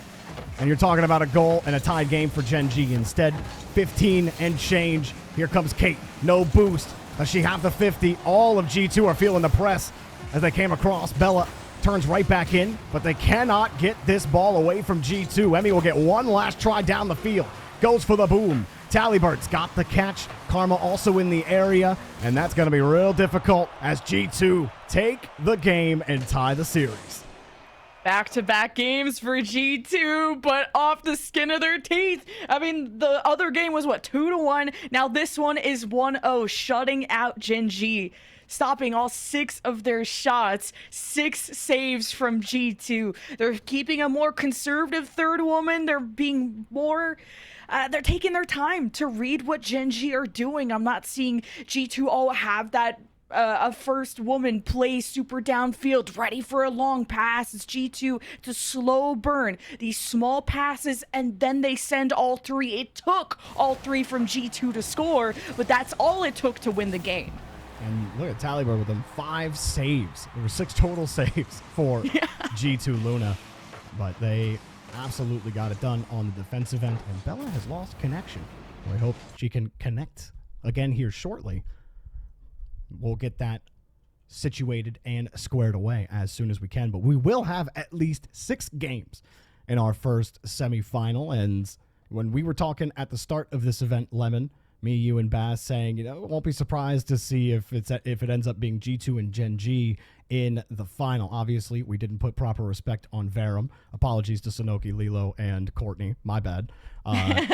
But, Verum's sitting on the other side of this bracket, but we're getting the quality out of this, or the length out of this match that we were hoping for. And it really is a give and take. Rocket League, the hardest competitive game in existence, and so many times it just comes down to who makes less mistakes. And that has been this series to a T. When G2, when they're double committing or over committing, they're getting scored on. Gen G, same deal. Just a bit of overcommit, a bit of aggression, no doubt out of frustration at the lack of offense they've had in the last 2 games. It comes down to mistake-free Rocket League, which is literally the hardest thing out there. And everyone knows who plays this game, what I'm talking about. Gen G and G2. 2-2, tied apiece. Here we go, semifinals. Let's get this underway. Only one can go to the grand finals for a chance at a couple $1,000s. And Talibird, well, she'll miss it on the kickoff, but Karma, I guess, saw the ball was pretty unattended. So Gen G, they can't just always be sending Emmy to attack this ball. Yeah, like Bella here and there gets touches. She just used all her boost to get the right touch on it. Even then, it resulted in G2 possession. So you need Gen G to be a better well-oiled machine against a team as good as G2. Gen G will still keep the ball out of their net, but there's some shots coming their way from G2, and I feel like Gen G are sitting there watching. Nice move from Emmy, though. That broke them out of a tough spot. They had Gen G bunched up in the corner, and Emmy just negated all of it with a solid push down the field. Talibird had a free backboard. Avenger did not like the risk that she would have to take to go for it. That might have been one it could have been worth going for. You do have 2 Gen G players in net, a headhunter trying to take them out. And that's the funny thing when you get to semifinals and the game is this tight. Is sometimes you end up playing real risk averse, especially if it's mistakes that have killed you before, but Talibird kills you with pure power. And there was somebody in the net too, and this wasn't even that bad of a touch from Bella, but it was Emmy that maybe should have gone up the wall with the ball, but then this came back out to G2. They always seem to be in a good position. How did she get 102 kilometers per hour on a single hop? Did she get part of that on the corner? I had to watch that again. I literally was watching her cam. And I'm still like, I gotta break the physics down in my head for that one. Emmy, nope, not gonna get it. That was an open net. Talibird had no boost. Maybe she can double hop up to it, but it would have been a question. And out to the side, Kate's in the area to contest. Avenger and Kate. Avenger comes out the winner, back to Karma. G2. Can they end up taking 3 straight? Talibird gets over another. Emmy gets a good touch. Avenger forced to play out to the side. Kate right underneath her. She'll break out for Gen G. Quite the rally on defense that G2 had earlier too. Like that, kind of similar to last game. There was what, like 6 or 7 shots from Gen G that came in and 6 or 7 saves out of G2. They're really starting to build a good wall in front of that net, forcing Gen G to have to think of a more creative approach, because the passing plays are really solid, but what else can be up Gen G's sleeve? Now it starts with Talibird being chased. Kate is a solid third woman back. Is going to let G2 really form much. Now it's a midfield scuffle that G2 again take possession for. The presence of Kate causing Avenger to panic in the midfield with a double hop, but a double hop for Talibird. Little rock hopper jumping up in the midfield. Picks up the goal here, and Gen G lose it. Emmy thinks she could get the pass, but Talibird was lurking. She did not see her. 3-woman pass that G2 read like a book. 1, 2. Yeah, the next number is 3. G2 is win the 50 right in front of the net. And now they lead 2-0, and they've had Gen G like stuffed on their half. And even now, G2 don't see where with all the demos and all the smoke. It was a minor distraction, but G2 keep the ball out of their net. Emmy needs some help here on the front lines, and Bella's late to the party. There's no more pizza, and the offense is not doing much for Gen G. Yeah, Talibur took all the pepperonis and did a great job making an awkward ball in the corner turn into a defensive hold. This is looking decent, though, for Gen G. They're keeping it high. G2, oh, nope. That's okay. Karma's got a full tank of boost. Give it to the fully gassed up car. Now Avenger just got to keep it tight. There you go. No nonsense Rocket League. Look at that. You get a free goal. Ball security. Amazing. What happens when you keep the ball tight? You get the 50. You're over a defender. Don't know where they went. And another aggressive challenge by the third woman of Gen G, going completely disastrously. I don't even blame Emmy there because, well, yeah, she should find where she is on the rotation and who's the furthest back and have that awareness. But Emmy has been the brawler for this team, the one who's always attacking the ball and being the spark plug to this offense. It's really up to Bella and Kate. If they can't support her fully, that at least this defense needs to be flawless. And it's not. Like, there's yet another open net. Talibird will get a hat trick off of that. And like you said, Bella, there it is again. Gen G have the confidence that they can play the aggressive third woman challenge, and they have lost the last 3 of them. And every time they've lost it, the ball's gone in the back of the net. But you know who's been punishing them every time? Talibird. There she is. Yeah, you know, and she shows up, and look what happens. G2 are likely winning 3 straight games. No timeout needed. I don't even think there is a timeout. I'm just saying. Yeah. Rocket League. Timeout. Yeah, competitive Rocket League lore. Oh my God. Talibird, they're already dead. Already Please. dead. Stop. GG go next. Now this is the mental of the deeper you can bury them, the harder it will be for them to get dig out out? mentally. That's yeah. true. The more dirt, the heavier. Now, what's heavier, Lemon? A ton of dirt or a ton of feathers? Yeah, I've been to school once. I know the answer. This is not a hard question. They're both weighing a ton.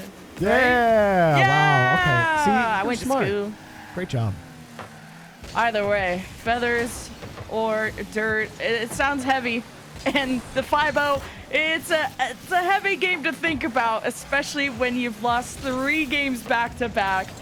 Gen G not scoring once too is quite devastating, even in the last game too.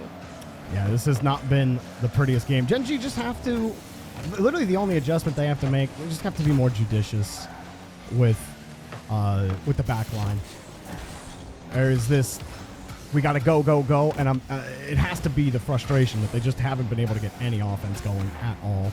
And so they try for the pass, they try for the second to third woman pass. Those don't work. Talibird picks them off. They're just sitting in the passing lane. Emmy coming up from the corner, and that would have been a nasty redirect. Good try. But G2 absolutely dominate Gen G, and they're 1 away from a grand finals appearance. And this is a Gen G that have reformed their roster because they wanted a shot, a better shot at G2, because the last Radiant Showdown grand final was between these two, and it was a 4-0 sweep for G2 to the point where Gen G felt like they hit a ceiling, felt they needed a roster change, and they definitely look good this tournament. But the gas is, they're running out of gas in this tank because Gen G started off the series, and now G2 are running away with it. Just slow down. Take a deep breath. It's okay. You can let G2 hit the ball. You don't have to challenge absolutely everything. And Gen G know that. They don't need me to tell them that. But when you're feeling desperate in this best of 7, when you won the first 2 games, right? A lot of mental things start running through your subconscious about, we haven't scored. We can't get any offense going. I need to break through. Like, I need to do this. Like, that's where, you know, that team mentality, talking to each other, this is where that's the most important. To try to figure out, okay, how do we make this a little more methodical? We need to stop just diving at the ball. That's not working. Trying to pound the ball against the backboard is not working. Talibird Karma, and Avenger have all been able to stop any kind of offense from generating on the backboard, on the back wall. You got to get G2 off of their rhythm. They're beating you, and they're letting you drive that ball in. They're letting you clear the ball, and they're happy to sit in those passing lanes and take it away from you. So let's see if Gen G can adjust and force Game 7 here. Yeah, match point for G2. Grand final ticket on the line.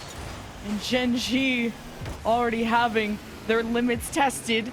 Now Bella with a dribble that runs out of boost. Avenger meets her halfway, and Emmy can't get the dunk. And what we're hoping to see out of Gen G is a more consistent, supportive second woman to help Emmy, because she really can't do it all.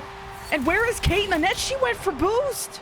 Well, Kate thought she had a little bit more time. Bella rips it across. There's Emmy, but there was a little bit more passing out there from Tallybird. That's just a great play from Tallybird in the corner. Not a bad idea for Bella to be sitting in the lane, or Emmy sitting in the lane there. I think that was a decent call. There's not many better spots other than sitting in net yourself. But thinking you might have Kate to get back, they just needed to buy a little bit more time. So you got to give credit to Tallybird getting a quick pass out to her teammate, and Avenger slotting it well against Kate. All right, Gen G with resources can see if they can get a good offense going, because they haven't scored in 2 games. And it's really felt disjointed, whether it's who's in the net and then mistakes in the 50s. There's not a lot of second chances. Bella will see what kind of setup she can produce with the reset kind of fake to see if you can distract G2, but Emmy could not thread the needle. But Bella will try and do it again, but G2's like goal line defense is so difficult. Emmy had no boost and was hoping a touch would come towards her. G2 keep it high. And that's an information gathering touch from Karma too, to see, is Emmy going to go for that? Because if Emmy has boost, she's going to go for it. They immediately know, okay, Emmy doesn't have boost here. We can either play it over her head or play the 50 back to a teammate. Again, the carries, ball security, working so well for G2. But Kate in stride! Oh, Avenger meets her pace for pace. Emmy got the next catch, expends the tank, but the backboard unavailable for Gen G to work with. And Gen G have kept G2 contained in this half for a little while now, and I'd love to see Gen G go and take more boosts from them, because G2 are looking a little too healthy for being stuck on defense for a minute straight. Gen G throw some good shots in. How does this midfield scramble go, though? Karma leaves it to Avenger, and Emmy still can't beat her to the punch. But at least these touches from Kate make it so G2 have to readjust, recover, and reassess. And Gen G able to make some real estate in front of the net. And G2 will only get the 1 goal for now. Good idea from Kate. Get it to Bella. Take the space. Now Bella's got control. Or Emmy got control. Excuse me. Bella picks this one up. Gets the challenge. Avenger has Karma right there. And the structure for G2. Stall one. Every touch to a teammate.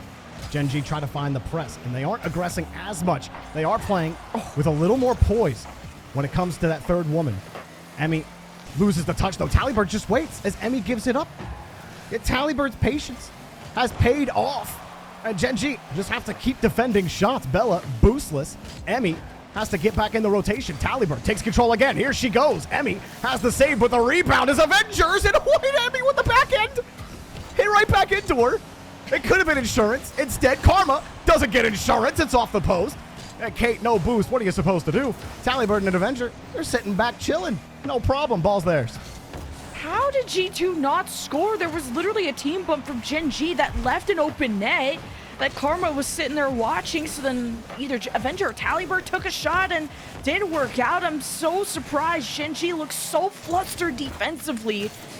While I don't blame them for how these last offenses have faltered, and Emmy tried the backflip, but it's just a good shot from Karma. They have not been able to wrench Karma off these 50s. Tallybird adds her own and shades it back to Karma. Emmy's looking at Tallybird and doesn't see Karma until she's right behind the ball.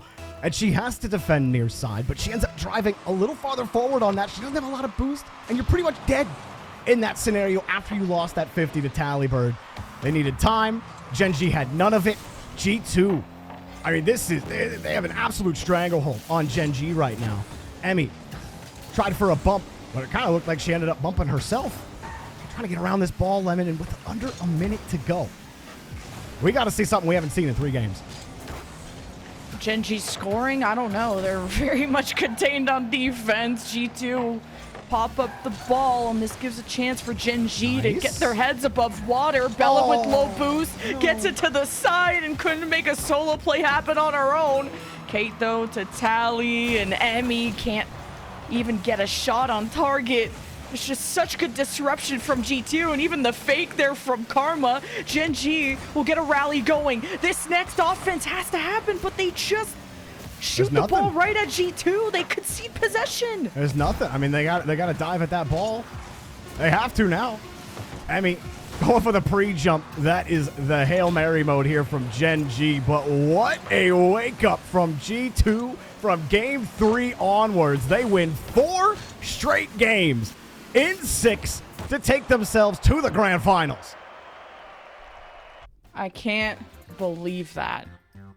I don't know if this was like a mental thing, and that's what we talked about on the pre-show of like, this is for a lot of money. There's not as many tournaments for the women's scene, so like official matches to really lock in on.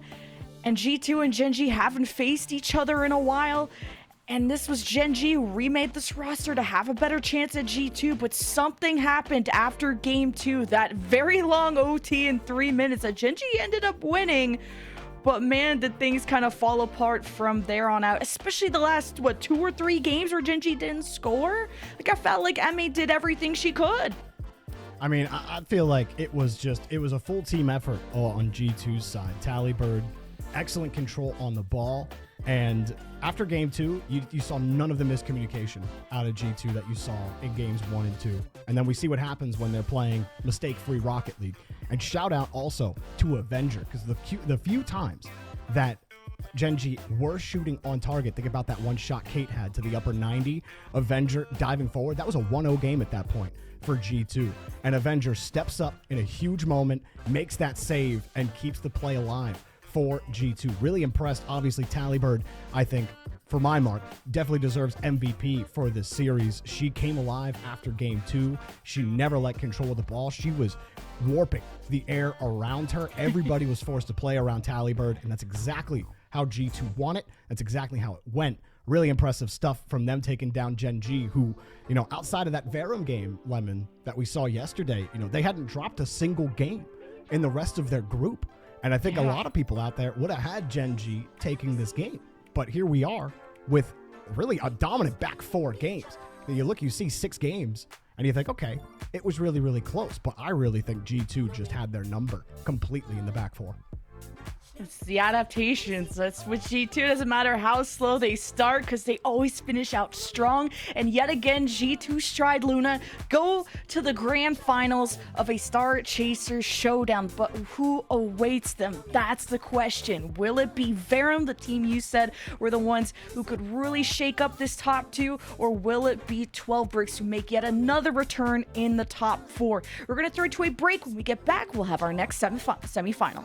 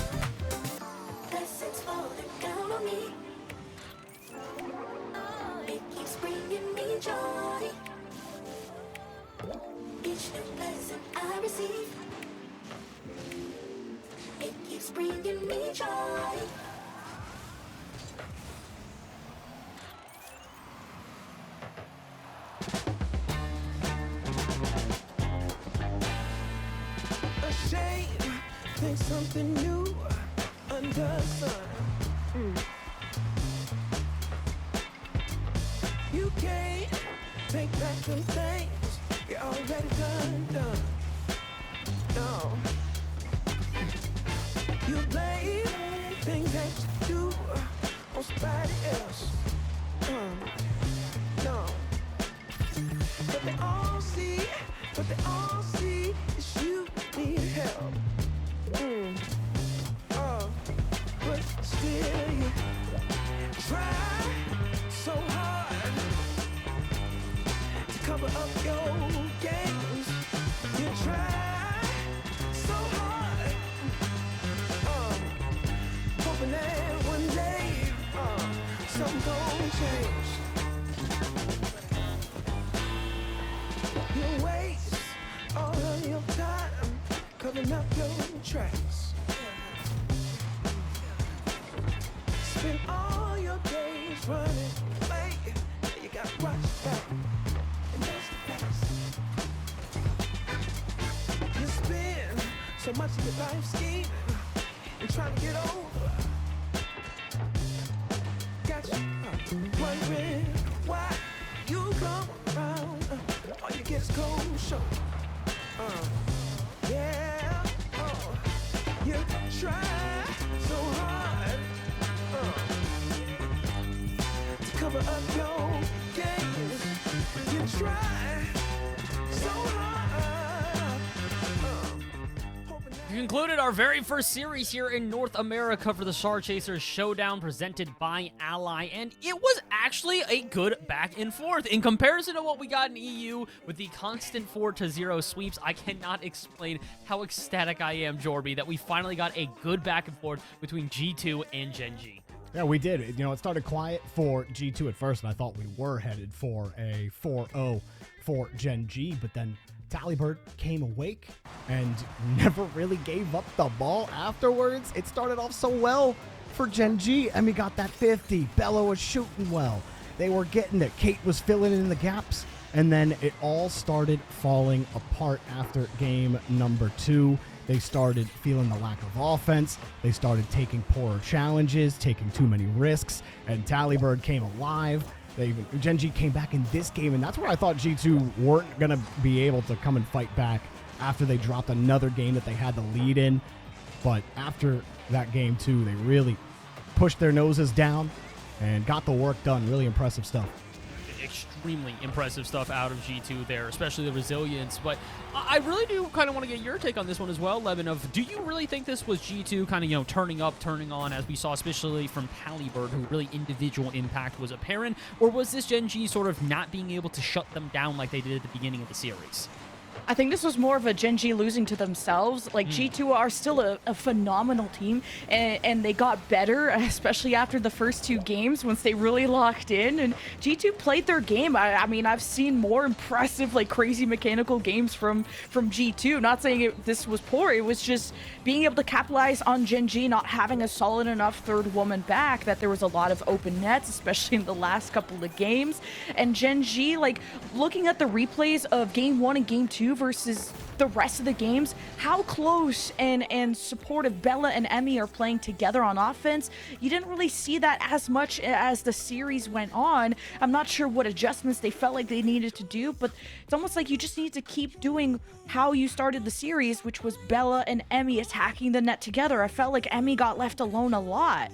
Absolutely agree on that one, and unfortunately not everybody is going to be able to have the individual impact that Talibird did in this series. 490 score average, 7 goals, 11 saves, probably the highlight here, if not for the 24 shots as well. Nice little, I don't know what the word would be here, but the mirroring between 24 shots on 240 touches. Quite literally, what is that? 10% of the touches turned into shots, something like that? I'm definitely overdoing that number. Either way, I think you were right on the nose there, Bass. Am I actually? Wow, that's a rarity Right for on the caster nose. math coming out of me here. There you Either go. way, Tally, our ally match MVP, doing so in a very meaningful way.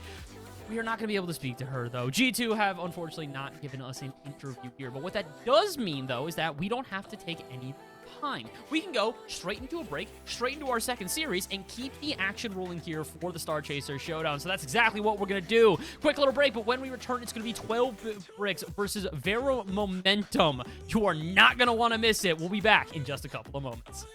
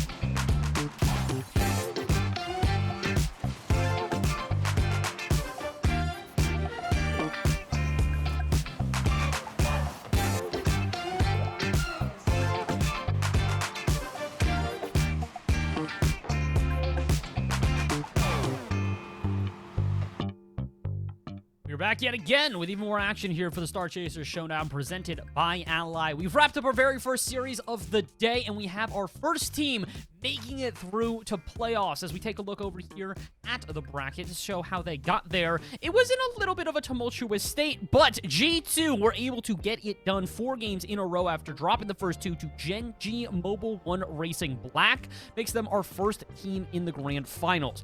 However, now we need to figure out is joining them there. Vera Momentum and 12 Bricks await us on the other side of the semi-finals. And Lemon, we've talked about this a lot. This is going to be a hard one to predict. Both of these teams looked extremely solid yesterday.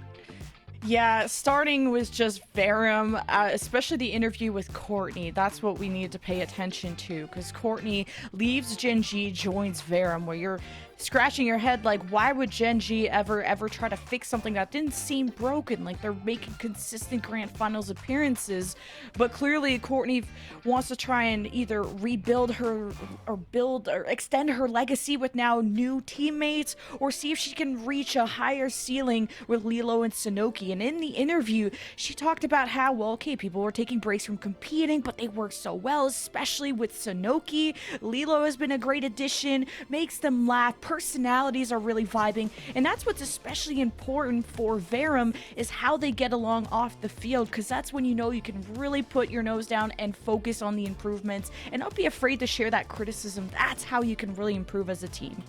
That's something we heard a lot from our EU competitors, actually, in BS Plus competition. They mentioned how much it was just they're happy to be with a team that they're vibing with. We heard the exact same thing from DRS, the team that won it as well. Ravina hopping onto the interview afterwards saying, I'm just excited to be working with a team where I am friends with the other two women I'm with. They are good people. I like hanging out with them. And not only that, they're extremely talented. I have to imagine this 12 Bricks roster is the same way. The vibes seem to be at an all-time high all the time. And to be fair, when you have the former EU champion and a Lems on your team, Jorby, it's pretty hard to complain. And look, I keep being told that the peak of this 12 Bricks team is like infinite.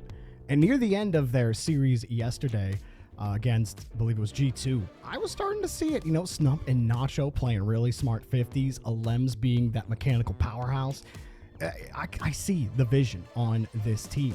I do think that Verum are a difficult task for them. I am excited to see 12 Bricks try to hit that peak here, and it definitely is going to take that full team effort. You're going to need to see Nacho and Snub playing methodically, and they're not going to give you a lot of room to work with, Verum. They'll be able to punish you very quickly, so being able to keep the comms steady and being able to react to everything that Verum give you, I think, very important for these three players. I 100% agree. You have to make sure, especially as we've seen already in our first semifinals of the day, all three of your players have to be on. If you have somebody who is even a little bit lacking, that little bit of space given is going to be taken, get you scored on, and it'll happen on repeat. It's something we've seen throughout multiple different iterations in the women's scenes here, whether through this event or other ones. Teams are leveling up, and if you make mistakes, they are going to get punished. But we've got a little bit of time now while we're getting into our game to actually do some predictions. My favorite part of this one, where I get to throw my casters under the bus and see who they believe might be coming out on top. Lemon, I want to hear from you. Who you think you got in this one? This is really hard. I think I'm gonna go with Verum on this one. That win against Gen G was really, really convincing, and having two shutouts against, well, now that Gen G got shut out by G2, maybe it's not a new thing, but for Verum to do it and not G2 tells me this is a serious contender, so that's who I'm going with. Verum for you. Dorby, who you got? Look, I was really hoping you'd pick 12 Bricks, Lemon, because now we're about to join curse me. them. It's fine. It's Give me fine. Verum. Give me Verum. I was really impressed with how they looked yesterday against Gen G. And for my mark, I think they're the favorites in this entire bracket, even before the results of G2 versus Gen G. So give me Verum all day here. I will be absolutely impressed, and I will eat my crow if 12 Bricks win. I'd love to see it. You know what? Let's just sweep the desk on this one. Why? Because then if 12 Bricks does win, it's even greater of an upset. I got Verum on this one as well. Our bad. Look. If they lose, they lose. But if we get a good game, a game 7, a battle back and forth here, who are we to complain? Let's get this one started. Game 1 in our best of 7 between Verum, Momentum, and 12 Bricks. Casters, take it away. Let's get into it. Who is gonna join G2 Stride Luna in the grand final? Now, this is not 12 Bricks' first rodeo. They made top 4 last time, and Hollow, aka Snubbed it as well under the team of Troubleshooter. Lilo was part of the original 12 Bricks roster, and now she's facing her former team, and then a Lems joins from the EU side, so there's a lot of experienced, tenured competitors here. Yeah, a lot of experience and a lot of waiting. We have the server, we're getting it remade, and everyone letting the EU player know how they feel about that. Only EU players complain about servers, and I can guarantee you guys have been in many RLCS lobbies. Okay, that's not true. But we will get the lobby ready and up as soon as we are ready to go. And like I said, Alems isn't going to be able to 1v3 in this lobby. Nacho and Snub, they have to step up a pace than what we saw yesterday, I think, to take down Verum, because you have Courtney, who I think has probably put on the best performance so far this weekend. I think you have Tallybird in the running for that conversation as well. But Lilo also is the silent X factor for this team. Sanoki was sitting right in the middle of that rotation, being in the right spot at the right time. And when your team is clicking like that, that's all you need to do. So Sanoki, to me, is still the key. You still got to be able to sink those shots. Your shooting has to be on point. That might be the one weak point here for Verum. If they can make Sanoki uncomfortable and you can get one player in that rotation that off their mark, then you might be able to find a way through and you might be able to take them down. I'm just really excited for this match because we all went for Verum because of just how much they impressed us yesterday. This is, I think, really going to be a Courtney versus Lems. I know this is 3v3, but those are the two players I'm keeping my eye on in terms of carry potential, solo potential, especially mechanical potential. Yeah, a lot of mechanical potential, especially on this Verum side. And that's why I'm curious if they can shut them down, if 12 Bricks can find ways to get aggressive, shut those mechanics down, create space for Lems. 12 Bricks have routes in this series, as much as we were hyping up Verum in this match, just from how their group stage looked. But hey, 11, we got all 6 players on the pitch. Let's get this started. Let's begin our second semifinals. Cashing in their trip to go meet up with G2 will be guaranteed a different championship match. We'll see if G2 will get to keep their crown in a little bit. It starts with a demo for 12 Bricks. Manages to kind of clear their way so they can go and grab boost, although Nacho isn't working with much. Snub gets the gloves out. More demos from 12 Bricks as they make steady progress towards the blue half. Everyone expecting Lems to get a solid touch there, and it almost worked out for 12 Bricks. Snub on the respawn, makes the save off the inside of the post, and underneath, Snub ain't letting that one through. And a hopeful defense there for 12 Bricks. They break out. 12 Bricks are back on offense yet again. Snub plays the 50 so well, and it comes out to Nacho for a good first goal. Got all the chips on that one. Snub lays it down into the basket. Courtney thought a challenge was coming. Instead, she gave up possession, and Nacho hits it in stride. 12 Bricks. They start aggressive, they get dirty, and they get their first goal. Love this opening from 12 Bricks. Now Courtney versus Nacho here on the kickoff. That thing's looking dicey. Lilo can't even slow down. Lems going, transitioning up high. Now Nacho gets the ball out from Courtney, but Lilo, a good touch to get it at least to the midfield. But 12 Bricks are at it again, and they flood the net. Well, they were feeling a little pressed here. Courtney sitting on the back line. She's left all alone in a 2v1, and the light touch again. She's expecting Snub to shoot that, or at least put it across to where she's going. Snub gets on the opposite side of the ball, and now Courtney was left absolutely stranded, dangling in the air. 12 Bricks again with a huge follow-up goal to start the series off. It's firing on all cylinders. 12 Bricks ain't messing around. Snooki or Lilo with the demo, and then just a free ball. Verum demoing everything. Courtney, Lilo dropped down. No, it's a fake. Lilo went for bumps, and 12 Bricks, they hold on. Snooki will buy some time as well.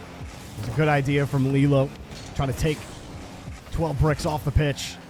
That's a great touch from Sanoki. Force a Lems to hard clear it away with the limited boost that she has. Lilo tries to control, loses it, and now they slip underneath. Nacho gets another! Oh, Nacho dipping, double dipping. 2 goals, 3 total for 12 Bricks. Ooh, 12 Bricks. This is not the first time they've outnumbered the defender in the net. Verum, they just can't stop the pain train. The only station it's been at the back of the net. 12 Bricks with yet another kickoff to work with. Reading that from Courtney. Lems gets this the snub. Sanoki, defensive read to intercept that pass before it crossed their net. And now Courtney, just a heavy touch and not enough boost to keep up with it. Sanoki, though, can at least slow down the midfield, and that's what you need to do against 12 Bricks. Sanoki came across. Lilo also thought she was going to take that challenge. It was everybody low. Lilo had to stay back, get her own corner boost. That was a quick ball. Couldn't find the timing. Sanoki missing the grab. That will be a tough one to break out here for Courtney. She's stuck on the back wall again. Snub No power. Alem's next up. Lilo doesn't even get the ball, and it's off the post into the net. Nothing Sanoki could do. 12 bricks. Continue to stack them. Versus starts a double commit between Sanoki and Courtney, and Sanoki just kind of had issues adjusting and reacting quick enough to where the ball was coming. Very savable, but once again, 12 bricks just suffocating this defense with just sheer numbers alone, forcing just panic touches and panicked reactions. You can't wait until your backs are against the wall. Not if you're against 12 bricks, who are now leading this first half 4-0. Pretty insane start. And only 4 shots for Verum as well. Nice touch here from Alems, looking for snub. Unable to connect. Lilo doesn't have a lot in the tank here. Has Sanoki downfield. Moon flick. Alems has the rocket and lands perfectly onto the bright side. Problem here early on or late for 12 bricks, excuse me. Lilo underneath isn't gonna get Nacho to bite early. No one's biting on anything Verum are putting out as bait. Very clean game. And Snub at the middle of it. Yeah, Nacho's got 2 goals. But look at Snub. The foundation at the bottom of the scoreboard. 3 assists. Well, not the bottom anymore. Alems will take that. But I'm sure Alems is happy with that 4-0 score line. Courtney, double hop. Couldn't quite get there. Lilo also stuffed. This is a different day, a different Verum, at least a different game 1. As Verum have yet to score. Now with a minute left, like you said. I think Courtney leading that charge has been looking like it's brewing potential, but it's how you approach the 50s, and I like that. Just slowing down the ball there if you're Courtney, waiting for the challenge and getting the ball past them. That's what Verum have to focus on. You're gonna get 50'd a lot, but it's what you do from there on out. You have your second woman in position to support. Can you get a follow-up touch? Can you stop Nacho from scoring too? Jeez. Now Snub, though, that's a high shot. Alems will try and maintain possession, but it doesn't float enough to the right. It is a long series, and no doubt has felt like a long game 1 for Verum. Not how they wanted to start it. But Snub at the start of the push. 3 assists, 3 saves. Nacho getting 3 saves as well. There's 2 goals. And absolutely clinical game number 1. Alems with 2 goals of her own, but felt like she barely had to do much work here.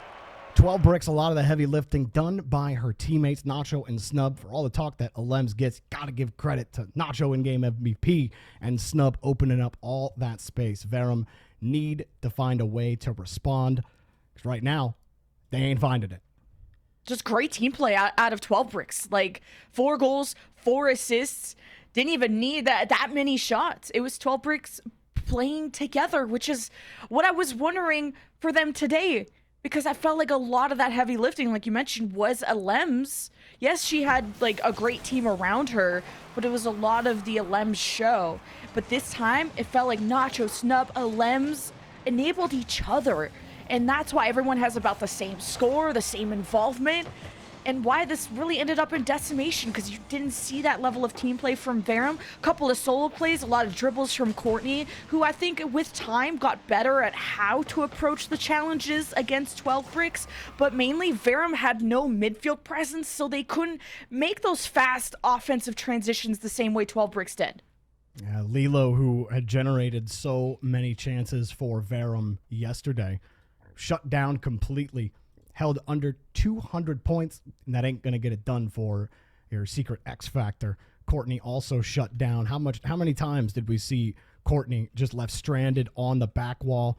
She had to wait for a challenge, and 12 bricks, they knew how uncomfortable she was. A lot of times they just let the challenge go. They have really good awareness on the rhythm of the pitch right now. That can change game to game. Will Snub continue to produce? Or does Verum figure it out here as we get started?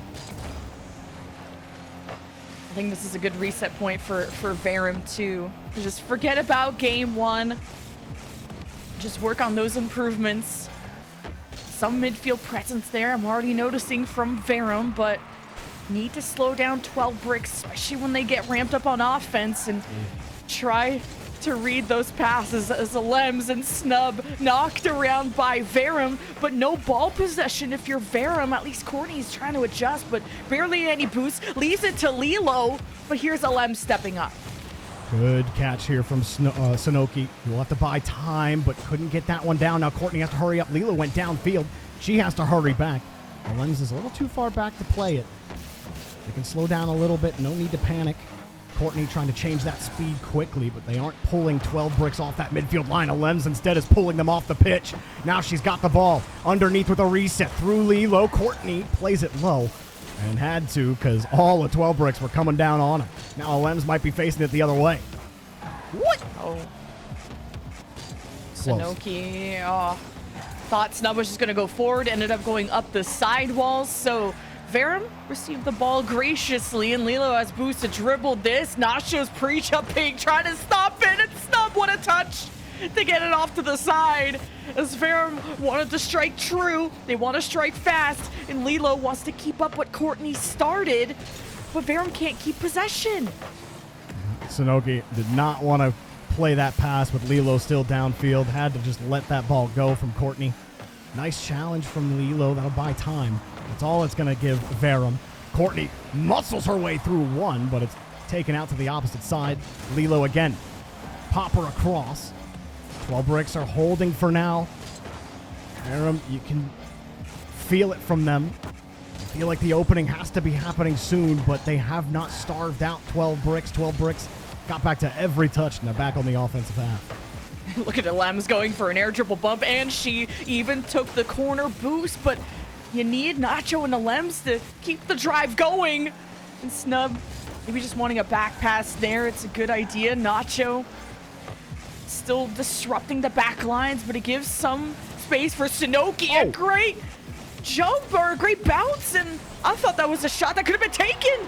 Now it's spat back right at them. Oh, they get punished for it. Lems hits a nasty fake. Shades like she's going to challenge the ball. Lets it drop. Courtney's left boostless. And you can only hope that Lems messes that flick up. But she did not. And went down the field. Well, we've seen that before. Sanoki will get down the field. But 12 bricks. They've been shutting them down completely. Nacho wants a little bit more. But no more meal on the table just yet. 12 bricks set back up. Off the bar. Saved. Sanoki gets there.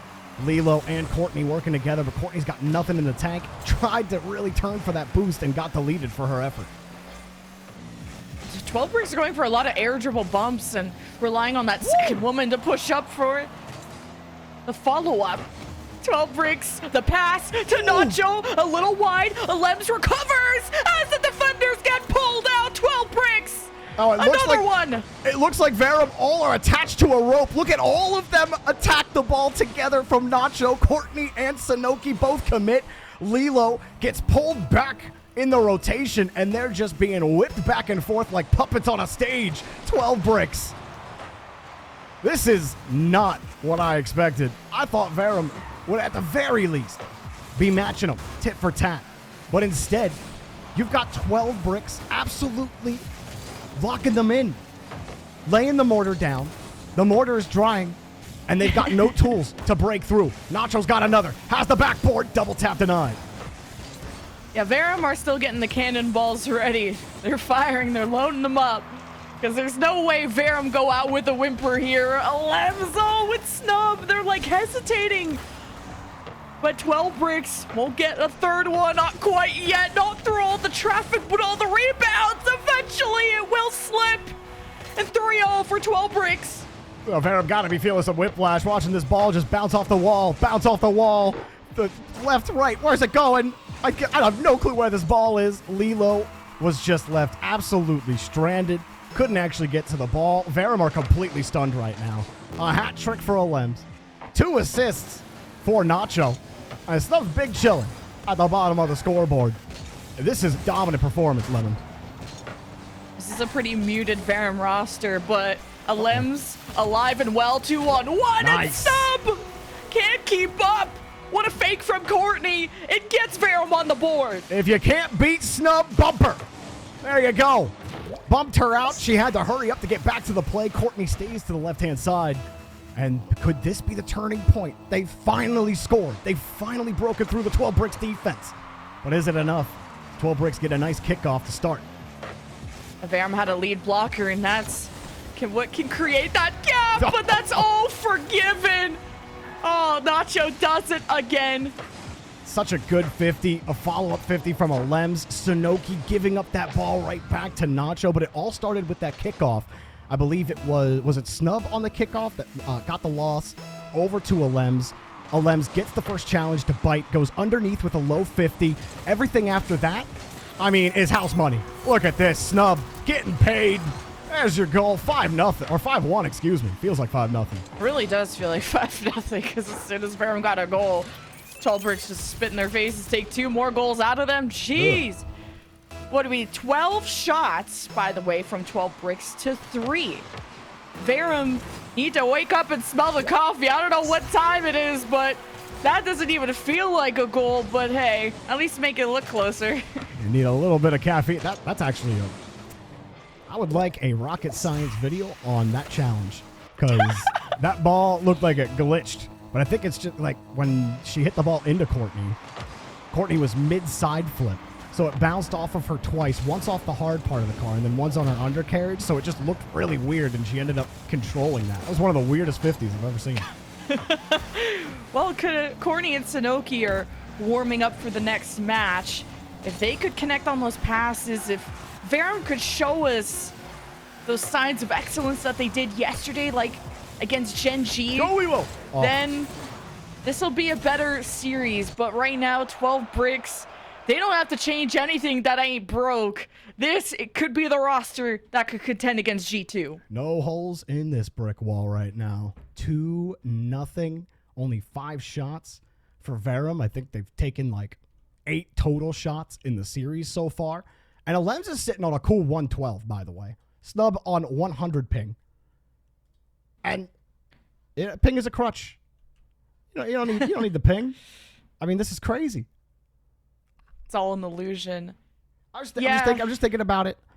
And like, I just don't think that Varum, they never have the boost. Courtney gets the ball. She gets challenged immediately. Nacho's playing out of her mind. Snub ain't making mistakes. Alems is Alems. Like, sometimes it's just simple. It's just that simple.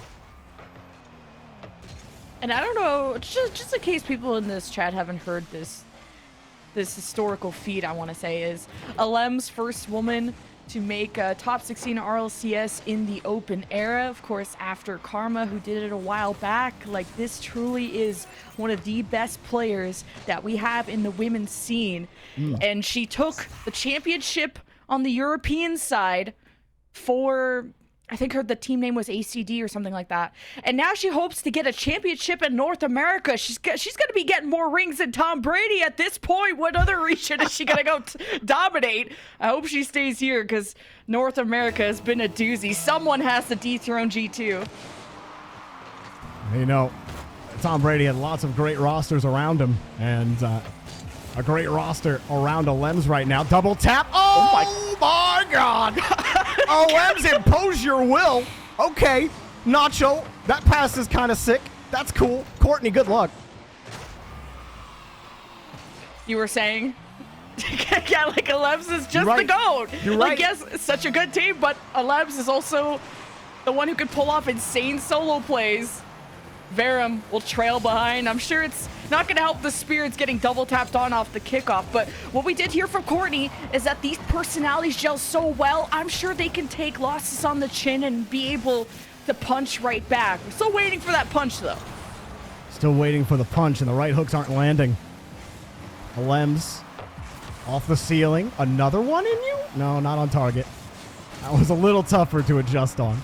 That's a free ball for Snub, though. Courtney trying to get back and does recover with no boost. Lilo looking for that boost steal. Does Alems even need it? Lilo shading. Nacho just has to freeze there. And there's really nothing Nacho has to do. Just wait. There's only one place they could really go with that ball, and that was to the corner. You don't have to overcommit there with 2 players. They weren't going very fast. Combine that ball speed.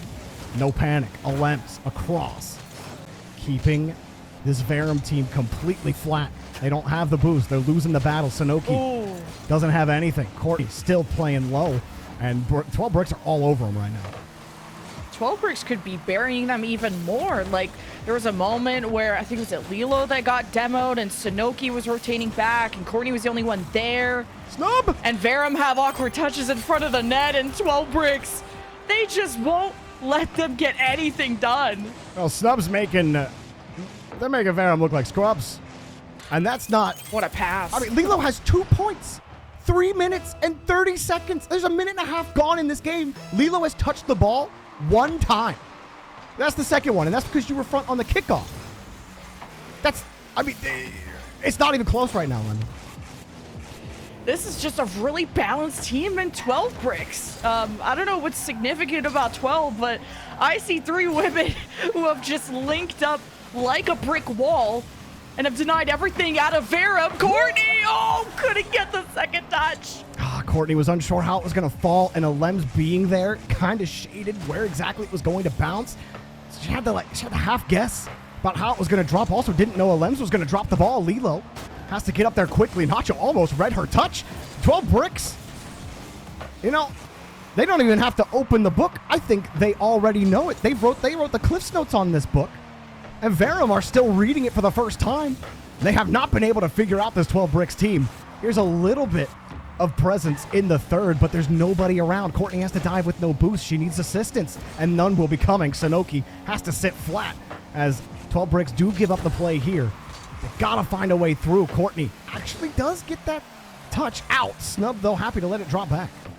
I'm getting the impression it's going to take like mechanical excellence out of Verum to really beat 12 bricks' defense, and Verum often enough don't have the boost to do so, but Courtney tries to do it all on her own, and 12 bricks know that is the biggest threat on Verum's side. You said it too. You said the mechanically consistent, and then Lilo missed the shot. And that was it right there to split the lead. You're absolutely right. They have to execute, and they're not. At least Lilo got some fun little bumps there, and that can slow down 12 bricks. Sonoki couldn't get the catch and recover in time, and who can really help Courtney out?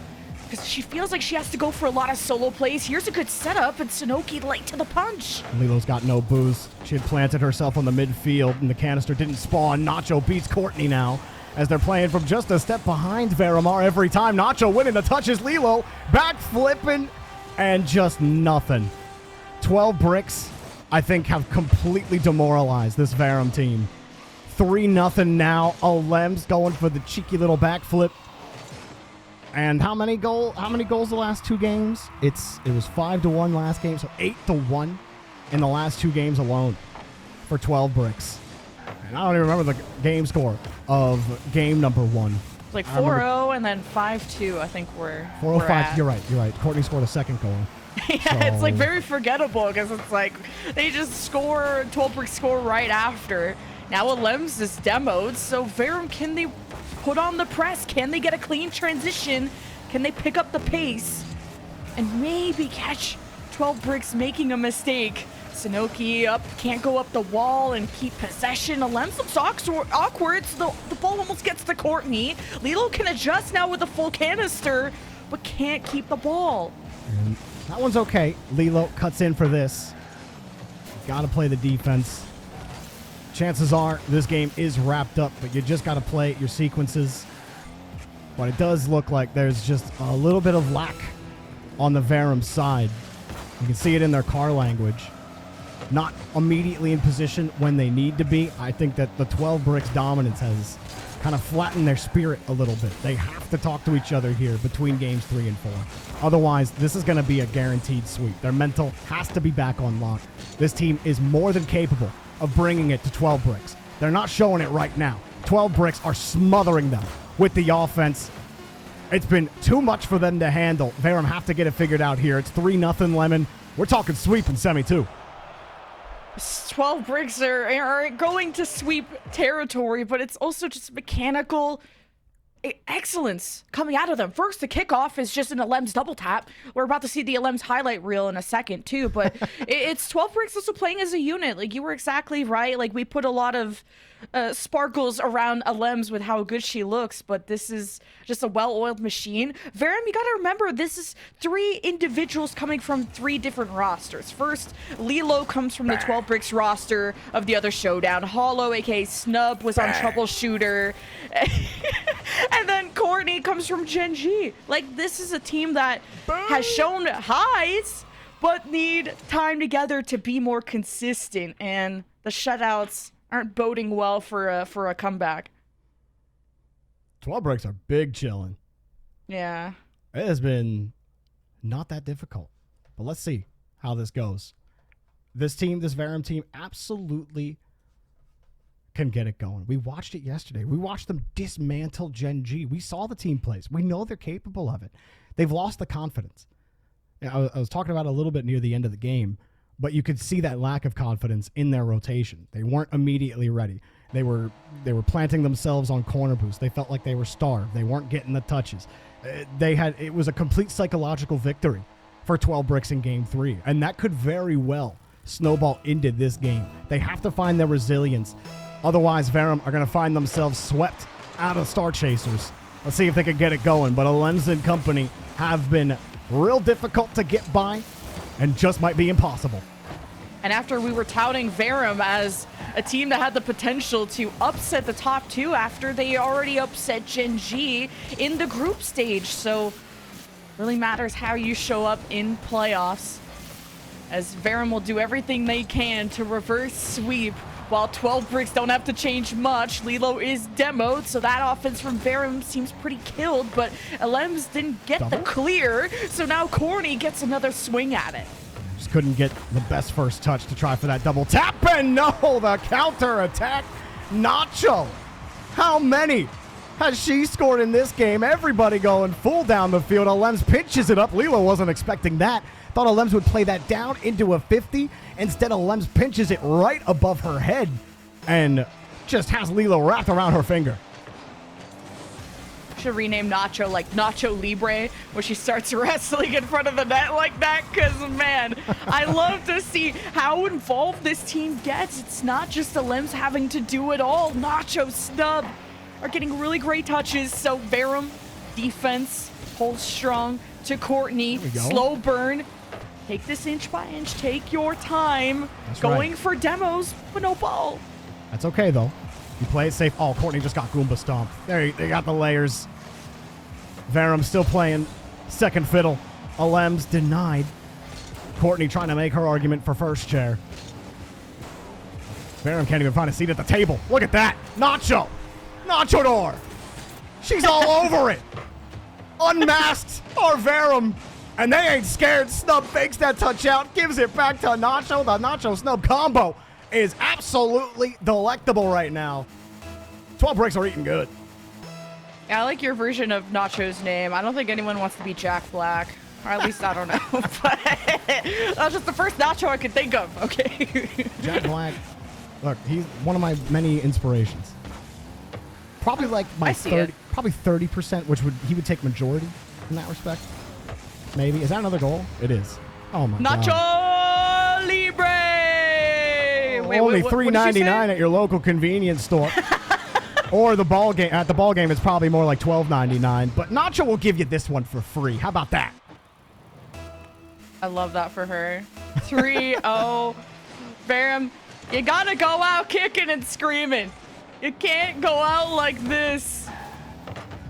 This Can't is tough. kick if you get your legs cut out from under you. True. I would So hate you're to have getting my dunked legs like cut that. out. Yeah, it'd be tough to walk.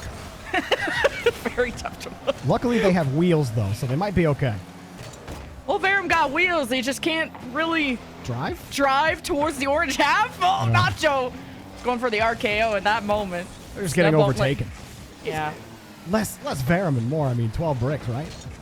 Ooh, Snub holding on to that power slide, keeping the momentum up to Nacho, and I'm just loving the confident play out of 12 Bricks. I feel like they can do no wrong. Lilo off the ceiling. I kind of like it. We said they had to go for these big mechanical plays, I think, to catch 12 Bricks off to at least give them more offensive options. I like the attempt.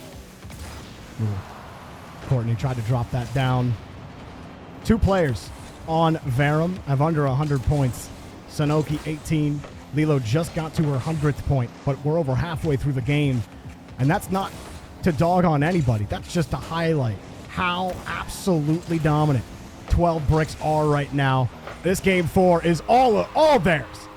Complete domination, imposing their will on the pitch. All they can see is nacho cheese, and that ain't Velveeta. Oh, it's good cheese, though. That's It the is good good cheese. stuff. Because 12 Bricks, they can't be slowed down. They got boosts. They can just air dribble across the entire field. And the Verum, whether it's lacking resources or lacking confidence to... whoa, Courtney! I think she got confidence after that one. There we go. Gotta get a little feel good in here. The doctor's order is in. We've got the prescription.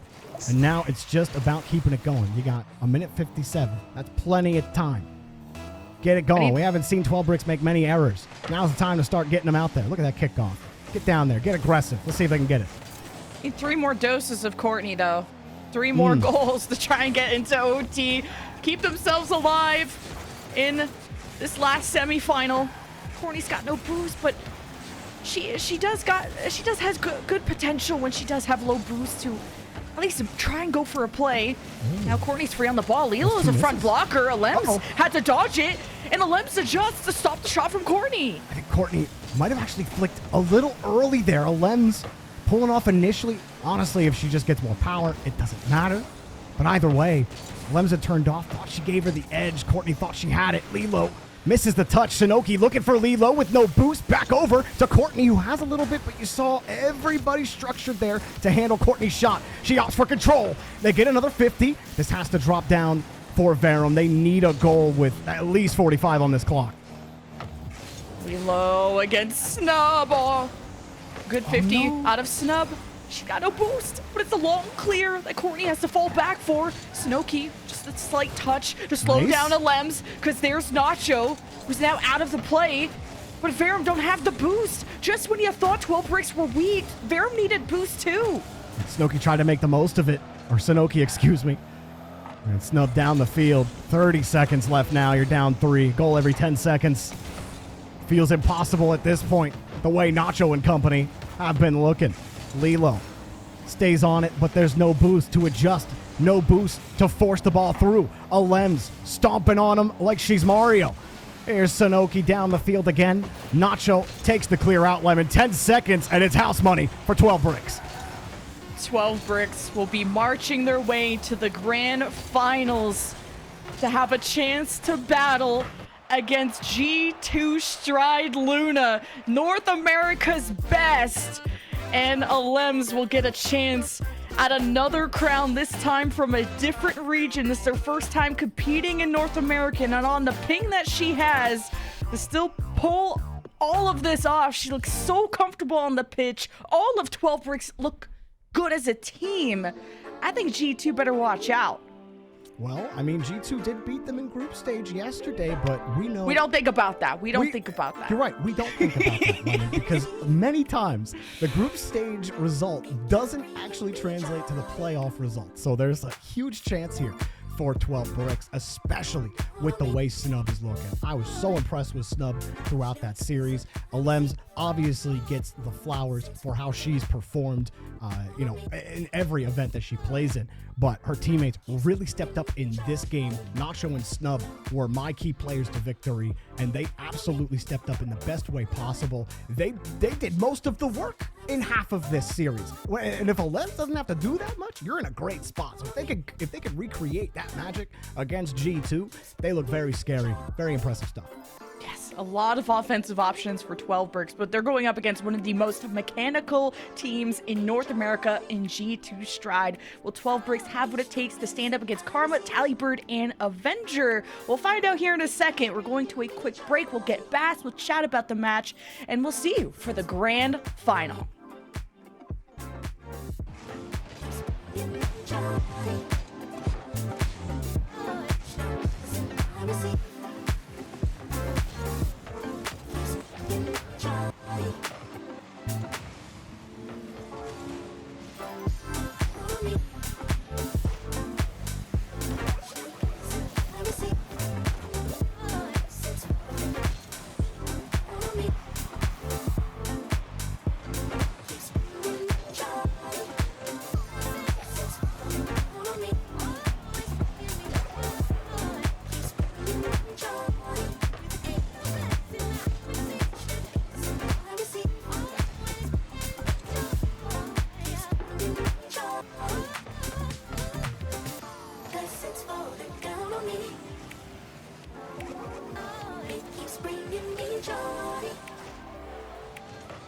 Each new blessing I receive,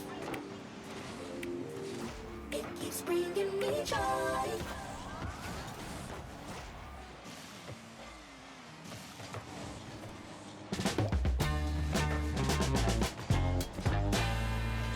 Ashamed, think something new under the sun. You can't take back them things you already done. No. You blame things that you do on somebody else. No. But they all see is you need help. But still you try so hard to cover up your games. You try so hard, hoping that one day something gon' change. You waste all of your time covering up your tracks. Spend all your days running away. You got to watch back, and that's the facts. You spend so much of your life scheming and trying to get over. Got you wondering why you come. Back again with more Star Chaser Showdown action. We have concluded our second semifinal, our last one of the day. And I will be the first to admit, we look a little foolish. Swept the desk in favor of Verum, and Lemon, that was not the result.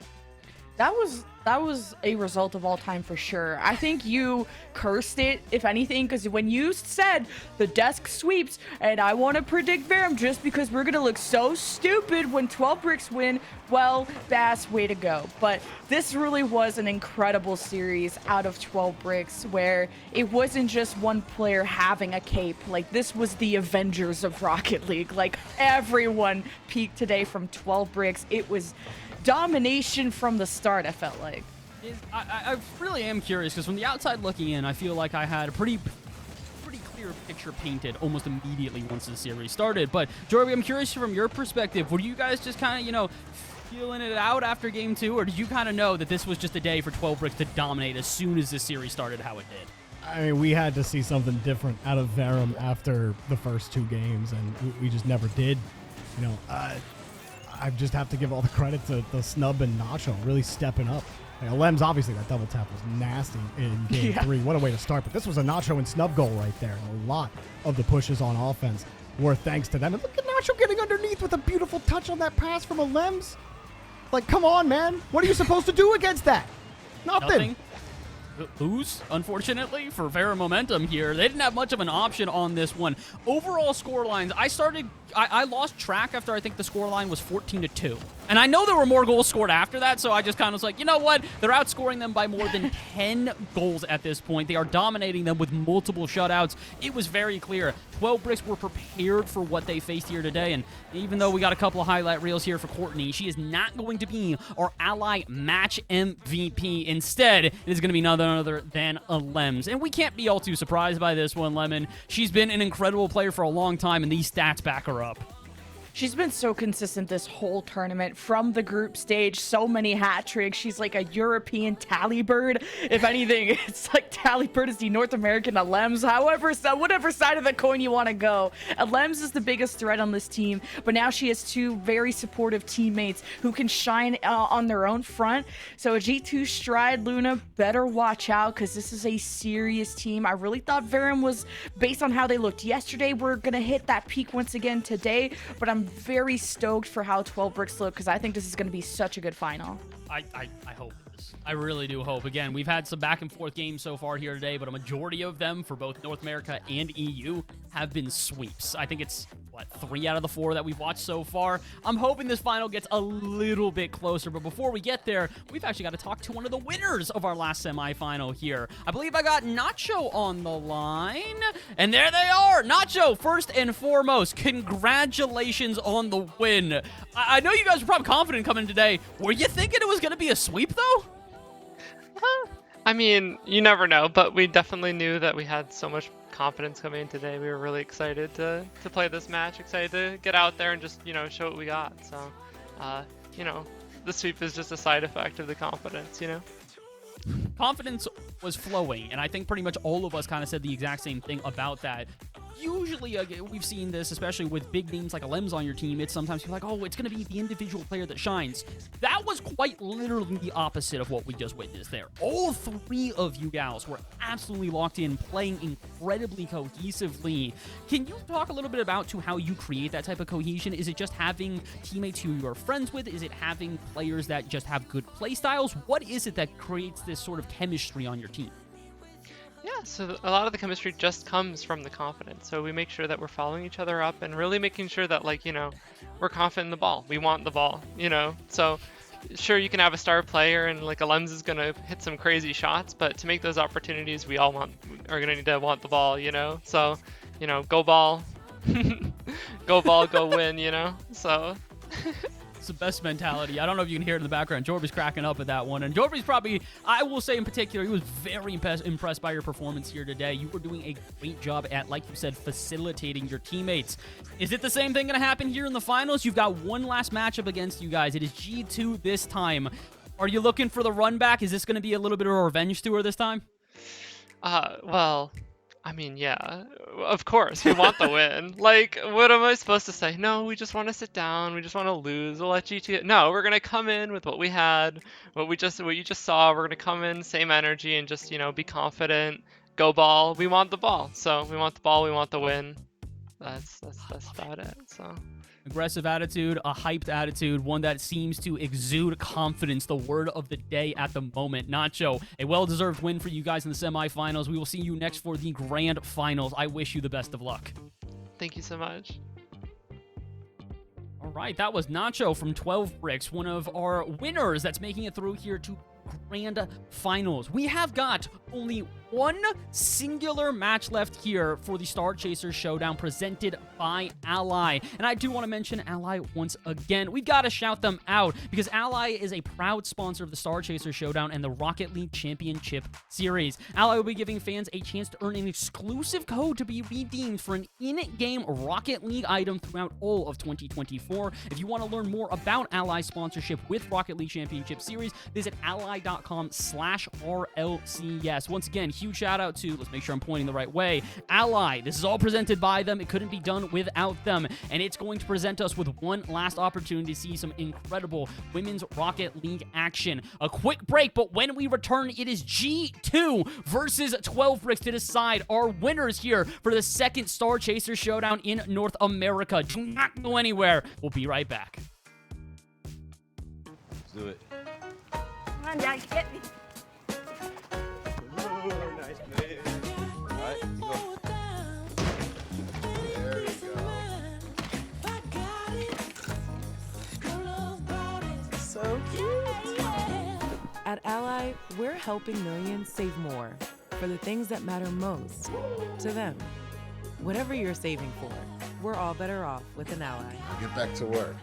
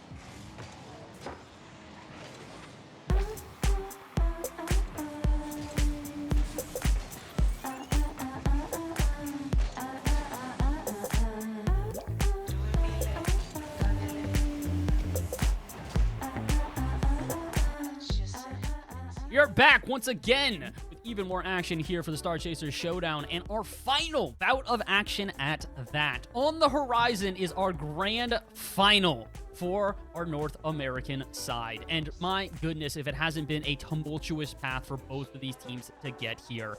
On the top side, we've got G2 taking down Gen G Mobile 1 Racing Black in a 4-2 fashion. They took 4 games in a row after losing the first 2 to Gen G. But on the other side of this one, Lemon, not the same story. 12 Bricks expected some resistance from Verum, didn't exactly find that. 4-0 sweep in dominant fashion for their appearance here in the grand final.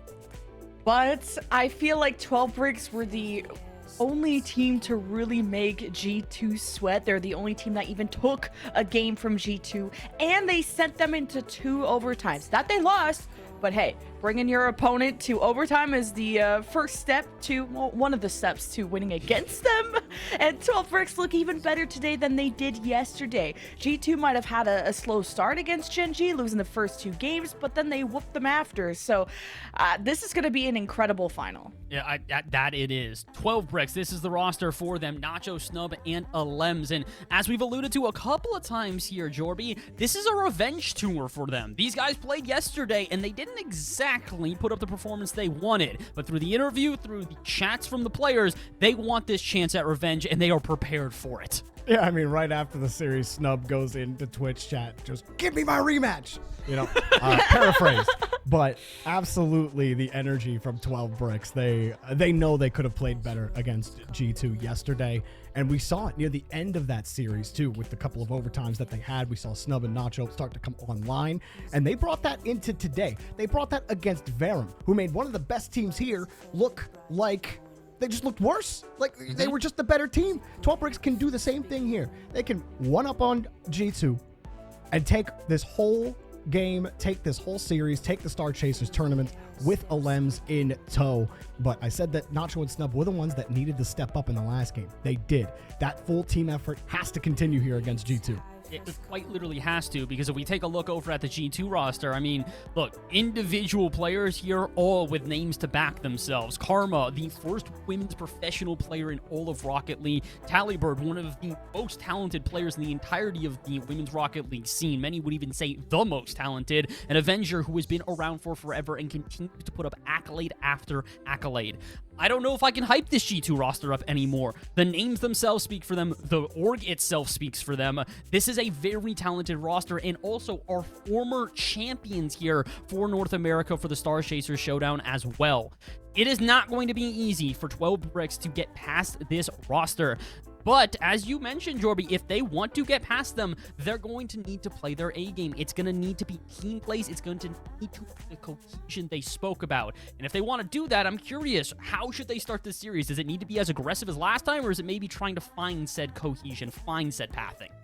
I mean, I think you can overthink it and, you know, get too ahead of yourself if we're going to play this way. It's like, really take the kickoff and take your chances where you see them, but definitely don't give space to Alems. If you can cut down Alems as quickly as possible, make sure that somebody on your team always has eyes on her, be calming where she is, always know where she is, and that way you'll be able to have a better handle on this rotation. Really, you should have your eyes on all 3 players, and that's the difficult part, because you lose track of Snub or Nacho, you might end up losing it. They got Tallybird on the other end, who has been their defensive master on G2. So if Tallybird continues to play the excellent third woman that she has been all tournament long, it's not going to be very easy for 12 Bricks. But we'll see, because I thought that about Vera.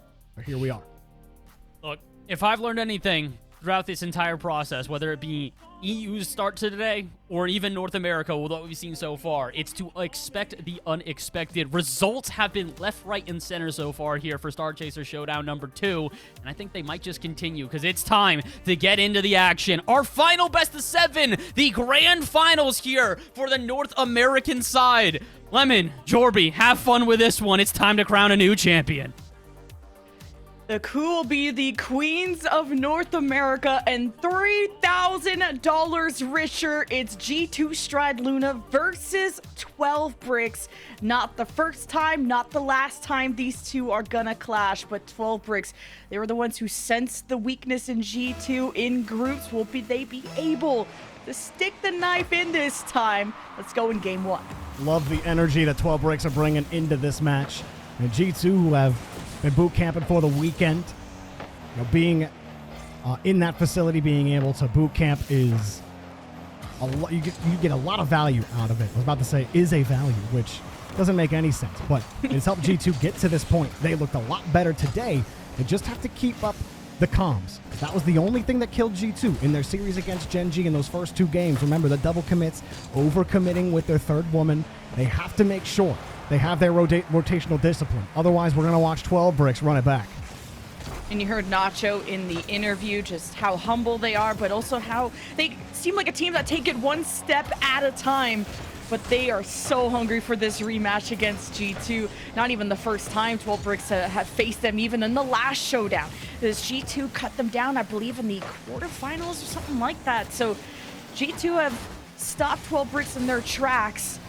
But who will have the last laugh? So far, this is both teams finding their footing as Snub controls the ball, but this is a layered G2 now, one that seems to support each other a lot more. And Alems, hailing from Spain, whose country just won the Euros against England. Spain very well could have another victory notched under their belt today. And how about you start that? That's about the best 50 you could hope for. But Talibird, there she is. And that's the big question mark for me, Lemon, is can they break down Talibird? She has played the best third woman in this tournament of all the games we've watched so far. Nobody's been able to break her down. 12 Bricks aren't able to yet either in these first 2 minutes. Okay, yeah, Nacho is... Oh! This just goes over Tally. Yeah, like, who would have expected that? Because the thing is, how do you stop G2 from having boost? Well, how do you stop...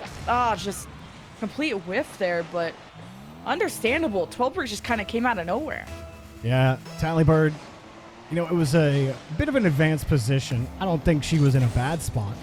I just think she couldn't get that read. It just had really great height to it. She tried the double hop, but the ball had enough pace, flew over her head before she could get up there. So, well done from Nacho on the pass. Alems might get another grab here. 12 Bricks, it doesn't really matter how their goals go in. It will only help establish that confidence that, that's right, this is different than group stage G2. You think it's going to be the same, but Alems had a reset, almost scored. Talibird diving, using the rest of her boost to save that one. There's just so much confidence on 12 Bricks. You heard it in Nacho's interview. We want ball. Go ball. Like, that's exactly what they're doing. Nacho just challenges them and forces G2 to look uncomfortable. And it's how can you make them look awkward? Denying boost would be one thing because G2 Strider are just such a mechanical team, especially Talibird. I'm pretty sure like 90% of her goals come from either off the ceiling or in the air, or I guess maybe down low, collides into Alems, who keeps her net safe. Nacho will stay with it. Low momentum will favor the low boost challenges. Nacho gets bumped out of the way, giving Talibird a free chance. That's only a pot shot. Snub was ready for it. Talibird had the jump for that. Not even a breakout. They actually just give up possession. Alems can't handle the clear right downfield. Karma even let her have a chance at it. Talibird has the backboard, but Nacho's got the grab. Double commit, and 12 Bricks discipline. Breaking down a little bit. They're not able to hang on to the ball. And 12 Bricks are just going for clears, but it's so far down that there's no one to follow up. Nacho's going to try off the ceiling to go after Talibird, knowing she loves to go for those aerials. It still manages to still go Talibird's way. Possession for G2. Avenger in the box. The tough ball to work with. Can't get the second touch either, but G2 Stride still trying to find their stride. Heavy pass from Nacho. The redirect just off target. Rebound. They tried to pull Nacho out. Nacho, it's like, that was nowhere near where I was. No need to jump at it. And as a result, G2, they leave one on the table. Very well should be tied up. Nacho in the net prevented G2 from feeling confident about the shot. Here's another bouncer. Ooh. Handled, and they're hanging on to this 1-goal lead with their life. These posts are working overtime. G2 Stride, like some accuracy issues are showing. It definitely felt like there was a lot of good scoring opportunities in those moments. And the pressure's there. And even Snub is not fully in control of this ball. Tallybird is hunting. She smells blood in the water. She's going to try to adjust this into the net. And the bump too. Avenger scores. I don't think this is what Nacho wanted. Nacho tried to wave dash towards the corner, but then ended up in the net. And it looked like it almost looked intentional that she drove into the net. Maybe thought Tallybird was closer to the ball, but she just gave Tallybird the ball back. But she had momentum. She had the ball, but then drove into net.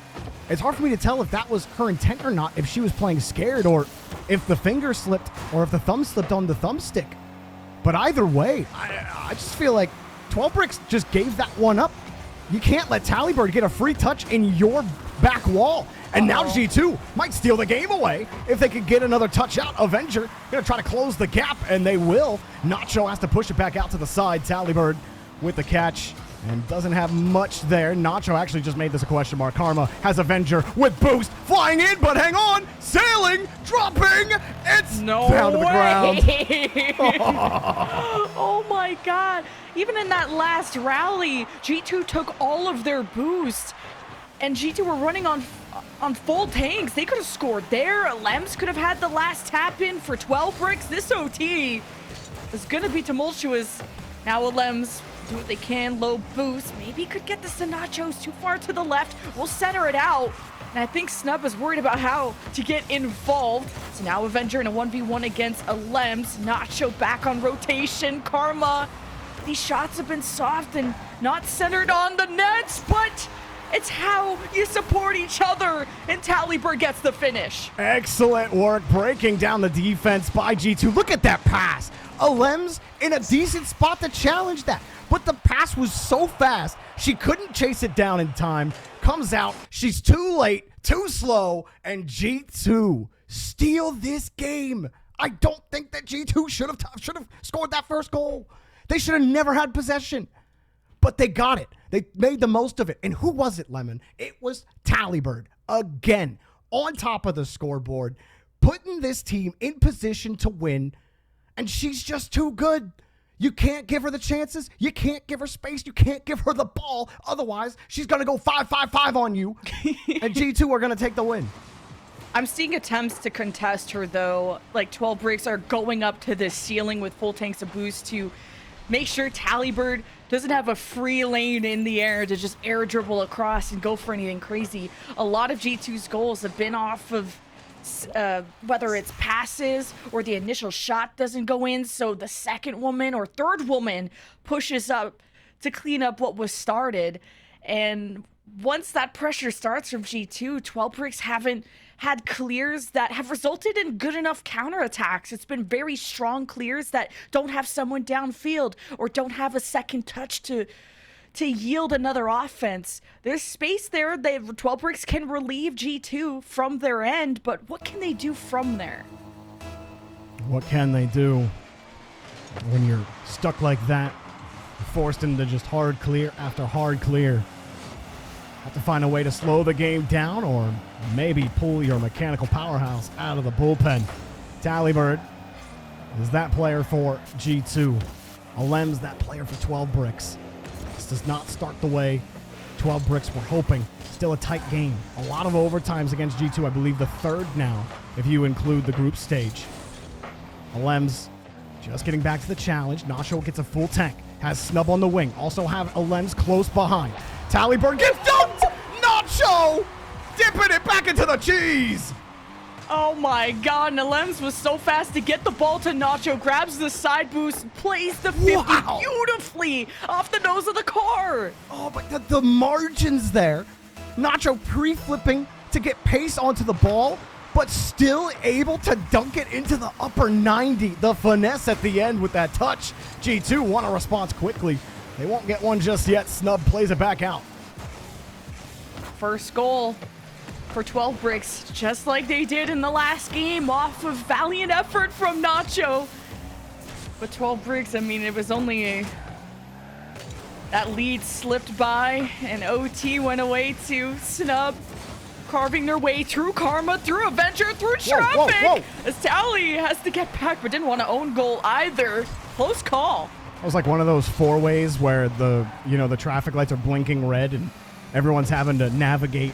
All right, you go. All right, you go. That's what that one felt like. Nobody running into each other, surprisingly. Well, Avenger is Canadian, so it would be like, we're very polite over here, so I could see So everyone no one being goes so... at the four-way. That's what you're saying. You all stop. No, you go. Right? No, you go. No one goes, but no one dies. No one crashes. What? But Alems almost crashed to the back of the net. I can't believe Talibert saved that. I can't believe you said no one dies. Yeah. I'm glad. That does make me happy. That's a good thing, yeah. That's great. We do love it when everybody goes alive. Here's a Lems. Not going to get there. Here's Snub. There's not much on the backboard and back wall available. Avenger had it covered. Nacho just having to buy time. Buy time she did. For a Lems. 40 boost. Heavy touch. Got a reset off of that? Okay. Ooh, Snub didn't hit that touch. Nacho, last woman back, and this gets out to Alems, who denies that shot from Karma. The defense stands tall for 12 breaks as Alems to Snub, and almost the next touch. But Talibird, a pillar in that net, as G2 are up to now 6 saves against 12 breaks. Nice catch. Where can you go? The corner's closed unless they give it back to you. Snub can't go, seeing 2 defenders bringing the ball back out. Nacho, a full tank. No contact. Lems has to cover the clear. Nacho prevents a hard clear, and Snub can't recover. Still Avenger's ball. Oh, Lems protects the backboard. Karma tried to test her. Talibird for going for a low boost play. But Snub has disrupted everything that G2 have wanted to develop, and now Karma's demoed. Nacho just needs to connect with Snub, and it's beautiful!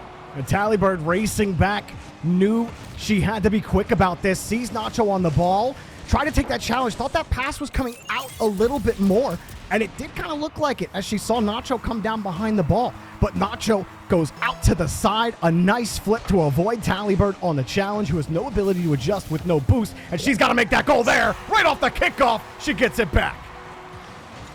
Jeez.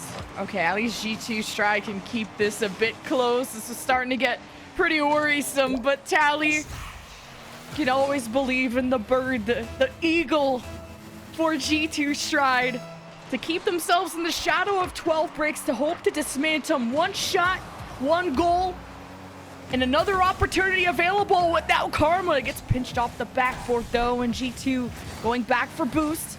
Avenger against Nacho, back pass to Talibird, ready to clear this. There's only 1 member back, and it's Snub. Talibird needs to put on the press, and Avenger is assisting. Her rotations came back for 12 bricks, and the ball is gone. Karma needs to buy time. She's doing that, maybe a little bit more. Low 50, but getting harassed. 2 players demoed. Back in the midfield, Snub's boost spawns as 12 bricks try to figure out how to get around G2. Not just 1 player, but multiple. Karma faking the first challenge. Alems unfazed. Doesn't matter, though. They can't get the ball into a productive spot. Avenger, not a ton of boost. Nice low 50 back over to Karma. G2 chipping them apart. Death by 1,000 cuts. How many 50s does it take to get to the center of the net?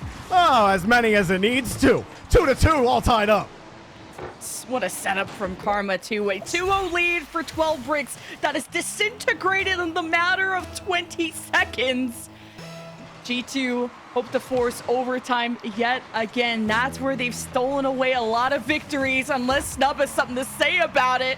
Saw Talibird coming, tried to slow down the dribble to a halt, but 12 bricks have to take this 1 step at a time. But Talibird knows how to wait for that approach and to play against them. Pass again cut off. G2 are ready for every outlet. The 12 bricks are trying. Hard clear. Talibird's got it. 50 follow-up. Talibird's got it. Avenger with space over the top of Snub. And look what that does. All of 12 bricks. Off rhythm now. Nacho forced to do a heavy touch. Karma pass, but Avenger's too far to the side. Talibirds can still pressure. They got the bump. The net's wide open. Just put it on target, and it's got to be a little more powerful than that, Talibird. That could have been the game lead, and she's been able to hit it with power before. That could be the difference maker, but hang on. Is that a pitch? Just off the post. Oh, wrong way. Well, Karma puts it off to the side where Avenger had a full tank. Gonna leave this knowing the clear is coming out of 12 bricks. Last rally. in order to avoid overtime. Talibird is happy to go there once again. She's put the team on her back many of times. 4 saves, 4 shots, 2 goals, but 1 overtime to face. Karma almost sniped the angle. Talibird forced 2 to commit, both watching her go across. And Avenger puts it perfectly back to Tally. Alems goes for the demo. Snub now on the break. Here she goes up high. Has Alems on the wing, but Snub just plays it down off the bar with a save. Nacho shot denied by third. And Alems flying in, but Talibird gets there in time. G2, a hurried defense. One you thought was going to finally break down. 12 bricks. Couldn't break through, though. G2 hanging on by a thread in game 2. Avenger with a clear to buy some time. Talibird needs some boost. Karma will sit downfield. Holy moly, I can't believe they did not get scored on. And that's almost in. Whew. That is almost in. Talibird is a threat. Avenger will leave this off. 12 breaks with boost to try and dribble this across, but Alems couldn't get under the ball enough to keep it in the air. But she's been working so well with Snub as that second woman. But hold on, Nacho and Karma collide in front of the net. And now it's just 12 bricks lobbing the ball into the orange half to keep G2 Stride contained. But Nacho and Alems have to rotate back. 12 bricks are trying to pull G2 Stride's defense out. But there just hasn't been much progress from 12 bricks in doing so. Yeah, G2 starting to struggle to actually maintain possession. They're getting bumped. Karma has to recorrect as Talibird tries to buy a little bit of time. Karma fakes the first. Actually, Talibird had faked the touch. Karma also slips across. The mind game's starting to come out for G2. Karma's done it a couple of times now. Talibird will play the mech. She's through 2. Avenger's a little far back and can't go. Avenger's usually playing it a little safer, even in the second woman role. Karma sitting right underneath. Talibird behind as well. Karma lets it go. That's a great call off. I don't think Karma meant to hit that. It would have been right back into a 12 bricks player. Instead, you give Talibird, who had a full boost, with the pass back to Avenger, denied for now. This has been a lot of 12 bricks offense. Now they'll wait to see how they can counter G2's counterattack in this moment. Talibird up high trying to get to Karma, who has no boost. G2 needing that front line, that front blocker. And there's Avenger with a demo. Karma steals the ball, gets a bouncer out in front of the box. Avenger with a shot that's put up high. Thanks to a defender going for a 50. Talibird is locked up, and Alems gets them out of jail. Great bump there from Karma onto Alems. She would have had a favorable 50 in front of the box. But G2 are finding ways to stop 12 bricks from finding that quality shot. Almost 3 minutes of OT. Karma's downfield. Redirect is not there. Off target. Snub was right there, ready for it. And that's a free ball for Alems. Will beat Karma easily. Avenger sees the net. Just couldn't get the power. And 12 bricks are there to recover. G2 aren't quite done, though. They have the midfield boost. Opting not to steal that corner away from Alems. They're just going to give her the space. Talibird jump. That's not where you want to be. And I'm surprised they decided to pull off there with everybody in position on G2. You don't want to give Alems a chance with full boost. And they were able to get away with it for now. You think another chance for Alems. She ain't going to let it go so easy. They get dunked. And Alems, no pressure, can let it go. So many close moments for G2 to score. And they managed to get out of their own half because the third woman on 12 bricks was too far in the midfield. And now Nacho has no boost, so Snub and Alems have to work the sidewall, work the front, now reach to the left side. At least Nacho's position there, but was worried about the fake challenge there from Karma's. Nice. Alems shot on target. Tally, front and center. 4 minutes into OT now. Knew exactly where to position her car to win that touch clean. Stayed on the inlet angle, defended the shot, and has sat in on those passing lanes all series so far against 12 bricks. Almost a full game of Rocket League done here. Karma let it go, and honestly letting it go probably saves a dunk goal for Alems. Karma outwitting Alems again, bumping her off of a potential 50 goal before. Then flicking off the ball so she doesn't get dunked this time. And whether she just missed or not, look, I'm not going to tell you because I don't know. But it did prevent Alems from getting that goal. And now here's another pass, but not on target. G2 have withstood everything so far. Snub trying to find it across. Nacho turning around after the demo. It's a high touch, but one Talibird is ready for. And Nacho just took both corner boosts, and then there was a demo. 12 bricks had a 3-on-2 advantage. and G2 still managed to slip by. These 12 bricks hard clears with no one downfield. It's not going to result in too much. They're trying to just sneak up on G2. But Karma, Avenger, no, Avenger misses that touch. Maybe it was meant for Tally all along. Called them off. Uh-oh. Another Nacho. good clear for 12 bricks, and Nacho can't get the finisher. Now, somebody's got to call Karma out on these fakes. She can't keep getting away with it like this. She's got the touch in front, and it's taken away. Nacho on top of it. Avenger tried to stay underneath. Nacho gets to create a little bit of confusion. Now a lens across, but look how far back Snub is. She can't go. Karma gets the clear downfield. Low touch underneath on the ramp. There's a lot of blue cars to get through. They'll take the space. Tallybird will take it to the wall. Alem stuffs her, and there's no lane to shoot through for G2. Wow, 12 bricks are so good at managing these high-pressure situations of salvaging moments that feel so dire. G2, Avenger, the double, the fake, to Tallybird, the hat trick to save G2. No corner boost spawns for Snub. She has to watch that ball sail over her head, and then popping out is Tallybird like a jack-in-the-box. 5 minutes and 53 seconds of overtime later, G2 come out on top in another overtime against 12 bricks. 2 overtimes in the group stage, 2 overtimes so far in the grand final of the Ally Star Chasers tournament. This is crazy. Absolutely crazy overtime. Tallybird, 1,200 freaking points. Are you kidding me? She's not 1,200 real. points? Are you serious? Tallybird wanted to win, and she literally willed it into existence. They were down 0-2 for the longest time, and then Tallybird hit 2 goals within 20 seconds. And then we went into OT 6 minutes later. Guess who did it again? G2, you can never count them out until they've officially lost. They will come back from anything. I have to take a breath, Lemon. There overtimes like that, they could be the difference maker. That could have been, this might be the deciding game.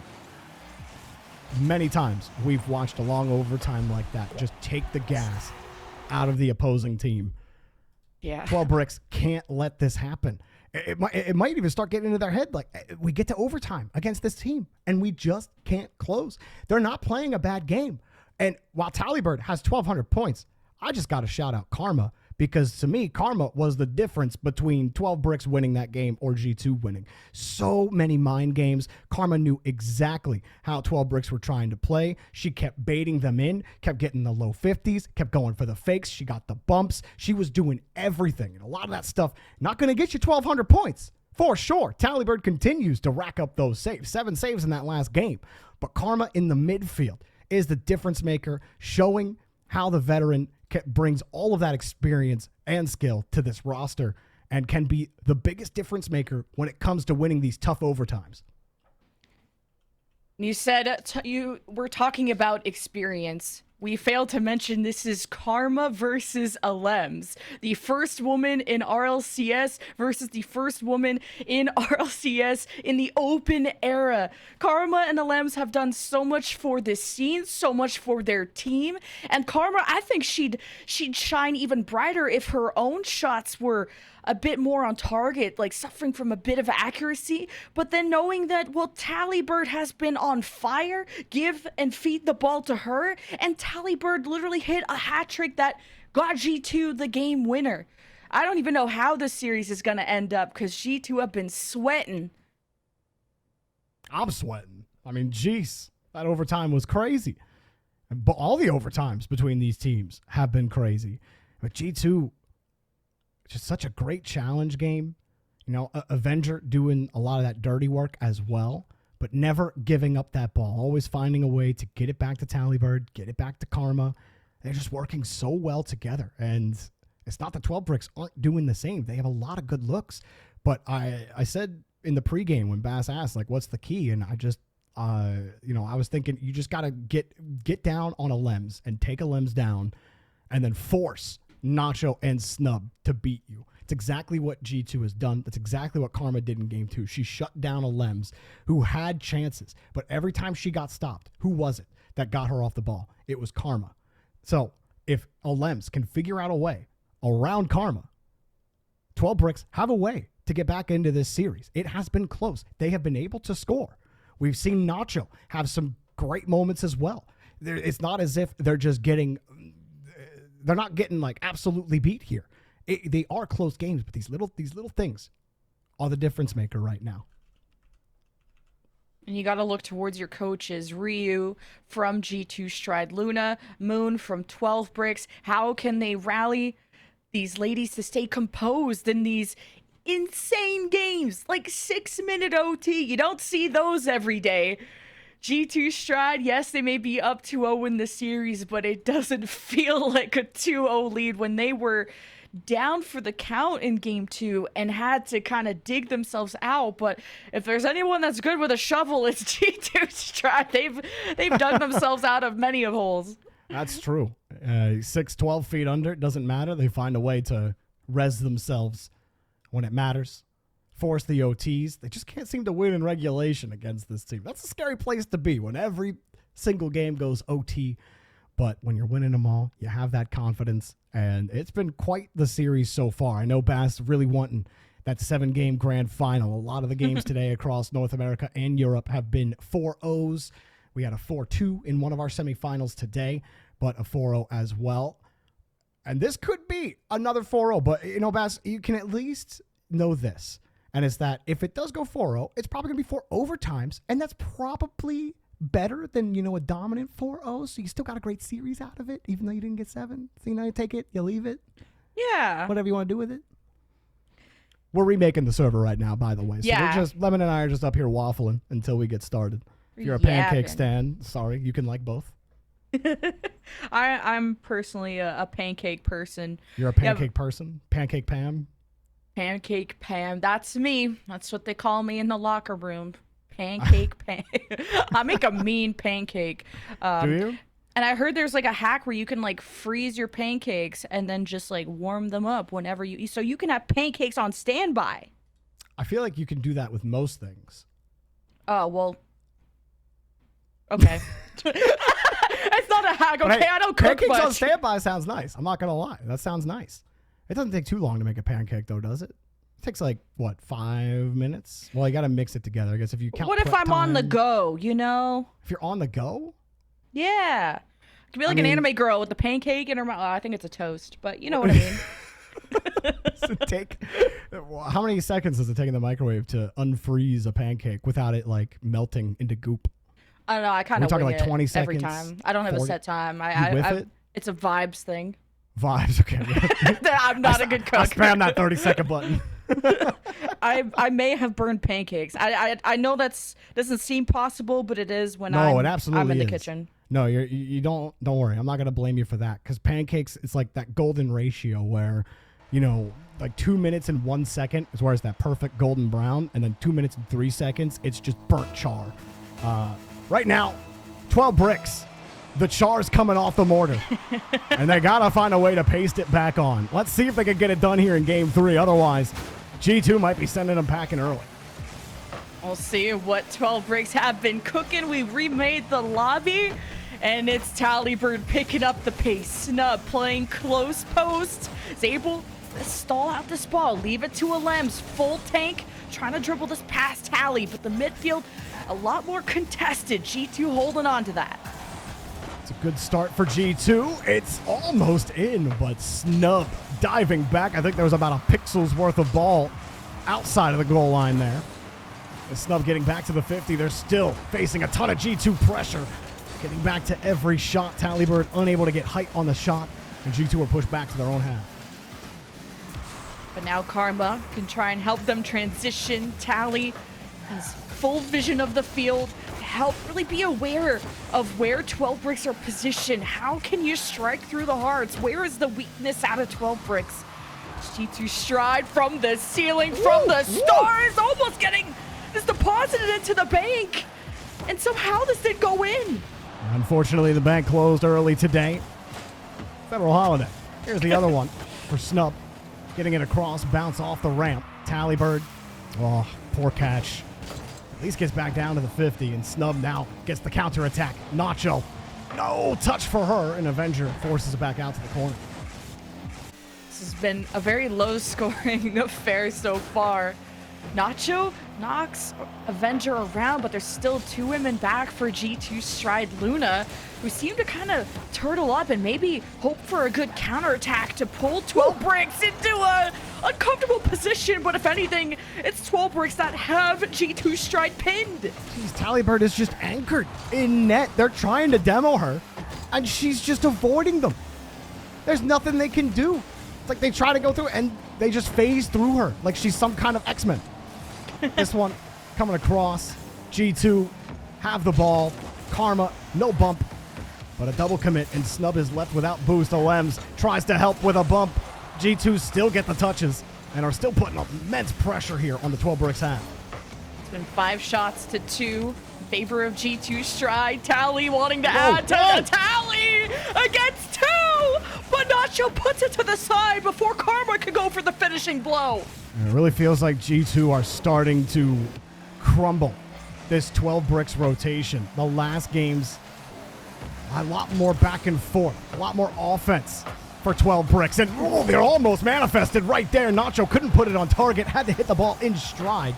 Talibird brings it down, gets dunked, but there's the layers again. Avenger ain't letting them in for free. Snub buys some time for Nacho.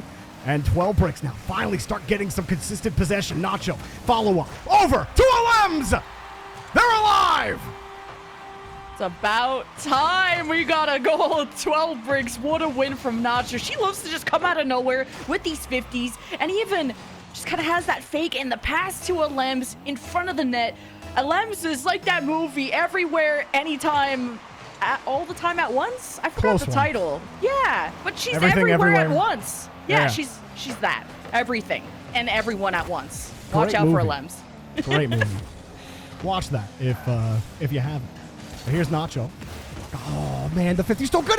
Everybody's there. I thought it was dead. I thought Olems was playing safe. I was on Snub Cam. I should have been on Olems Cam. This 50 comes out like a rocket. And Olems pinpoint accuracy and power. 111 kilometers of pain. And deja vu. What is it again? Nacho, a 50 that's forced to Olems, who takes the shot. She's a sniper.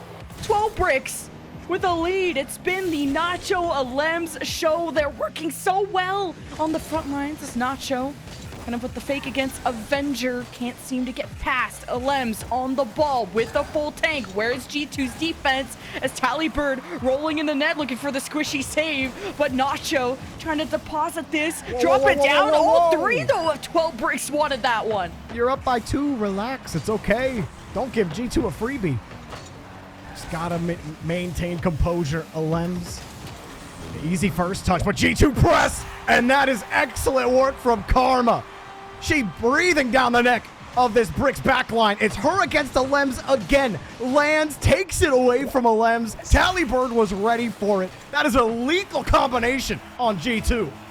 And as a result of that triple commit we saw from 12 Bricks, they were racing back, panicked. Olems really needed to hit that second touch to put it off to the side. It looked really possible to do so, and now just an open free ball.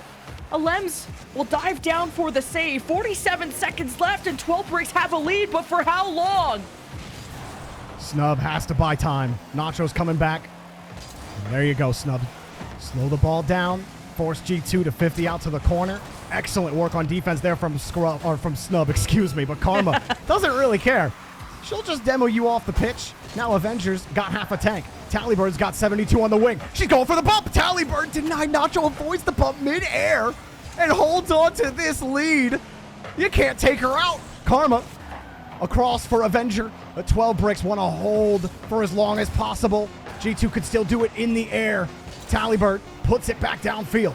Last try here for G2. Avenger looking. Talibird might get there. Avenger sitting underneath, and it will drop to the ground. 12 Bricks ain't getting swept today. Jeez.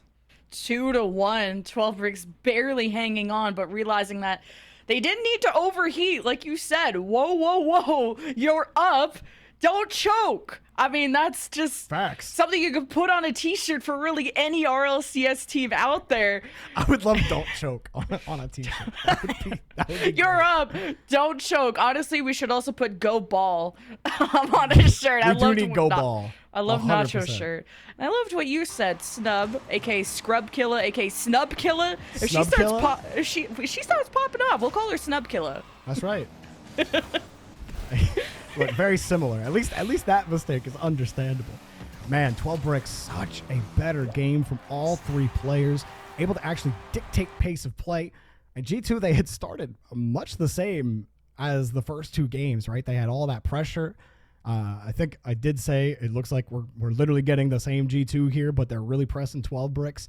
And then they just started finding the clearance lanes. Snub, specifically on defense, that last try, preventing G2 from really getting there. And I thought when Karma stole the ball from Alems to give Talibird the goal, I thought, uh-oh, G2 are going to do it again, crawl out of a 2-goal hole. Seen this story before, but hey, the best part about stories is when you retell them, they get a little different.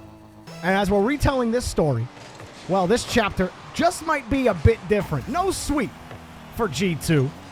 And 12 Bricks get out in a regulation game. It didn't go to overtime, and that may be how it has to be for the rest of the series for 12 Bricks.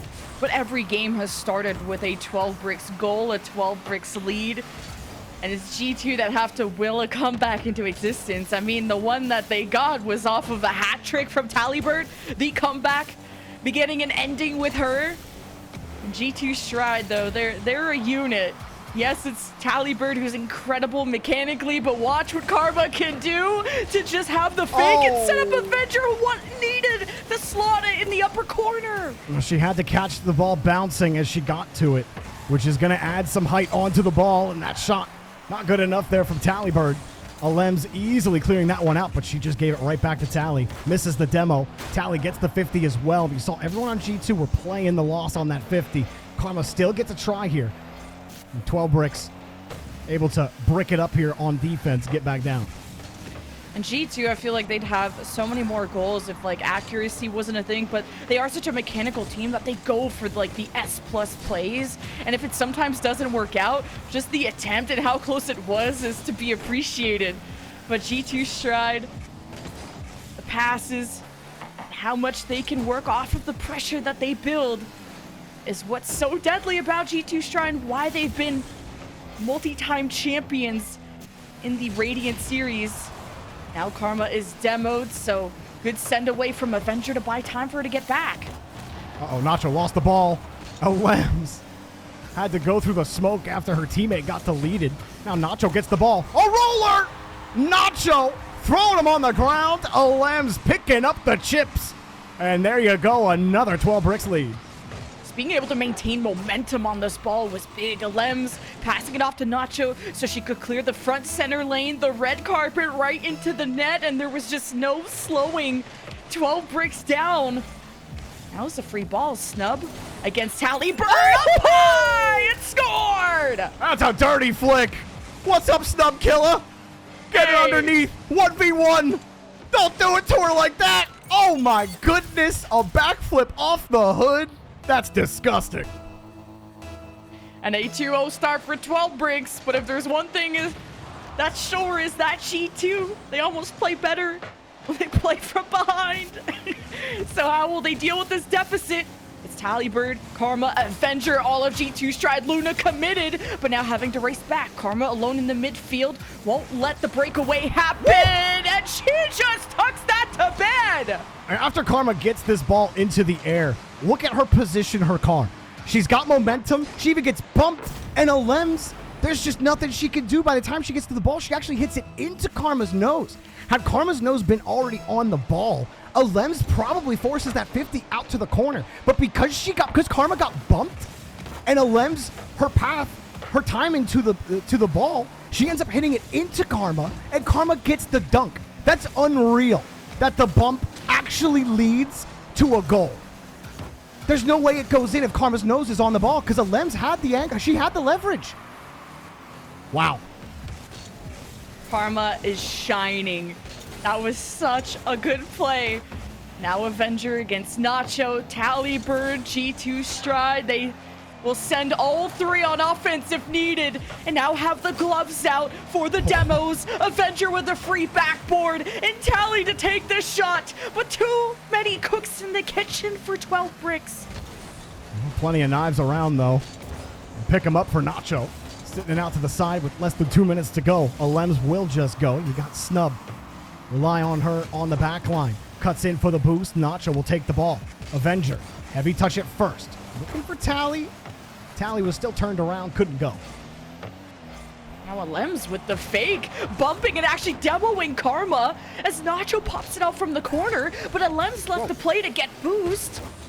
So there was great potential from 12 Brick's side, and they'll get another shot at it. Snub takes the corner boost, Alems with the fake against Karma, Talibird on the back wall, and Avenger hoping for a clear, but Nacho has a win, has a beat, and Snub can't recover off the back wall. So G2 Stride will salvage this moment, but these random 50s won by 12 Bricks keeps generating offense. Yeah, every time G2 get to that follow-up 50, they don't have any boost. So they're hoping that ball gets hit right back into them. That's how 12 Bricks have been able to win them. Now they have a one-on-one. Nacho, no boost, no problem! 3-1! Disgusting goal with 1 minute left. We're 3-1 off the left side, off the post, bouncing in. These are tough. These 1v1 scenarios that 12 Bricks put themselves in, they win every single time to put G2 Stride's backs against the wall. And under that pressure is everything. Now can 12 Bricks just keep playing safe? Uh-oh, Talibird, Karma, Nacho, and a 1v2 makes the save! Jeez, Nacho. Leveling up in the game before our very eyes. Another 50 down the field. Talibird forced to receive. 12 Bricks in full control. Snub up high again. Where are G2 on this defensive line as Karma tries to buy time? Avenger rotating back behind Talibird, who wins the ball against two. This could be a quick attack with time left if they could get it on target. Karma diving as all three commit from 12 Bricks. Avenger off the bar, and there's Talibird, all reliable to tip it in. It's not over. The G2 Stride comeback. It could be a reality. It all depends on what happens in 14 seconds. And Talibird to backflip it in, catching 12 Bricks committing too much. But are they committed enough to win? Snub to the back wall, to the corner. Talibird to the side. Alems trying to keep the play alive. As Nacho with the 50 that's off the ceiling. A bouncer. Karma goes for boost. Nacho like a missile off the ceiling to the blue half. Karma! Oh, the ball almost landed on the ground, but it's still alive. Oh, it could go into OT, but no, 12 Bricks deny.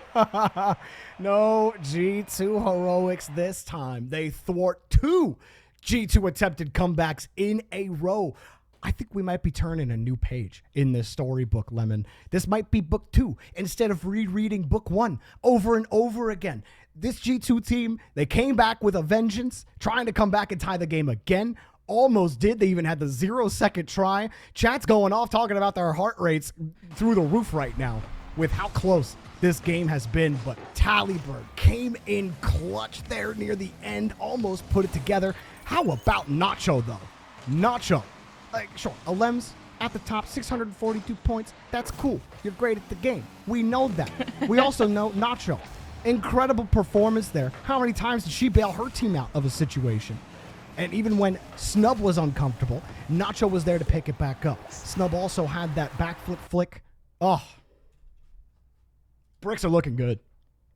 G2 Stride, though, they're looking like they're about to get Gen G'd out of the final. Where remember that semifinal? Gen G had the first 2 games looking pretty good, and then they lost 4 straight for the series. This better not be happening. The script can't be copied. We need some variety here. 2 unanswered games for 12 Bricks to tie the series. Who will go to match point? This is anybody's match. G2 still have really good looks on offense. They have the structure on defense. 12 Bricks have just outplayed them in those moments. It hasn't been the mistake-riddled games for G2. It's just been 12 Bricks putting this on, getting the demo, trying to smoke them off. Nacho almost got there on the bump, but it will be cleared out for now. But look at the pass back to Snub. Just had to hit that one with the timing. Actually, it's a free ball for Nacho. Everyone back wanting boost instead for G2. Talibird gets the clear. Not even just a clear. She's going after the ball, too. And Talibird was trying to run into Nacho and let Karma solo play. This doesn't work out. Karma had to make a low boost play. She will back pass to get this away from Malems, but needs to also get this away from the ceiling. That was about to land in front of the net. G2 Stride's defense is so superb. They deny 99% of these threatening opportunities out of 12 bricks. Avenger sitting behind on this one. He's trying to play that. Karma coming back, got the clear. Avenger third with no boost. She needs some time. Snub trying to make her uncomfortable. Lems was there, stuck on the wall, and it's pushed back. Karma got her own boost, though. That will push them back. Look at Snub. Not a ton of boost here. Actually made the most of it. You bought time. Nacho takes the advanced position. Honestly, this shouldn't even be a 12 bricks possession. But Nacho winning that, or Snub winning that low boost 50, got them a chance to keep playing to their rhythm. Malems even the heavy touch. Talibird has no boost. Can't commit. Great recovery from Malems off the wall, though. It didn't seem like for a while that G2 Stride even wanted the ball. They were like allergic to it. They just kind of cleared it and waited. This is finally 12 bricks looking a bit shaky, but they're so good at passing. There's a level of trust. It's not a selfish player going for solos. There's so much passing between 12 bricks that make these transitions really easy, and they don't hesitate on challenges either. That's why G2 Stride have had to start from square one again and again. Without Talibird, you may not need her. Karma got real close to the goal line. Avenger set all of that up too. Had that dribble down the field. It's a nice catch as well. 7 boost. You play the low 50. Try the bumps again. Avenger all of a sudden in that first woman role, creating some good value, but just not enough. The layers are there. 4, 12 bricks. Comes across. Snub cannot go. But everybody's trying for bumps right now. Nobody can break through these defensive lines like you've been talking about, how good G2's backline, how good 12 brick backline have been. Everybody's going for bumps and demos. Talibird tried the quick read, but nobody's there to support.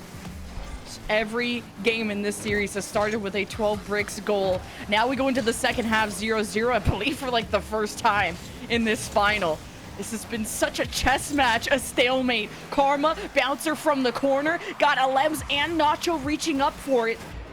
No work together. Try and force out Avenger and Karma from the corner. Alems on the ceiling. Talibird, good defensive read, but Snub to Nacho. Wanted to avoid the 50, and Alems didn't get a good hit at it either. Oh, Snub. I don't think Snub realized how much advantage she might have had there. She didn't have a lot of boost. She got the demo. I think the demo is what she wasn't expecting. She turned wide off that ball, but she absolutely could have caught G2 out, completely smoke screened. That may be a potential goal from 12 bricks left on the table, but you can't really fault them too much for that one.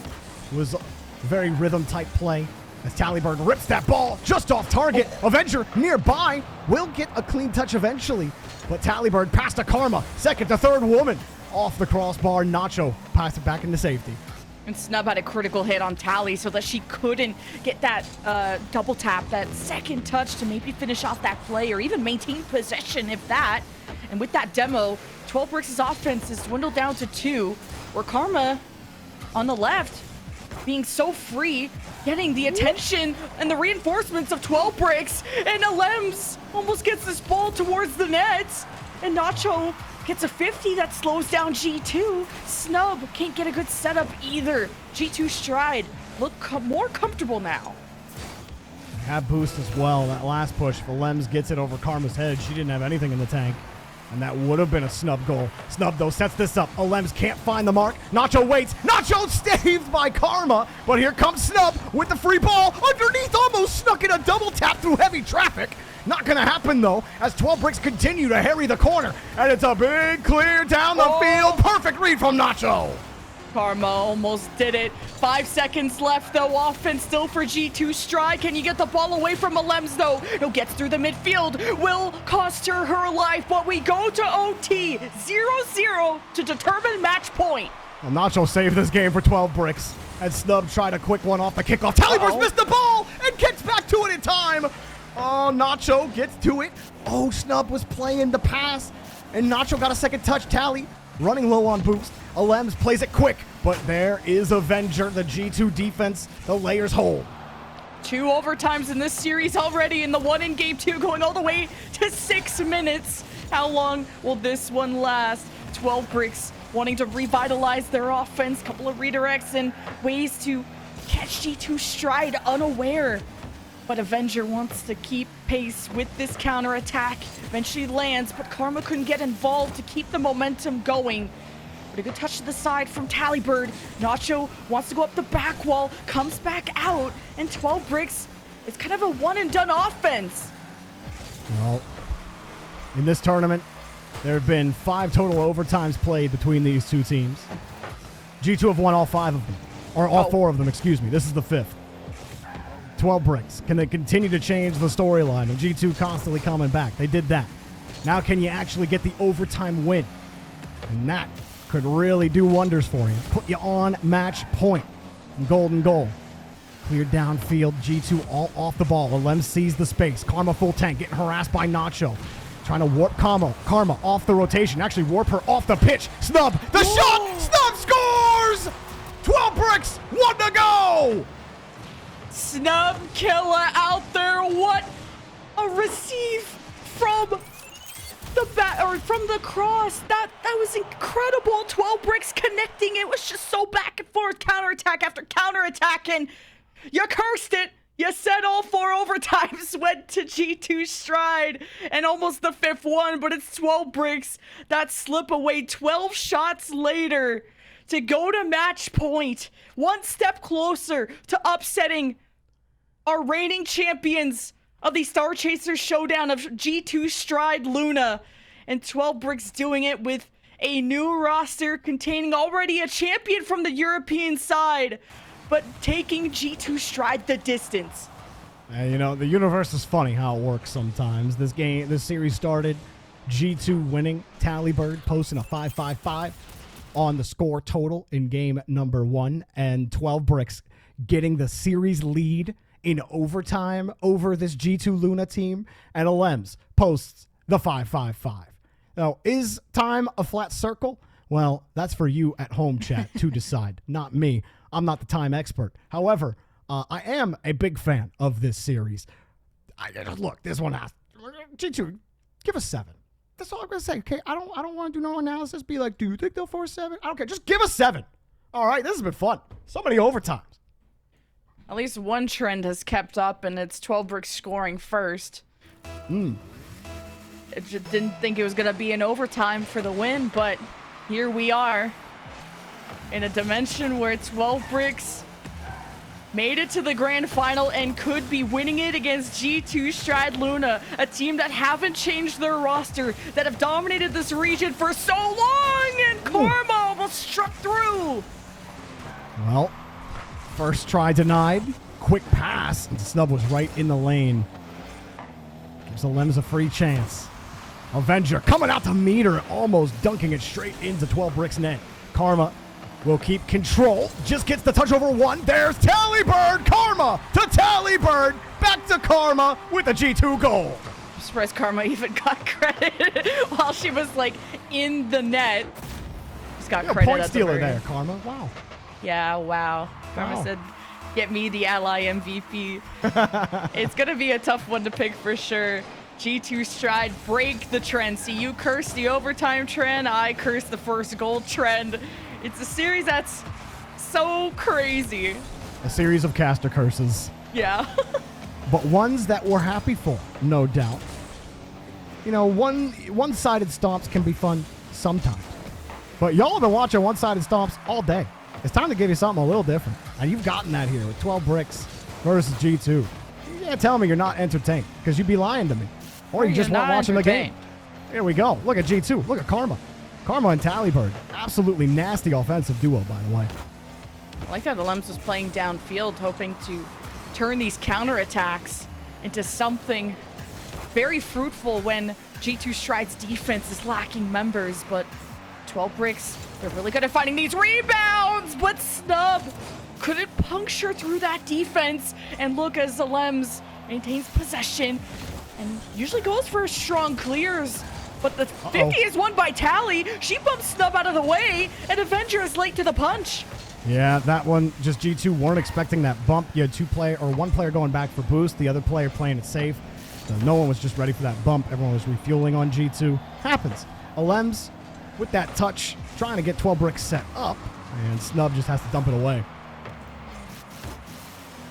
G2 finally get to play with the lead. Are they going to be nerfed at this point? They are so good from playing from a deficit, but now they can hope to really smother this defense. This comes out in the midfield. Tally will delay and be on Alem's tail. She barely is able to control this ball, and Nacho saw a window of opportunity, but that is sailed by. I mean, that's showing you the margins. Alems had to go for a hard bounce pass to get through the G2 defense, but it was also hard for her team to collect as well.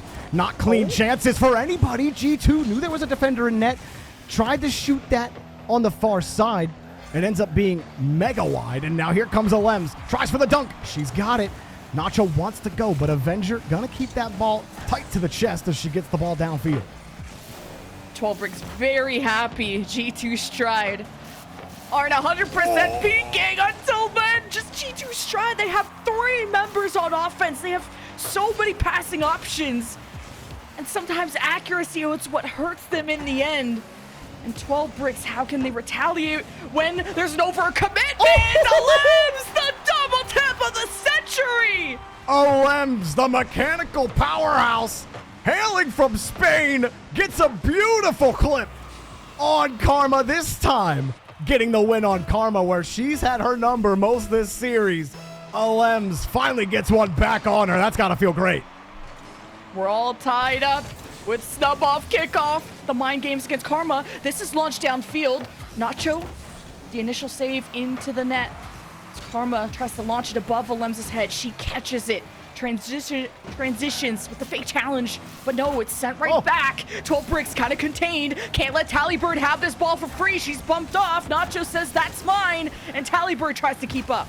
Good job from Avenger as well, reading that play ahead of time, being ready for it, but 12 Bricks don't care. They still send the house. Nacho turns around after stealing the boost, and here come 12 Bricks again with the attack. Alems playing it tight.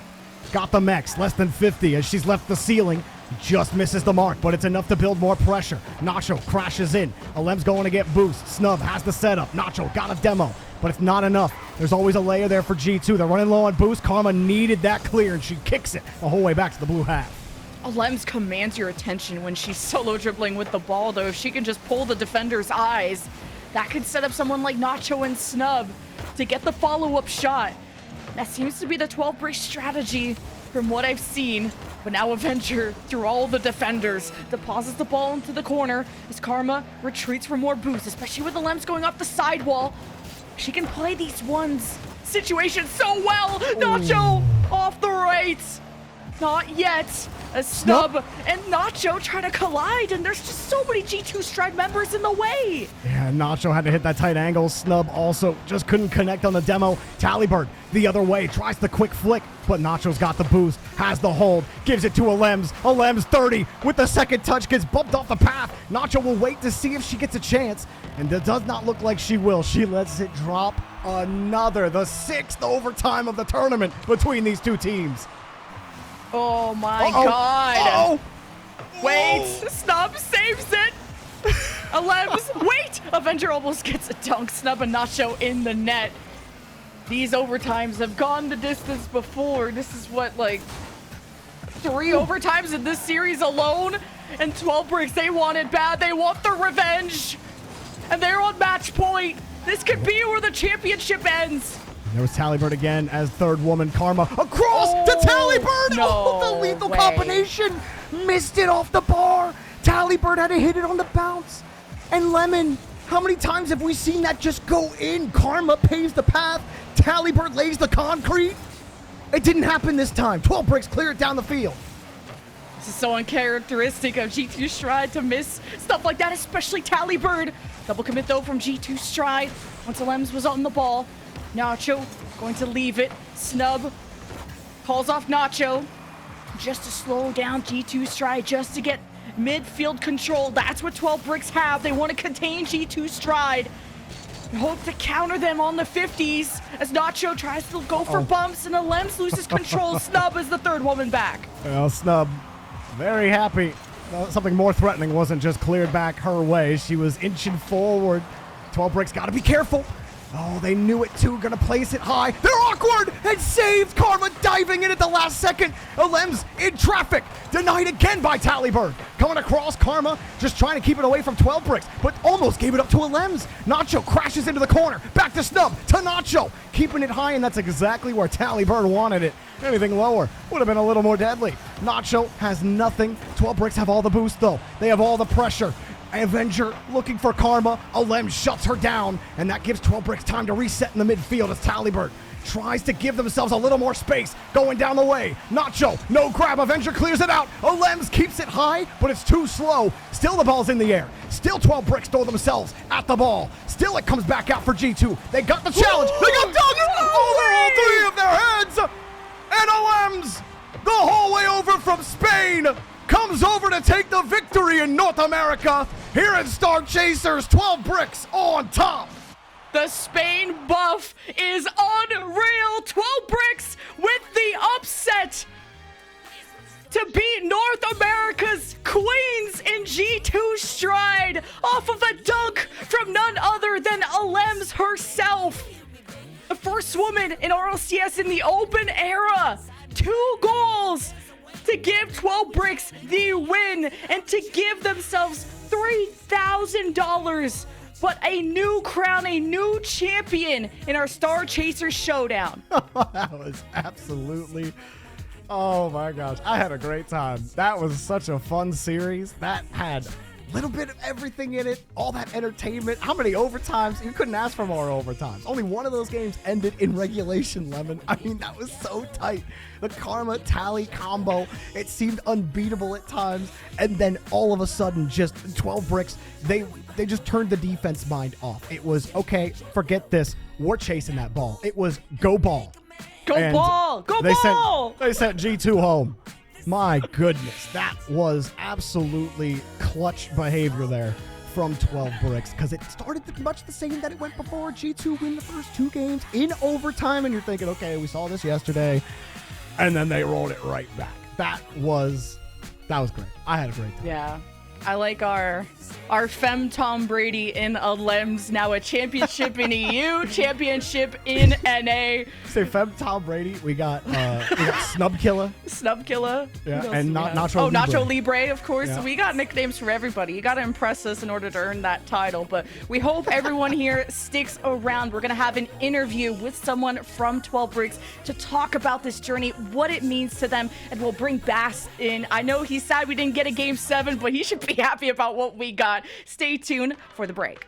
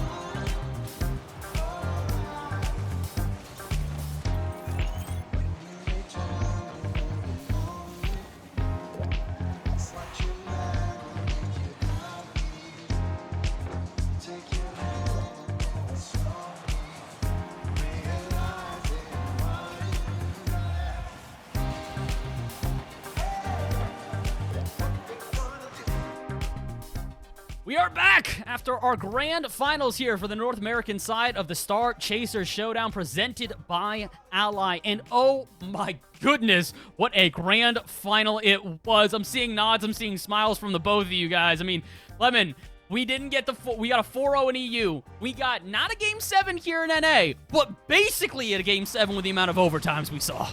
And revenge for 12 Bricks because we were so confident in G2 Strat after how they beat them down in the groups. I wouldn't say beat down. There was still 2 overtimes, but still a win. And we're kind of hinting 12 Bricks were the only one that seemed to have found the kryptonite of G2 Stride Luna. And sure enough, we get such an incredible final. This was just one for the books.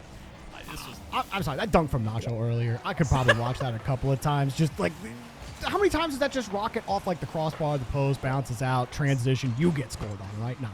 Not happening. Nacho was all over the place. Nacho's all over these clips, dude. Look at this. Alems, yeah, had those double taps, sick stuff, but like, look, you ain't nothing if you don't got nachos when you're sitting down watching the baseball game, had the 7th inning stretch, dump it on the fan of the other team in front of you. Whatever. I don't know where I'm going with this, but 12 Bricks going to the grand final championship. That flick was nice. They had so many good plays, man.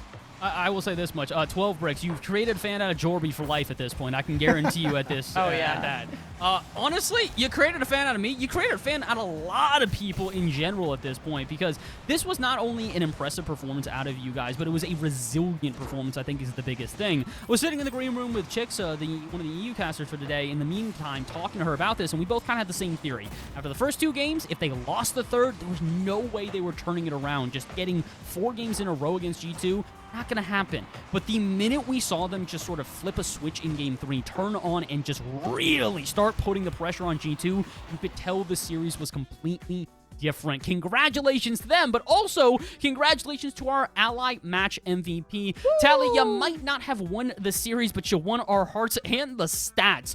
321 touches is the first thing that my eye goes to, but literally anything on here, Jorby, is a stat line to be proud of. I mean, she dropped 1,200 in a game. Like, had like, what, 7 saves, 3 goals, and a ton of action. 321 touches over 6 games is a lot of action on the ball. Her and Karma were linking up in that Game 6. When Karma did it again, she linked it up with Tallybird. It's the left side upper 90 slot. The Tallybird literally hit 3 other times in the series, and she misses off the crossbar. Was the difference between them taking to another overtime and maybe G2 forcing Game 7. So that hat trick where she like willed that win into existence for G2 Stride still is like the most unbelievable thing to have happened this whole tournament. She's so good. I will never, like, if Tallybird has no fans, I'm dead, honestly. Tally deserves all the support in the world, and I think she'll continue to get it. But another player deserves it. Chad, I see you. We're not scamming nobody. I promise on that one. We've also got our Ally Tournament MVP as well. And this time, Alems, you are getting your flowers. Congratulations to our North American Tournament MVP presented by Ally in Alems from 12 Bricks. Who wants to take this one? Lemon, you want to give her praise? Because I could do this quite literally all day. She's so good. She's so good. Oh my god. Like Queen in EU and NNA. I called her the Femme Tom Brady because she's out here taking wins from everybody. She truly is the GOAT. Consistent this whole tournament. Like, she'll average a goal or 2. I don't even know the official stats, or I missed it if it was shown, but she is an offensive warlord, and once her whole team was firing on all cylinders, this became a championship level team, and they proved it. Oh, but that touch from Nacho, though. I'm sorry. Alems deserves all of the praise and absolutely deserves tournament MVP. But I do think that her team deserves a lot of credit as well. Nacho and Snub. Snub on defense in that grand final. A lot of times buying time, just holding the ball. I'm just tasked with holding it. And then Nacho was played some of the most ridiculous midfield that I saw this weekend out of anybody. Really impressed with everybody's play. Look at that pass! And Alems, that's the banger play, Alems. I mean, go off, just double tap, why not? But like, come on! These passes are sick. Oh, look, that time is Snub. But Alems putting them in. You know what? I think the number one thing I'm looking back over the replays is I'm hearing you're highlighting Snub, you're highlighting Nacho, you're highlighting everybody on the team, and I think that's probably what was the most impressive part about 12 Bricks is that despite the fact that Alems is the clear, probably most talented player just due to the unbelievable goals they were scoring, it was never a solo effort. We saw Snub and Nacho setting her up on repeat, continually putting in great plays of their own. It was an incredibly cohesive team. Played incredibly well, and they deserve the win that they have gotten. They are your North American Star Chaser Showdown champions, and my goodness, is it a deserved win. At this point, honestly, all we really have to do is say goodbye to the two of you guys and then get into an interview. We got an interview on the line, but at this point, I have to make sure I give my praises to my co-casters here as well today. Lemon, Jorby, you guys absolutely killed it. Before we head on to that interview and say goodbye to you guys for the final time, anything you want to say to the audience, anybody that is sitting at home? Lemon, I'll go with you first. If you're not sitting here watching Radiant, what are you doing? Cheering for England? Ew. You could be watching some real gameplay, okay? You could be watching G2 Stride Luna versus 12 Bricks, probably a way better game than whatever soccer is happening on Meat Sports, okay? Go, yeah, we do real people soccer here with cars, okay? It's way cooler. But keep an eye on the next Showdown whenever that happens, and really any Radiant event, because this is not the only game that you support the women's scene in. And they're collabing with everyone. So if you're a sponsor, if you want to support the women's scene, get in here. If you're just a viewer, you got no money, that's okay. You in the chat cheering everybody on means the world to these players. And I had so much fun. I can't wait for the next one. Yeah, absolutely great time. Shout out to Radiant for asking me to do this event. It was great to do it the second time I've gotten to work a Rocket League women's event and it was great to see so many talented ladies in our esport doing incredible things and putting on entertaining tournaments like this one. I had an absolute pleasure casting it. Thank you all so much for having me. Shout out to you guys in chat. Shout out to Lemon for a great co-cast, and shout out to Bass for the great hosting, as well as Danger Taco and Chixa over on the EU side. Y'all have killed it, and I really been really great being a part of it. Thank you. Well, we were glad to have you. It was fantastic to have the both of you. It was awesome to have you guys for all of North America. But unfortunately, I have to say goodbye and say hello to our interviewee, who I believe is back for a second time. Nacho, hello again. First things first, congratulations on the win. You said you were going into the finals. You're taking a dub again. You did exactly that. Congratulations. Thank you. Yeah, the go ball strat worked, I guess, huh? Go ball strat, not only did it go ball, work, go win, right? It not only did it work, it was effective pretty much the entire back half of the series. You guys took, if I'm not mistaken, 4 straight against them. You literally started dismantling G2 in a way that we have never seen a team do. Gen G has tried to do that with their new iteration of this G2 roster. Not able to. We saw even Verum try to do that against this roster in other capacities. Not able to do that. You guys were. Was there a winning strategy today that you guys implemented versus yesterday, or was it quite literally, as you said, just go ball? I think the big difference was we were a lot more confident today. Big shout outs to our coach Moon and also Alems for being a really big team leader today. To be honest, those first 2 games in the grand finals, we were being a little silly, but we had Coach Moon come in and be like, stop being so silly. And Alems was like, I agree. And we were like, all right. So we stopped being silly, but so shout outs to those two.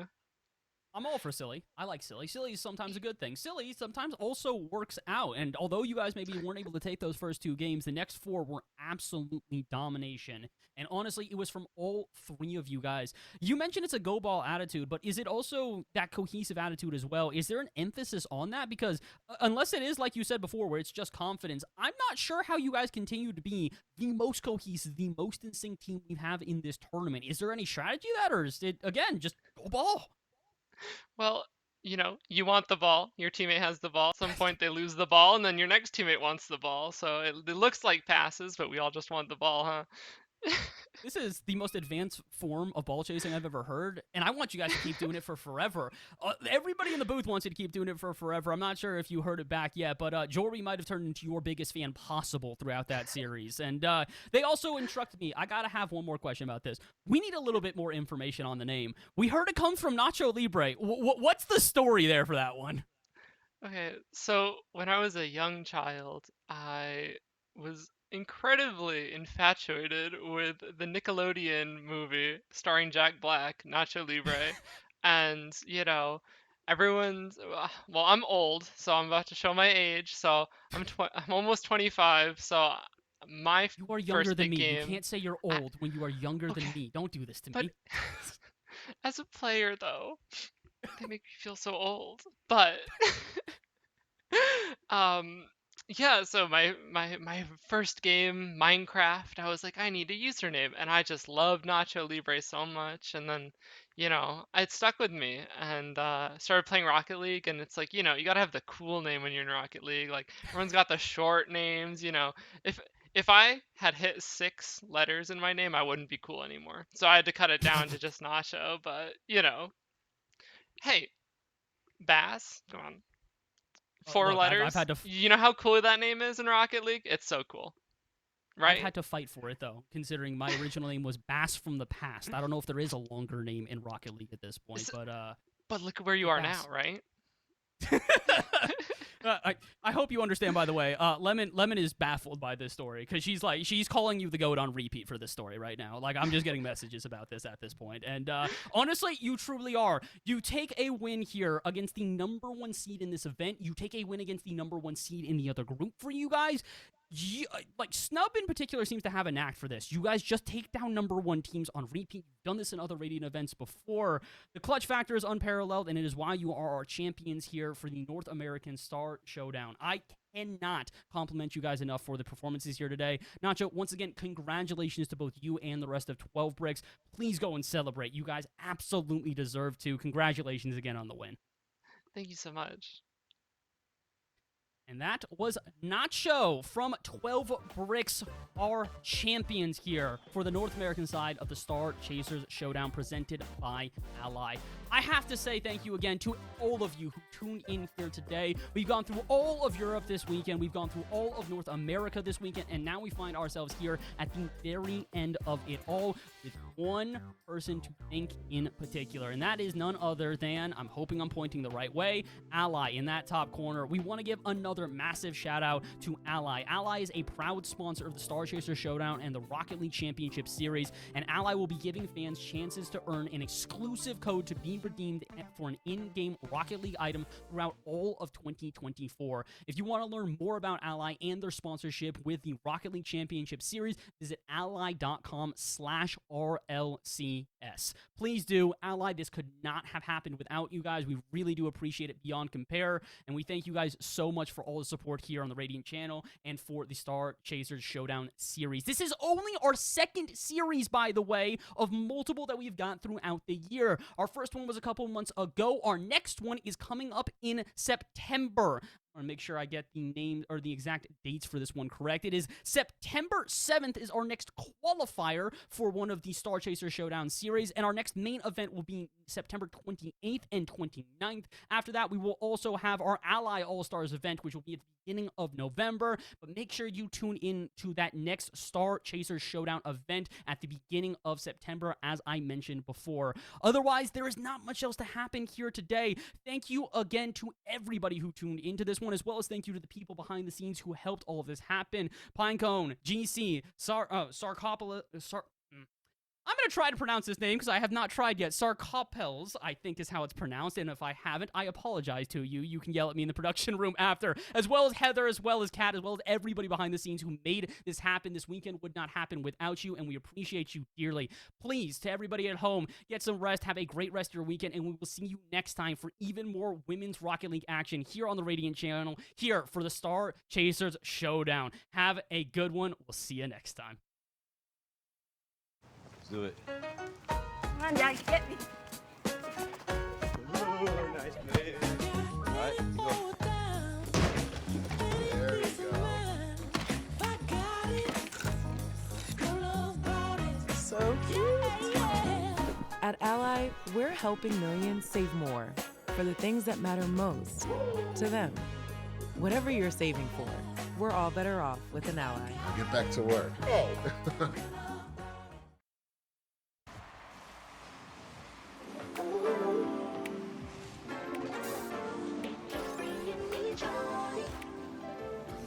Always, 'cause I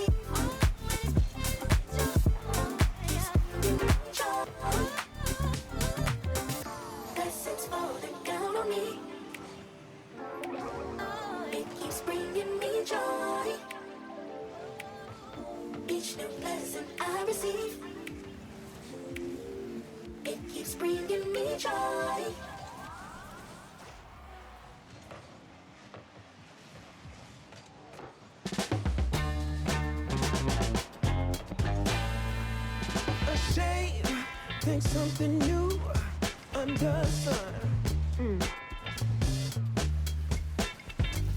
You can't take back them things you already done.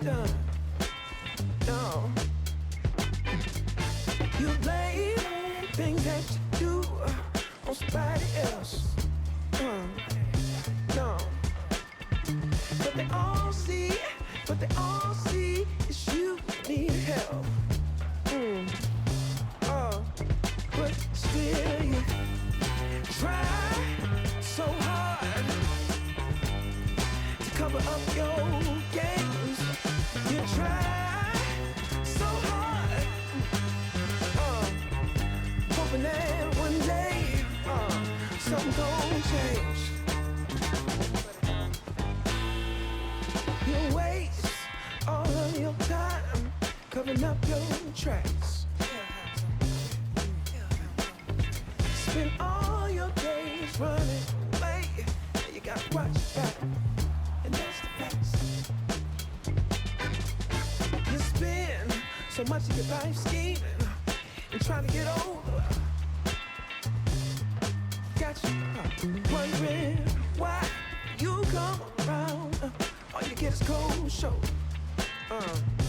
Yeah, you try so hard